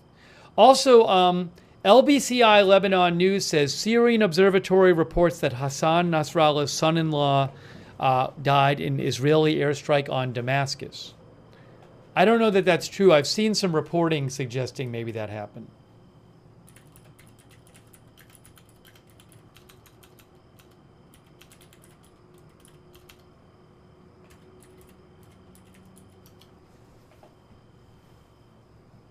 Yeah, Joe Truzman posted about it too. Joe Truzman said Sky News Arabia posted a report that Nasrallah's son-in-law was eliminated by an Israeli strike in Damascus earlier today.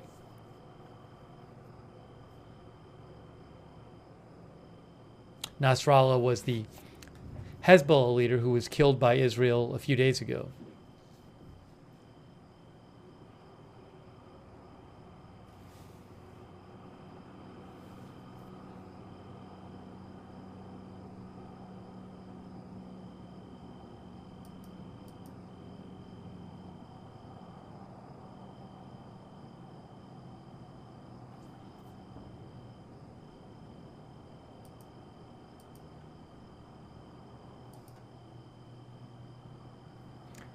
Thank you, Sparky. Sparky, I think you already are. I think you are a member. Oh, you're trying to give one to somebody else? Because Sparky, I see you have a tie. That means you're a member already. Sparky might be asking about a gift membership. Maybe the mom, maybe Sabrina can help.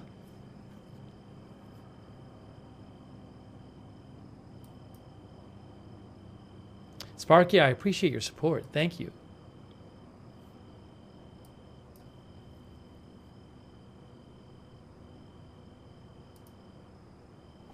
Hang on a moment here.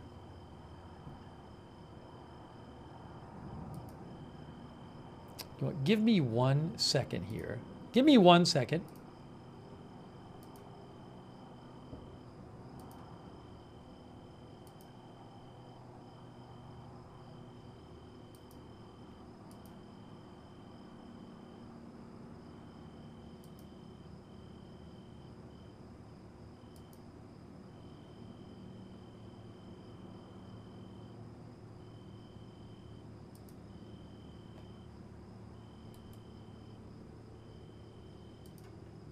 Thanks for your patience. Give me one more sec here.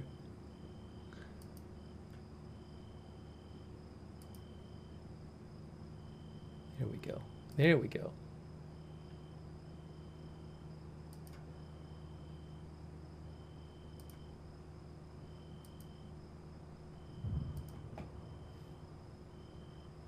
Hey, thanks also to Kerry Poteet, gifted a bunch of memberships. Thank you, Kerry. And our new member, Martin Gingrich. Thank you.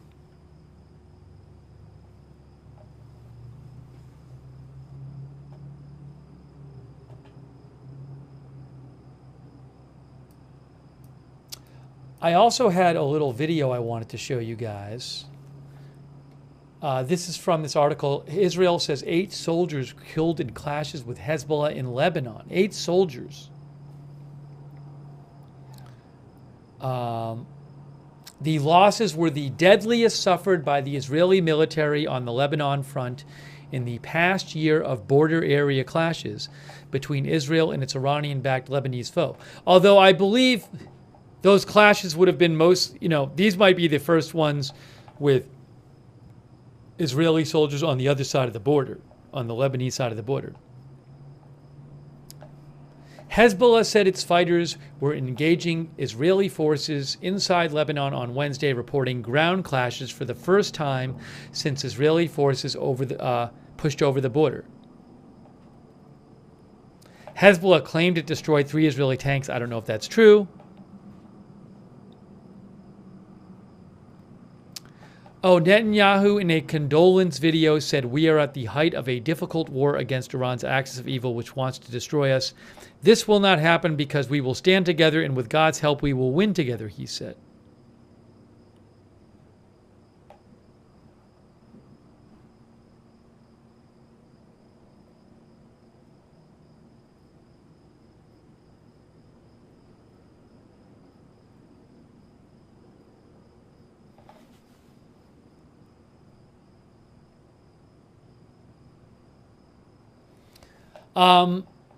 Reuters also reports that Israel's addition of infantry and armored troops from the 36th Division, including the Golani Brigade, the 188th Armored Brigade, and the 6th Infantry Brigade, suggested that the operation might expand beyond limited commando raids.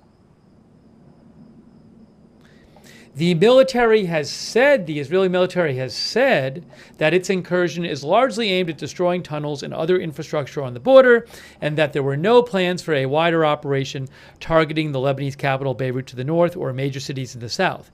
Nevertheless, Israel did issue new evacuation orders for around 24 towns along the southern border, instructing inhabitants to head north of the Awali River, which is about 20 miles north of the border.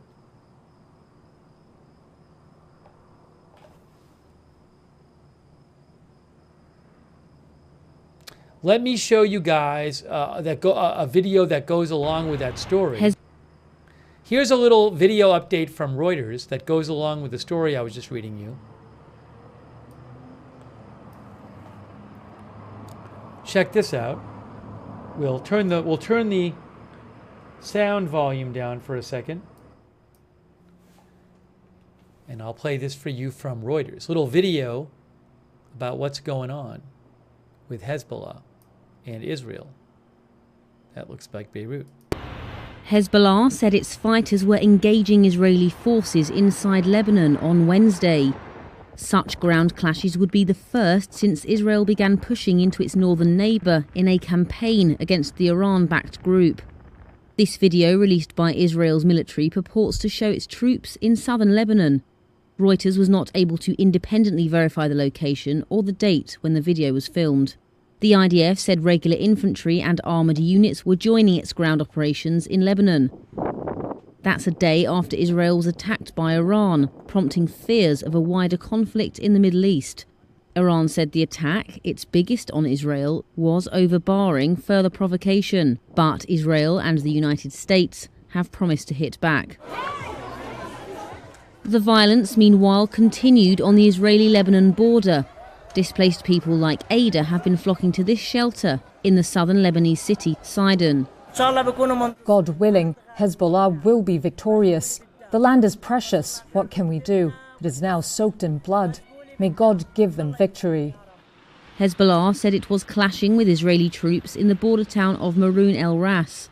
That's after it said pushing back forces near other border towns. Hezbollah also said it had fired rockets at military posts inside Israel. The group's media chief said those battles were only, quote, the first round, and that it had enough fighters, weapons and ammunition to push Israel back. There was no immediate comment from Israel.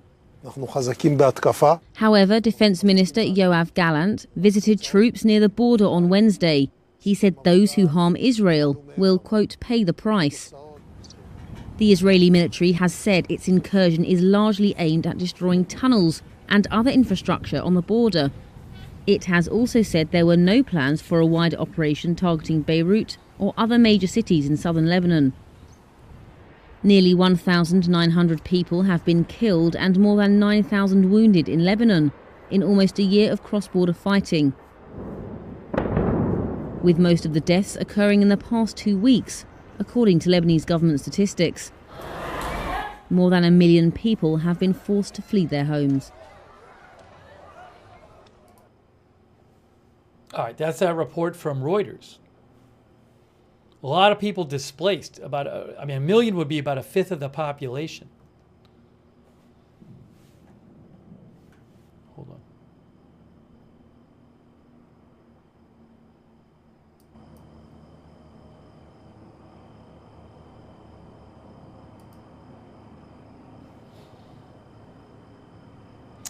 Silversides mentions the person who got hit by the rocket yesterday. Yeah, it's a really, really terrible video, upsetting video. There was a person who got killed. Person who got killed by a missile. I mean, by a falling missile. I think after it got intercepted. Yeah, Reuters said about that. Where is it here? I was just reading it. They had something in the article about the person. Yes, a 38-year-old Palestinian from Gaza, the only known fatality in Iran's attack on Israel, was buried on Wednesday. Sameh Kader Hassan al-Asali had been staying in a Palestinian Security Forces compound in the West Bank when he was killed by falling missile debris during the attack.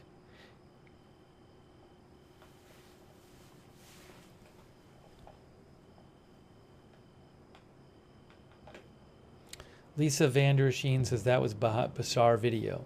Yeah, I mean, just at the wrong place and the wrong time. Just terrible.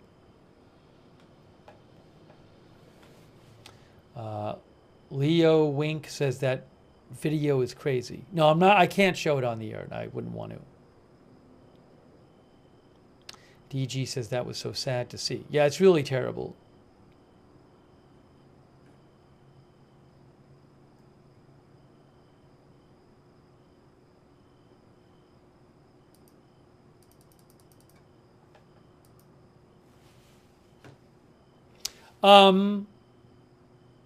Let me show you this from Manny Fabian. Oh, hold on.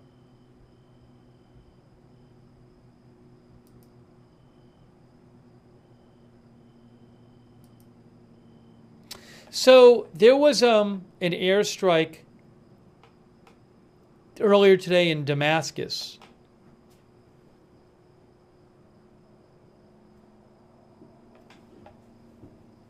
Oh, just hold on a second.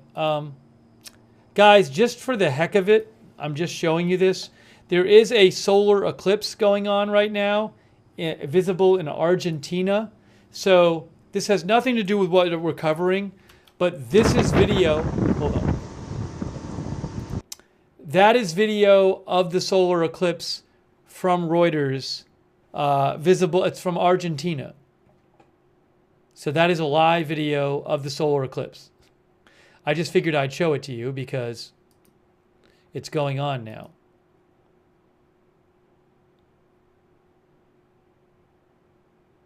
Again, that is a live video from, it says Argentina. It says it's where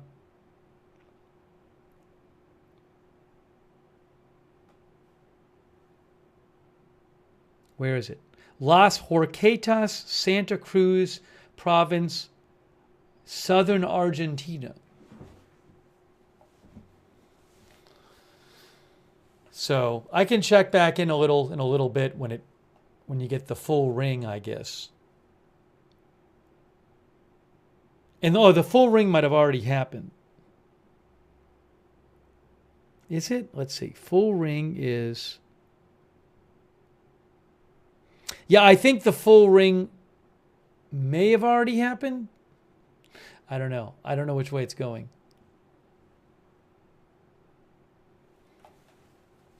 Anyways, I don't want to get...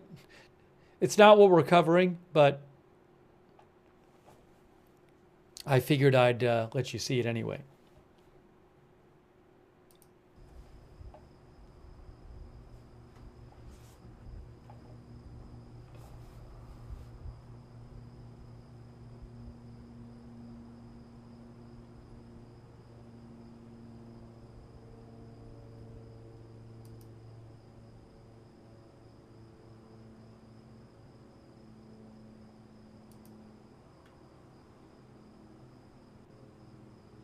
By the way, thanks to our new members, Jeremy and August Choktu and W.L. Wesley Jr. and Summer Meyer, thank you. Also, Tom Lewis and PVC, thank you so much for your support. So, I was mentioning there was an Israeli strike in Damascus, Syria earlier today, and there's some unconfirmed reports that Hassan Nasrallah's son-in-law was killed in it. Manny Fabian is reporting from Times of Israel that Hassan Qasir, the brother of a senior Hezbollah commander who was killed by Israel yesterday, was reportedly killed in the IDF strike in Syria today.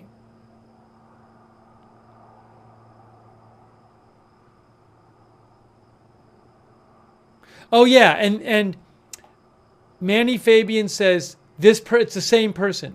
He's saying, according to some reports, this person who was killed today in this airstrike is also the son-in-law of Nasrallah.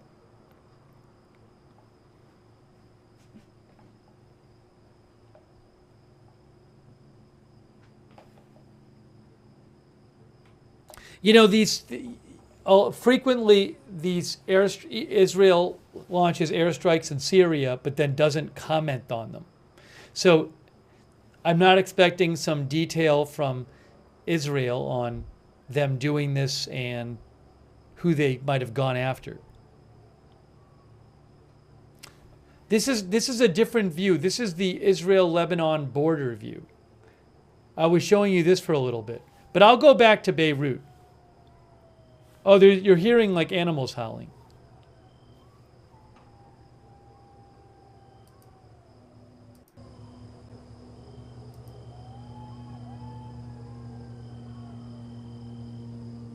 This is at the northern border. This is not the Beirut view. This is in Israel looking across the border. The Beirut view is in Lebanon.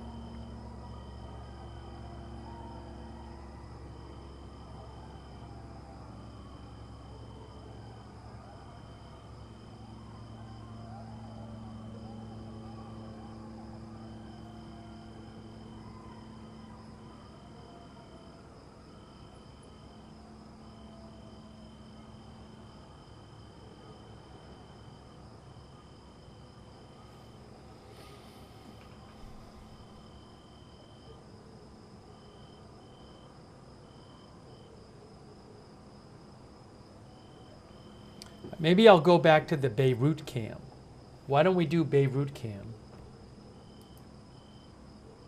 Put that up there. Here is the Beirut camera.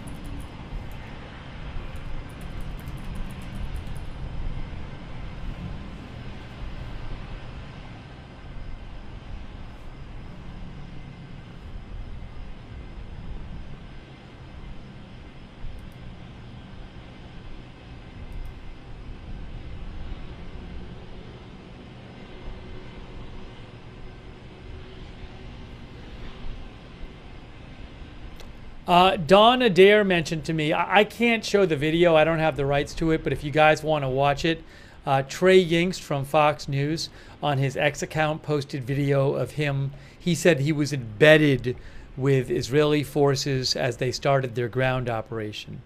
You can find that on X, Trey Yingst, Treyyyingst. There's video of him walking through a tunnel, it looks like. I'll have to check that out later. Thanks, Don.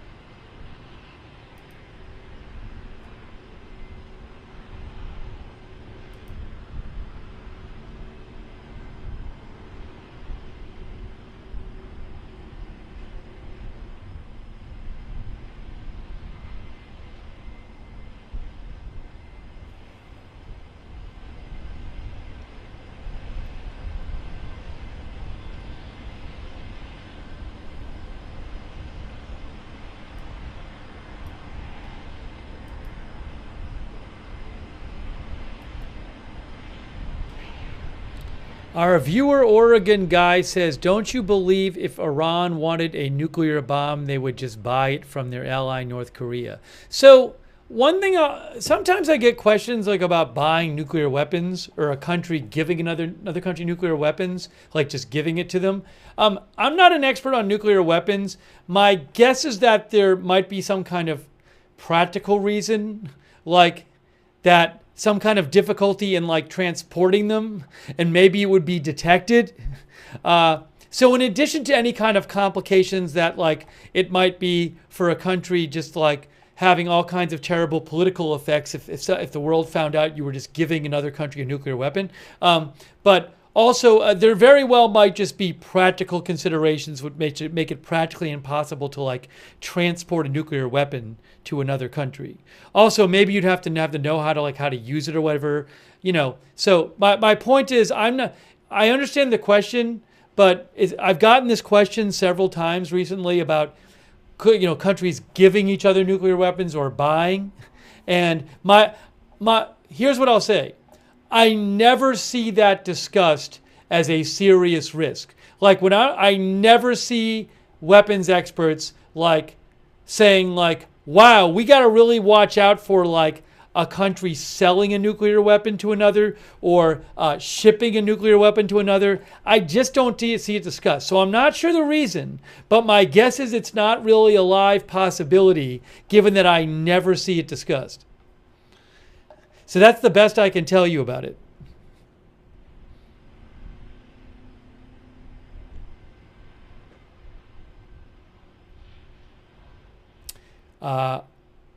Goisi says they see it for sure by satellite. I mean, but you could imagine just practical considerations aside, you know, if other countries you might put there are all kinds of actions that might be taken against you if you started transferring nuclear technology.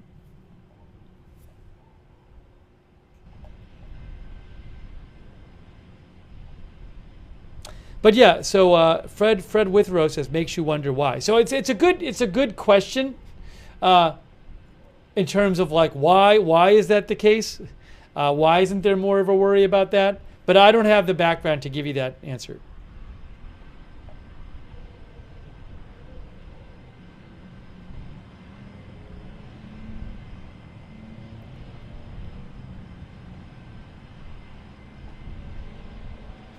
Hey, thanks to Pan Spray. Thank you so much, Pan Spray. It's very nice of you. Appreciate that. Also, PVC. Thank you, PVC. Much appreciated. And thanks for shouting out the mods, PVC.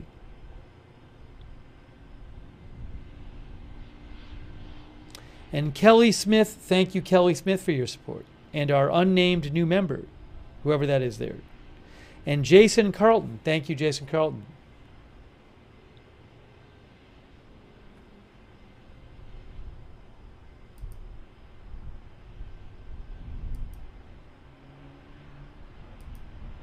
So I think what we're going to do today is we're going to go a little longer here. And I actually have a family event I'm supposed to go to tonight. So we're going to go a little longer. And then if there's no emergency, I'm going to go to that. And then, you know, if after that there's some huge news, I can cover it. So certainly I'll be paying attention to news even while I'm there. You know, if Oh, that's a boom. That sounds like an airstrike in Beirut. There might have just been an airstrike in southern Beirut. We just heard a boom right now. We're hearing booms right now. That sounds like airstrikes. That sounds like airstrikes. That sounds like an airstrike in southern Beirut right there. We just heard it. We just heard it. Now I have a second camera.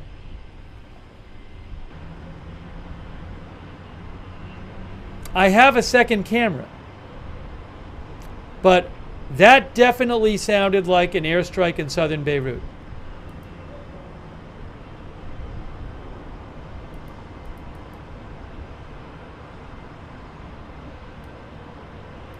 Hold on, there's the other camera. Hang on. Nope, don't want to do that.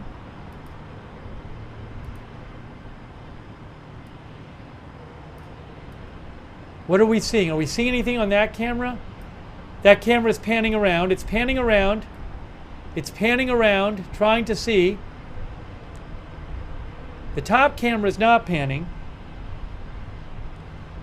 Yeah, there must. Let me check Lebanese media, but we just heard several booms on the Beirut cam.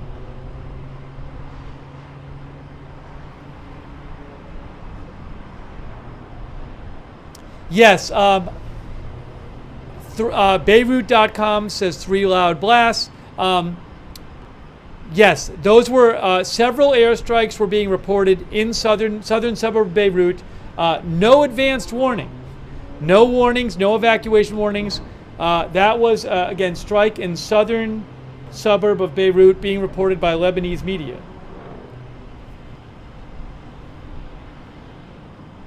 You know what? Hang on for 15 seconds. Hold on.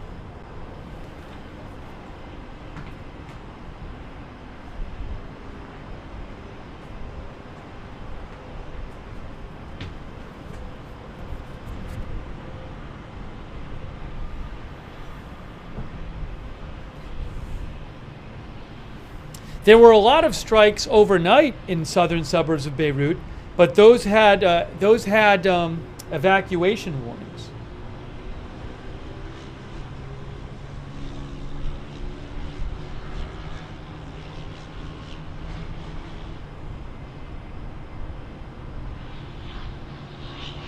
We can't see much on this. I don't know. Hang on. I just heard another thing, something else. Can we see anything on this camera? Anything there?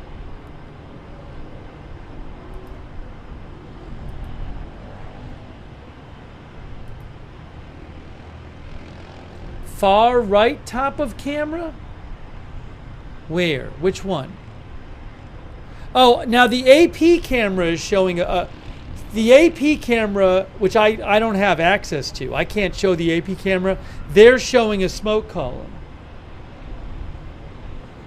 Hold on. This camera's trying to get it. The AFP camera's moving around trying to get it. 11:41:42 far right of the screen.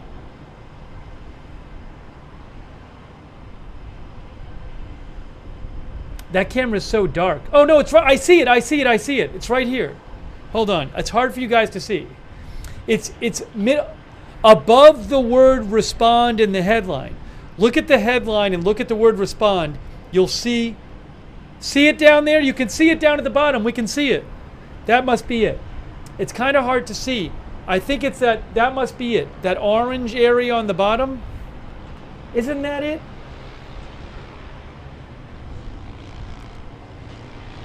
Yeah, I think that's it at the bottom there. Again, it's a little difficult to make out, but I don't know if brightness is going to matter. Oh, there it is. I made it brighter. Hey, I got it. I bumped up the brightness, guys. Look. I bumped up the brightness. Would you look at that? That's the bump. The brightness is crazy bumped up right now. I bumped up the brightness to 100. All right. I don't even know what I did. That's you got to remind me to fix the brightness. Cuz I just heard another one. So that is probably artificially bright actually right now. It's not that bright. Oh, you can see the building. You can see the building right there. And look at this. Wow. This is in Beirut. Airstrikes going on. All right. Well, it's good that the brightness held. It's on the left. Lower left, guys. On the lower left. On the lower left. You can see it there. Let me try to find some reports on what happened.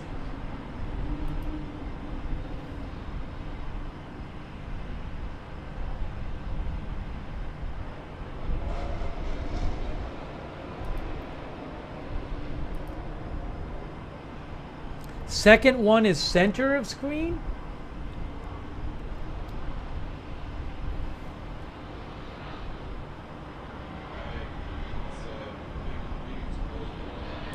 But very interesting, again, no, this is new airstrike. Oh, I'm seeing a rocket alert, by the way. I'll let you know about that. But a new airstrike in southern suburb of Beirut, but no evacuation orders.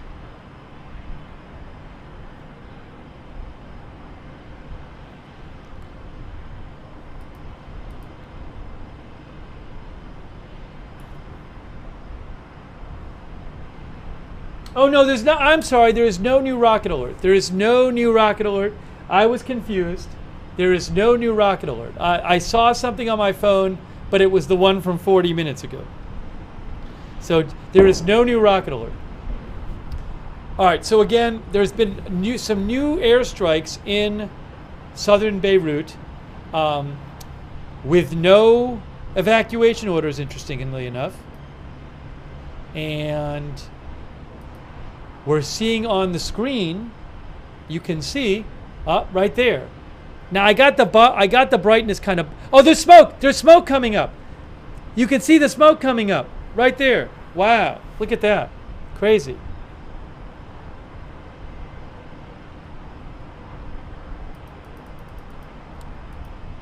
I know it's hard to see, but you can see it. You can see it.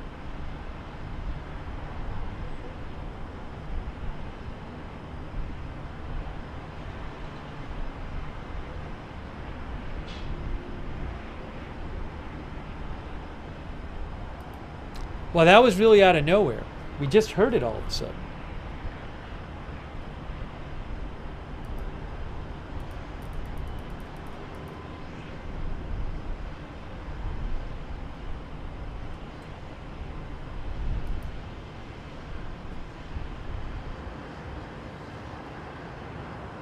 Again, new Israeli airstrikes in southern Beirut.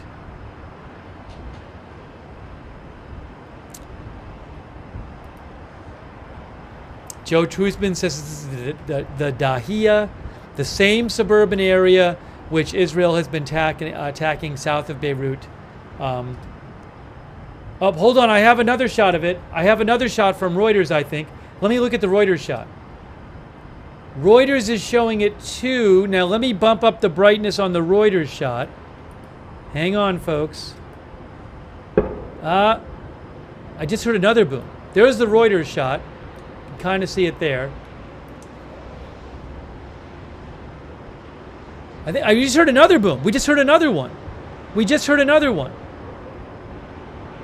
We just heard another one.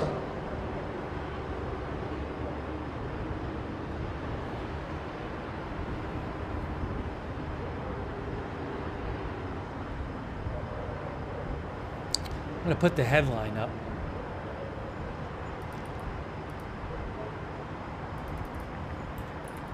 New Israeli airstrikes in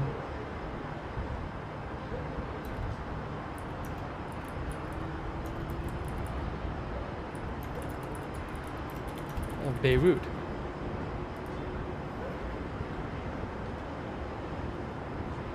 You can see it there on the lower left. The lower left is where you can see that glowing area. Not glowing as much anymore.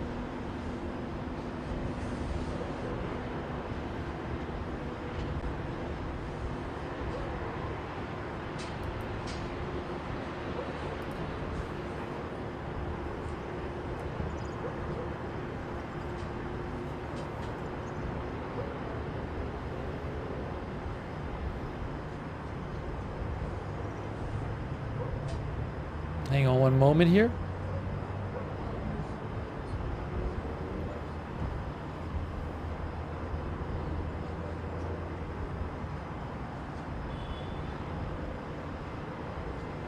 It's being widely reported in Lebanese media that these airstrikes have happened.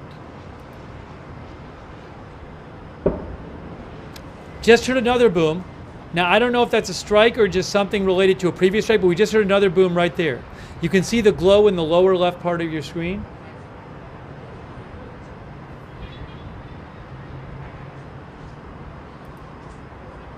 Are Hezbollah people in there? There might be.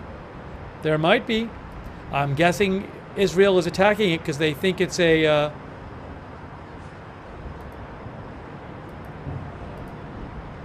Hezbollah affiliated building. By the way, B&O News reports the death toll from Hurricane Helene rises to 184, the deadliest hurricane to hit the U.S. mainland since Katrina. That's sad news.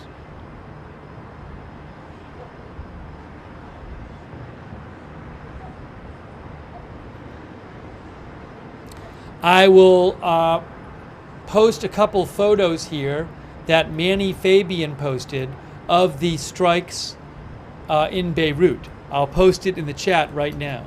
Just posted a link to Manny's post.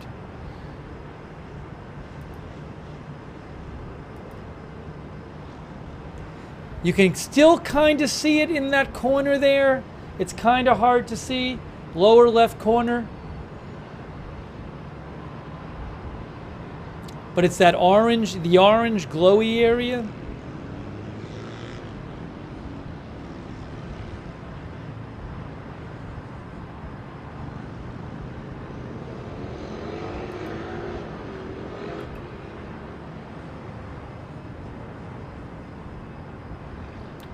They're zooming in on it. Zooming in. Not anymore. I gotta do this. There it is. Bottom left.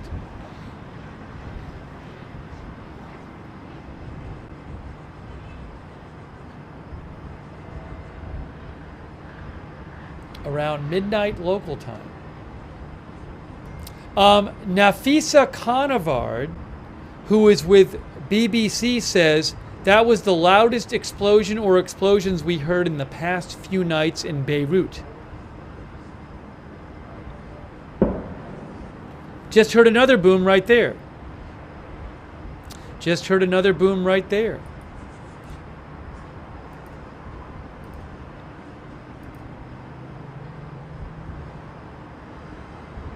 I don't know what that one was.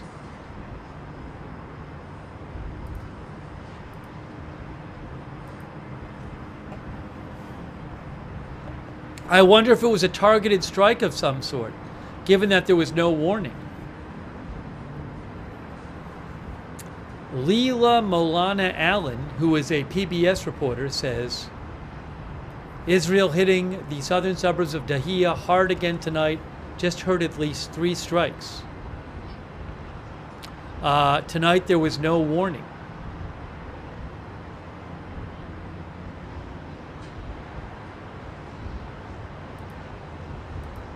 Kareem Chahayab with AP says heard 3 loud explosions.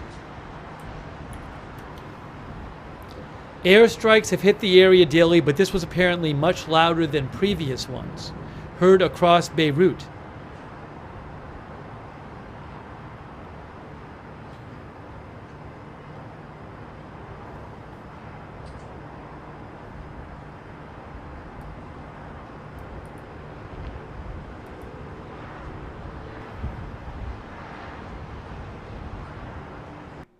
Hold on.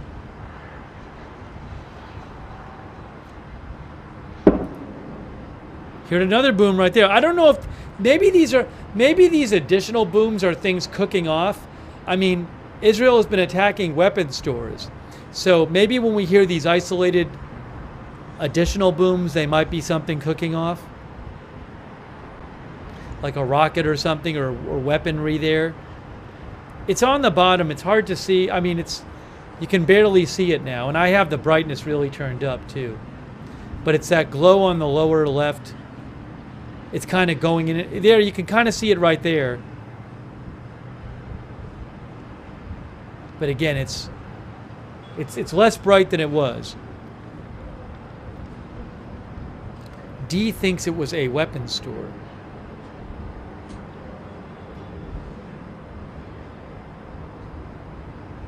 Thank you, Digital Whale. I know, Digital Whale. Thank you, Digital Whale. I appreciate it. Also, thank you, KM Alabama RTR.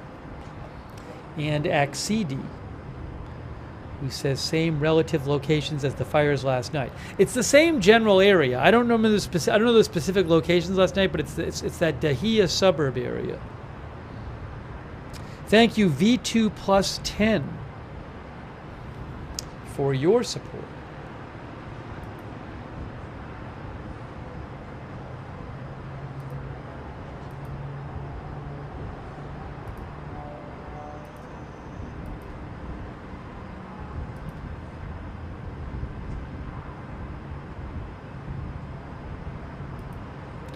Can barely see it now.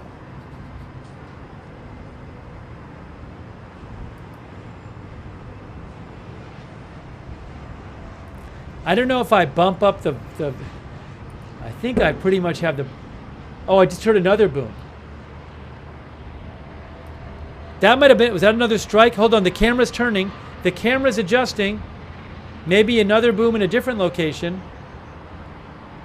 I have this brightness way up. That's up. That's normal brightness. That's the bumped up brightness there. Yeah, you can kind of see it in the lower left there. Yeah, look at the lower left. See the orange glow there? You can see the orange glow in the lower left.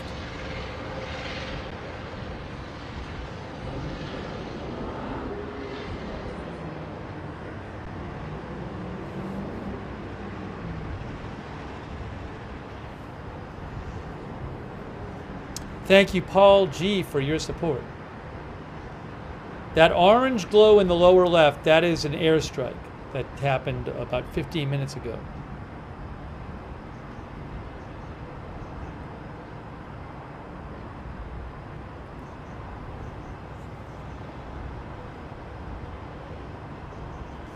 Would the contrast help at all with that? I mean, I have the brightness all the way up.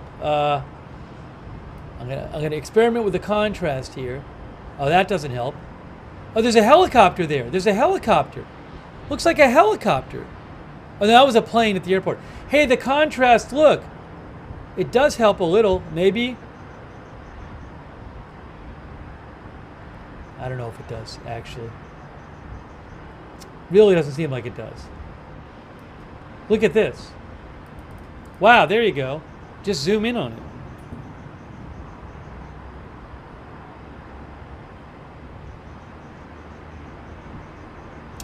I am seeing it on the other camera too. How about this one? Yeah, that's the Reuters camera there. That's the Reuters camera. And then that is the AFP camera.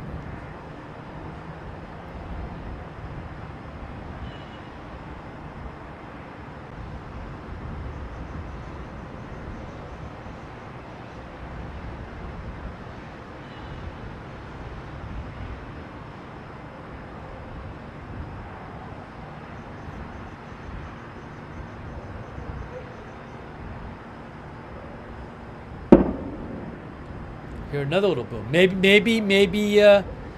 ordnance. Oh, look! Hey, look at that! Guys, look at more flame. I think you're seeing maybe a secondary explosion. More flame now coming up. It's brighter now. Maybe again, weaponry is. Maybe it's a weapons store, but it just got brighter a bunch. Look at that. See it over here too. See that? Look at that. It's brighter.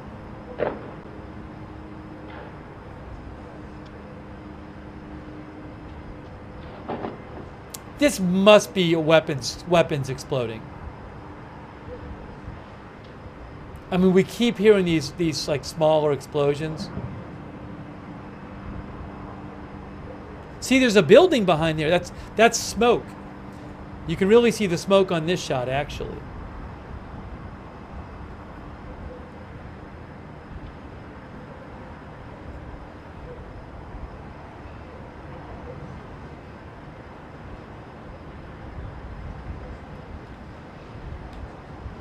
Darren Carpenter thinks it's a cook-off.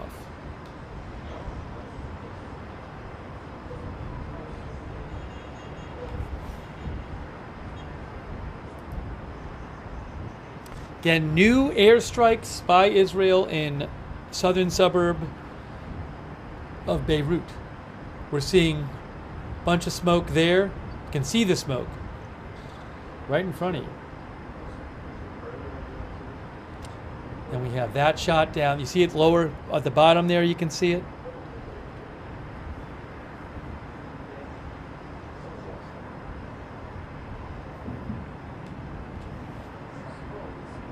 But there was no warning on this one. No warning from this one.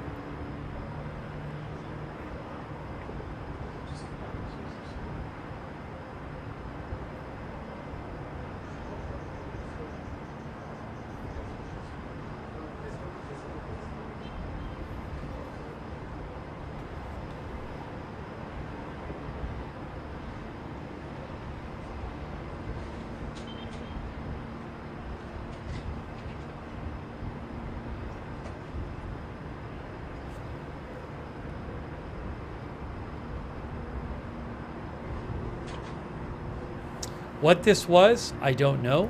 I mean, I assume it was a building.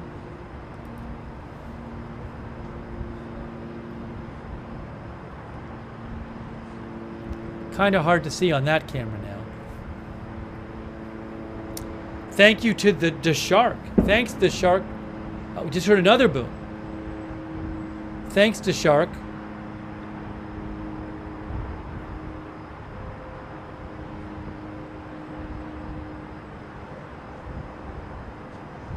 Oh, the IDF, I think, made an announcement.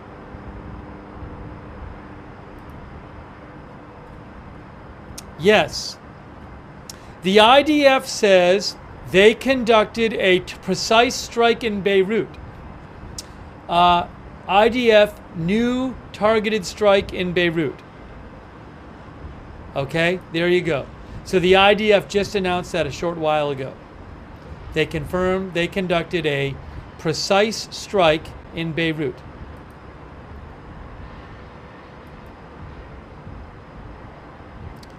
At 11:41:42, you can see the impact flash under you in the stream.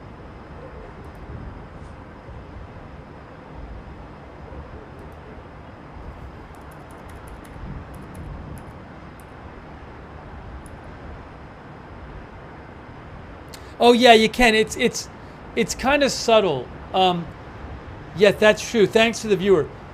You could actually see the flash kind of halfway off screen when it happened. I'll actually show you guys in a second. Watch, I'll show you right now. Another boom right there. Real quick, look at this is from earlier, but look at this. Where am I? Hold on.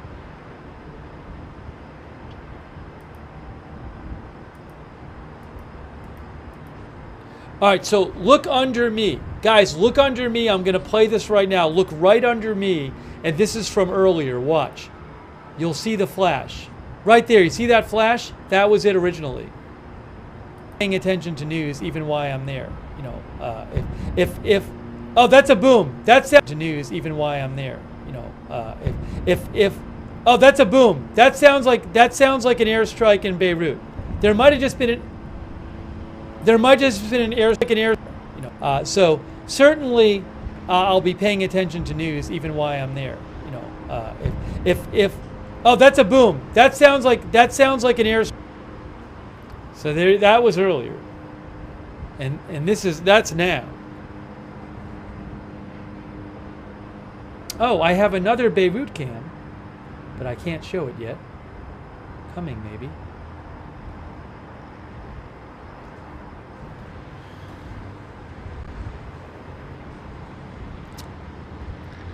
Israel says this was a precise strike. This was a precise strike. Israel announces that they have carried out a precise strike, targeted strike in Beirut.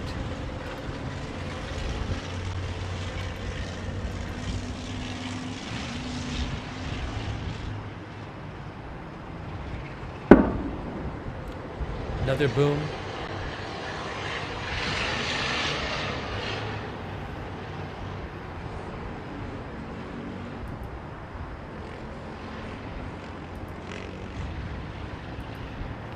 Thank you to Sharon Moore. Thank you, Sharon Moore. Look at this.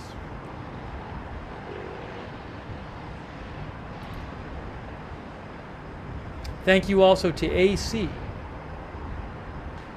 AC says, with Israel's advanced air combat and precision strike capabilities, why are they risking soldiers' lives with ground excursions? My assumption would be is that that air power is not enough to, like, remember, Israel's goal is to make it safe for people to move back to northern Israel. My assumption is, like, there's things like tunnels and places hidden in houses where they're just not going to be able to get all of that with airstrikes. And if they don't clear an area, if they don't clear the border area out, then Hezbollah is just going to start launching weapons and attacks on northern Israel when people move back. So my assumption is that they're doing ground operations because they feel that's what it's needed to get the situation as such safe enough for people in northern Israel to move back. That would be the assumption. I don't think they're doing ground operations because they like doing ground operations. I think it's because they feel what is needed to ensure the safety of the people when they move back to northern Israel. Thank you so much, AC. I appreciate that, AC. Thank you. Look at that. Look at, you can really see the building right through there, the glow.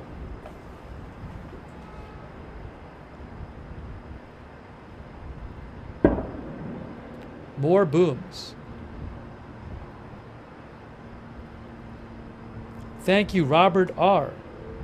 Robert, we've been talking about this. There have been extensive clashes reported between Hezbollah and Israel, and actually just in the past day, Israel said 8 of its soldiers died in ground combat operations in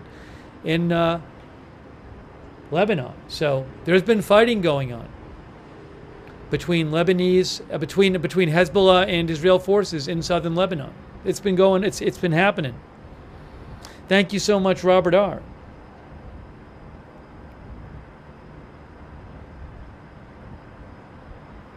This is not at the border. Beirut is more the middle of the country. It's not at the border.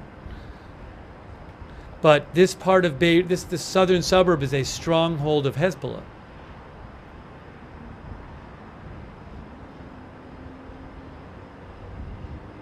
Yeah, I got the brightness way bumped up on this just so you guys can see the flame. If I had it, it's a dark video. If I didn't bump up the brightness, you couldn't see it. But I'm happy to do it. Just probably makes it more grainy.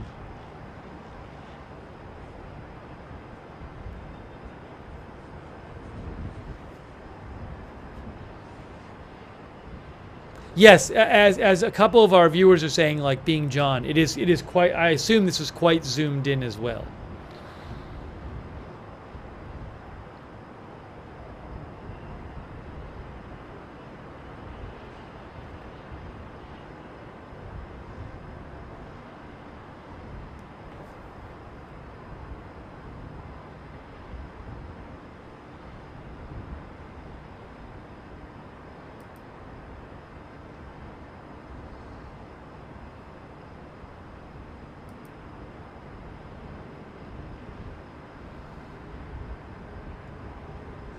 Whoa, just saw a big flash.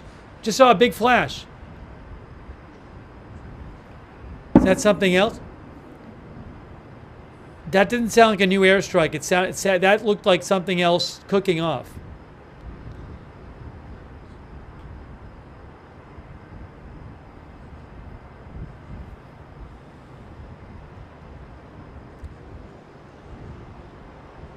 There is, I think, There's something in the air, guys. It's a helicopter or a drone, maybe a helicopter. Let me, oh no, it's a plane, I think. It's a plane landing. I'm watching it on another stream. I'll show, I saw something flying around, but it's a plane. It's not a helicopter or drone, it's a plane. It's crazy. The planes are still landing at the airport right now. That's it right there. That's a plane. That's a commercial plane landing at Beirut Airport, which is probably like a mile or two away, if even, from where the airstrike was. But they're still coming in and landing. It's amazing.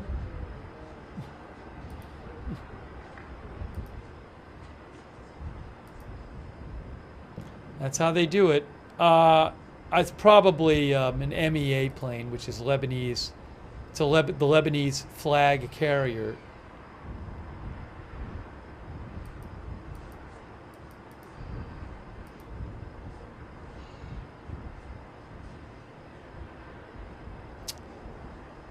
Yeah, I don't have it on the flight radar right now, but that must have been an MEA. I'm guessing it's an MEA plane.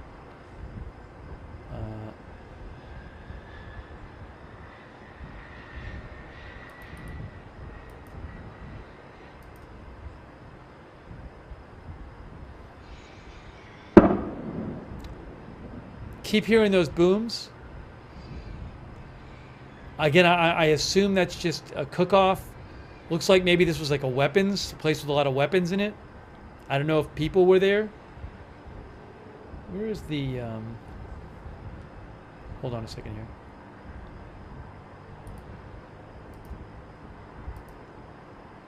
Now the AFP shot. Oh, you know what I gotta do? I gotta fix this other shot. Hold on. This other shot's going to be way too bright now because I had the brightness way up. I have that shot if I need it, but let's go back to the other one.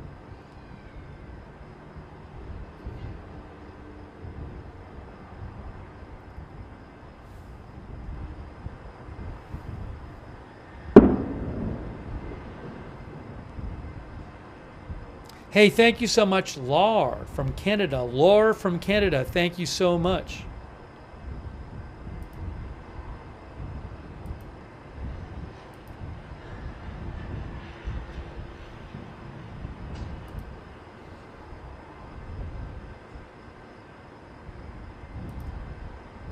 Did I thank Sharon Moore? If I didn't, thank you, Sharon Moore. Also, thank you, Mr. Non-Air. Again, thank you, Mr. Non-Air, for your support.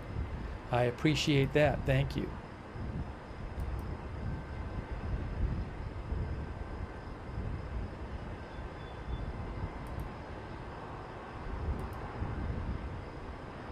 You can really see the smoke coming out of there.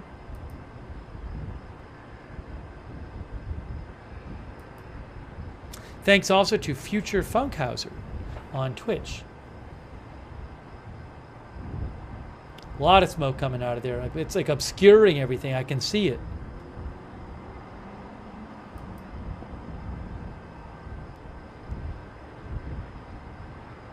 That orange building is just glowing orange, but you can barely see it because of all the smoke.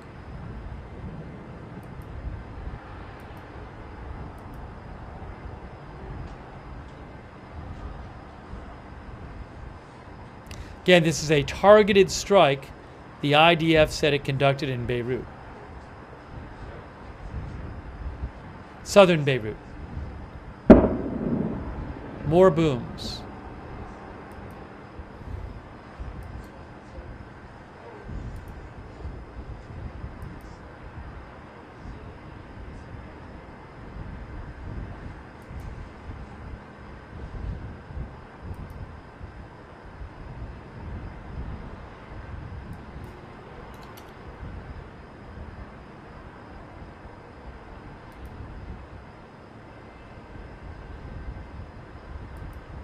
Thank you, Bella Zadist, for the memberships. That's really nice of you, Bella. Thank you.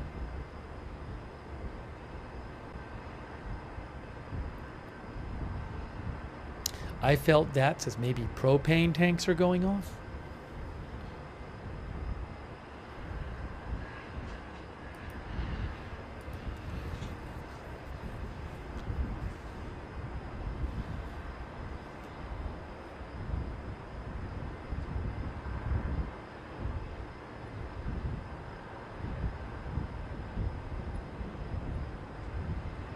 Khan News says report the funeral of Nasrallah will be held on Friday.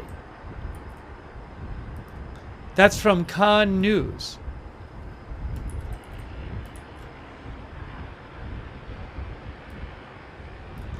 So Khan News, another boom there. Khan News Israel says that the funeral of Nasrallah will be Friday. We'll see if that happens. We were reading a Reuters article that said they're worried about holding the funeral because they don't want it to get attacked.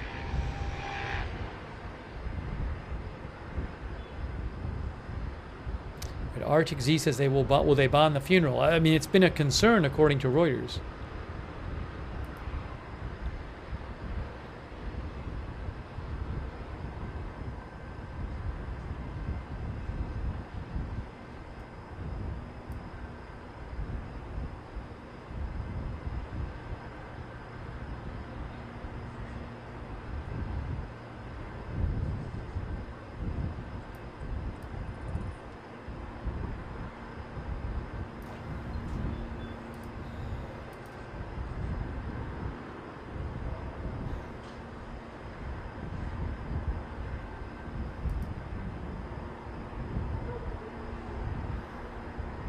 Hang on a second here.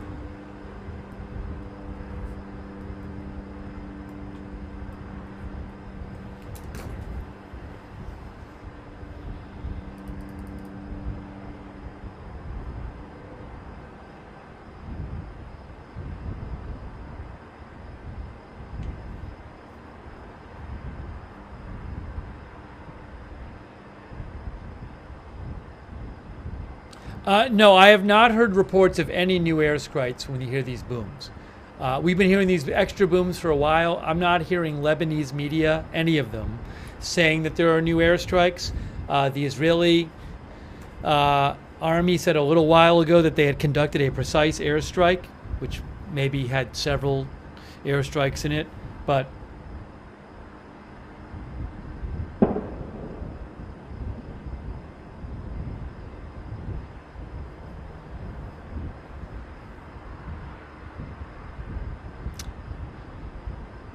so Al Jadid says that one of the, so actually Sky News Arabia said there were 3 different sites attacked, and then Al Jadid, Lebanese news, says there were 2 sites, 2 raids, 2 strikes, but one of them targeted a building, at least one. LBCI Lebanon News also reports new Israeli airstrikes elsewhere in Lebanon. I believe near the border.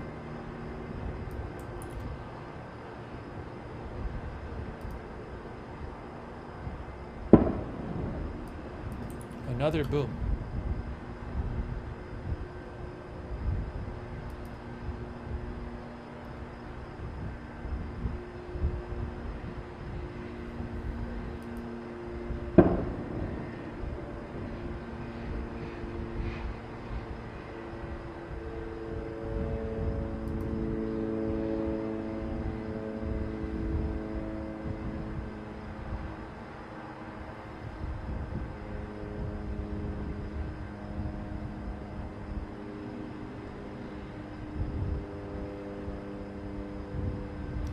Old McDonald writes in and says, I have a feeling Hezbollah was a paper giant and Iran pulled weapons away from Hezbollah to fuel Russia's war in Ukraine. It doesn't make sense.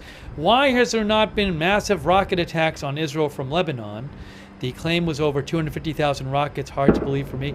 Well, I believe they were believed to have 150,000 rockets and missiles. But yeah, I mean, it's a fair question. Why has Lebanon not fired more at Israel? Look, several times Israel has said that they attacked Hezbollah launch targets, that they attacked Hezbollah launchers and projectiles when they were about to be launched. So I don't know if there haven't been more launches because Israel got to them right before or for some other reason. It's a good question. I don't have an answer for you.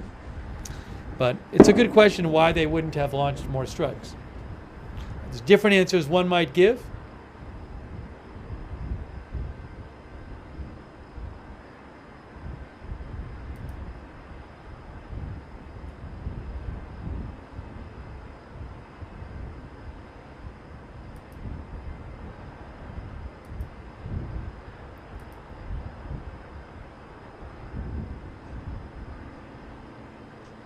Thanks, Enchilada Lover, for watching.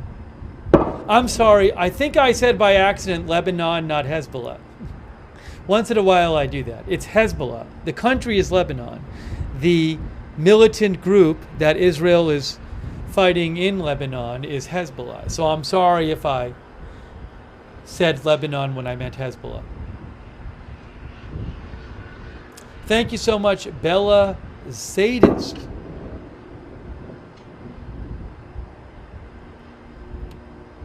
Thank you for your support. Bella Sadis, that's very generous of you, Bella. Thank you.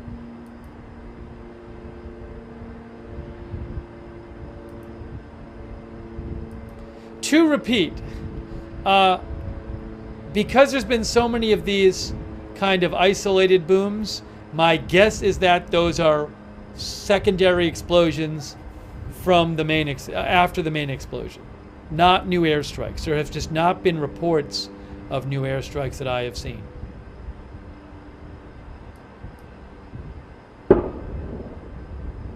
Thanks, 43 News for you.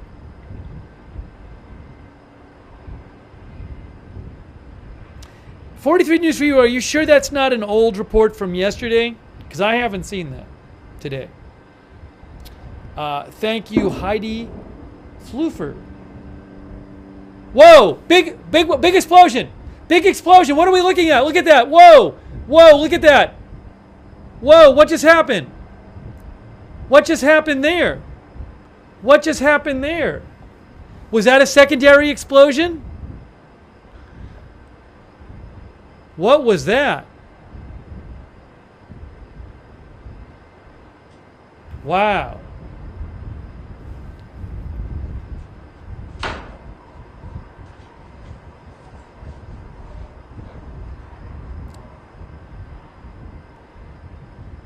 Looks like maybe something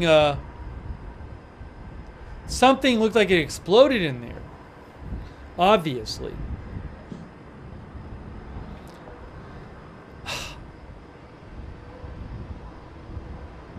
Maybe this was some kind of weapons store. Who knows what's in there? But that was pretty big.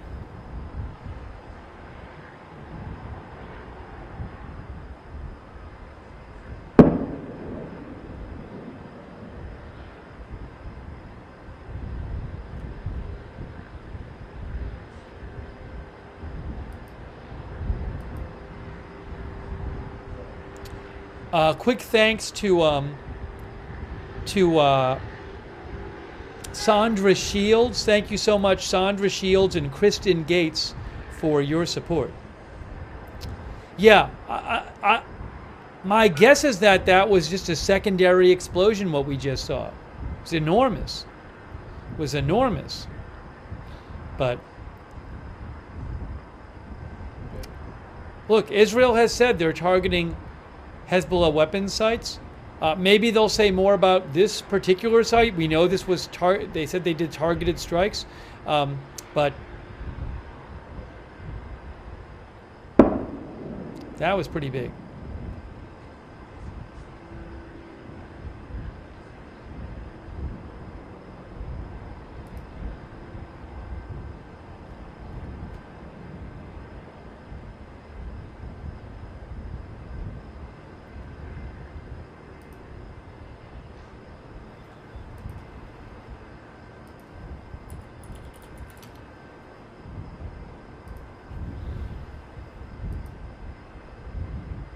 Thank you, Sean, for your support as well. I appreciate that, Sean. Thank you.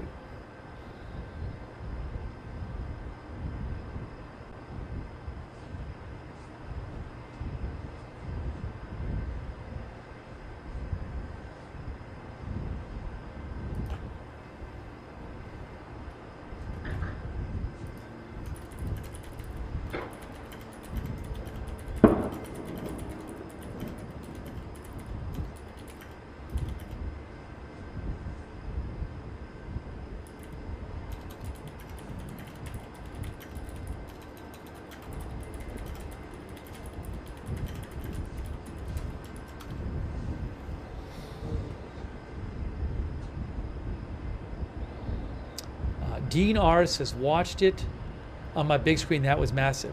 Now, Bob thinks it looks larger because of the brightness. That might be true, but the thing is, the normal video is so dark.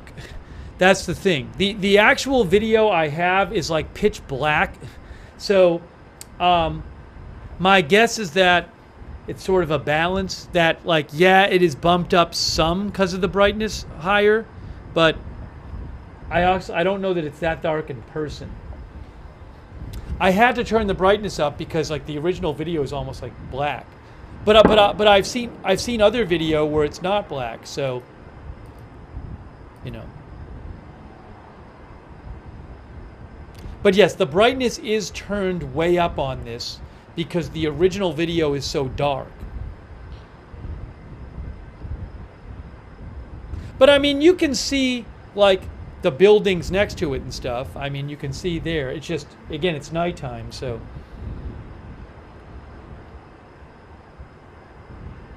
Flanzy says it was still a big flare-up. But yes, that is a good point. I do have the brightness turned way up because the original video is so dark.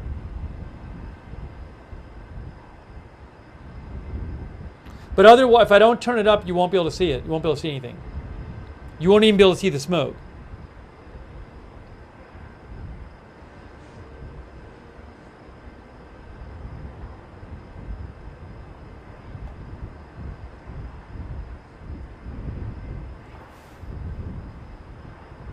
I can play it one more time.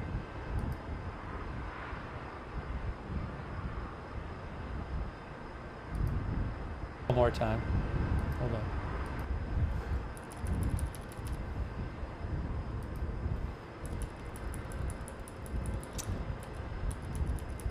AP though, when right after the explosion, AP was brighter than these.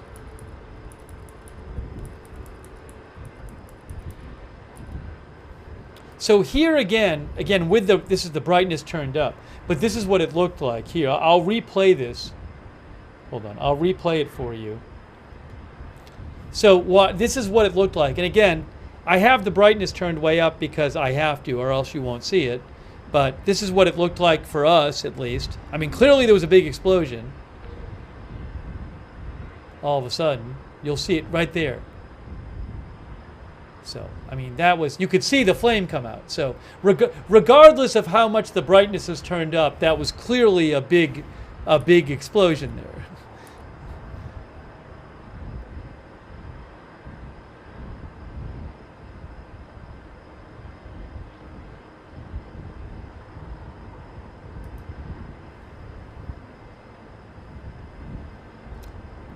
Michael Dan says it's like gas burned.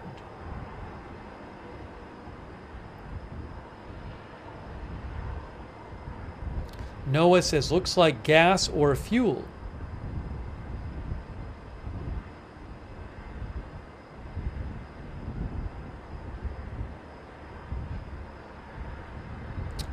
Quick thank you, by the way, to thank you again, Kristen Gates. I owe you a thank you, Kristen Gates. Also, thank you so much to Ricky Rook. Thank you, Ricky, for your support.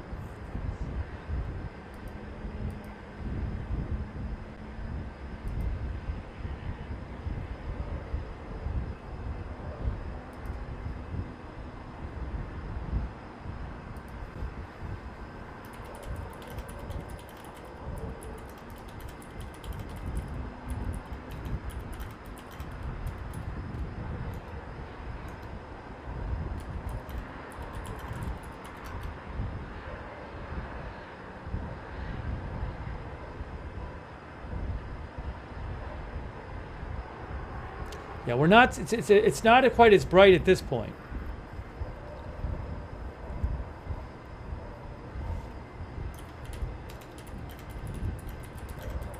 So, hey guys. So what we've been watching is there was a targeted airstrike in the southern suburb of Beirut.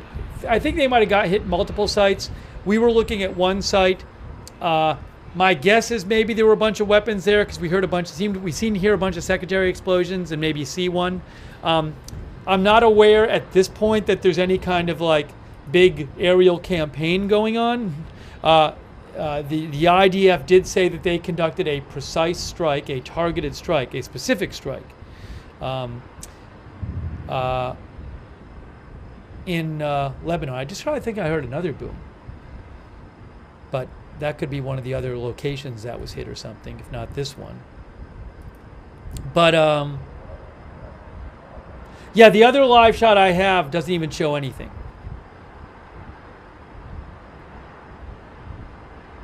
Oh, another one just happened, I think. I think another one just happened. According to Ben Wiedemann. Oh, no, but I don't know. No, I don't know if Ben's saying there was a new one or if he's referring to the one before. He might be referring to the one earlier because he hadn't posted about it yet.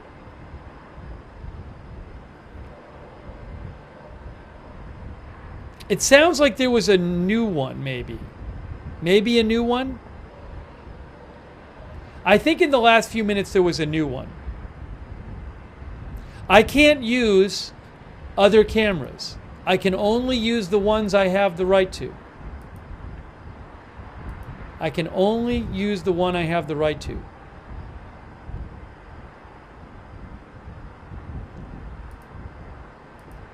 So the latest reporting is that I'm seeing is that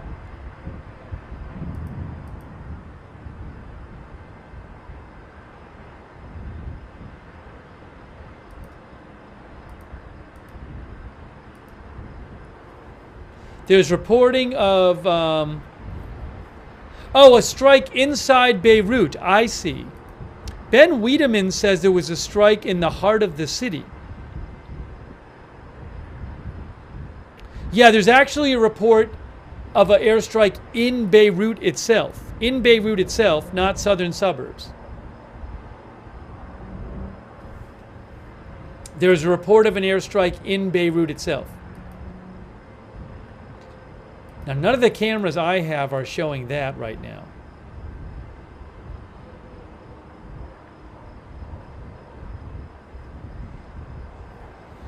All right, so look, here's what we're going to need to do. Here's what we're going to need to do. So I have a family event tonight. I don't normally have these. If you watch the channel, you know we're pretty much on. We've pretty much been on for every day for like a month or something.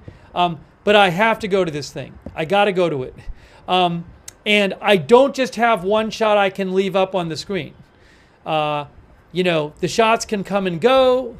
There's different angles and stuff like that. So it doesn't really make sense for me to leave one camera up and then 5 minutes after I leave, the camera goes down and I have no way of changing the camera and it's just a blank screen for 3 hours. So, you know, it'd be one thing if like Israel was about to strike back at Iran, but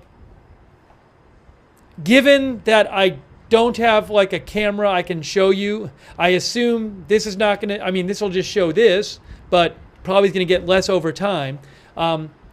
If when I get back, there's stuff going on, I'll come right back on and cover it, okay? So I usually don't leave the cameras up. Again, if there was one camera that was clearly showing stuff, but I'm looking at my other cameras right now, and I just don't have anything I can really show you that's going to really be very illustrative for you. So, and I kind of need to get out of here fast. I kind of stayed longer than I was supposed to, so because the stuff was going on.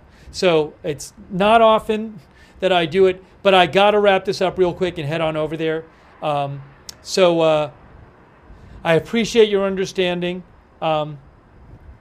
And again, if when I'm done, if there's stuff going on, I'll just come back up and start the stream up again. I don't mind doing that at all. So I'm sorry to have to do that.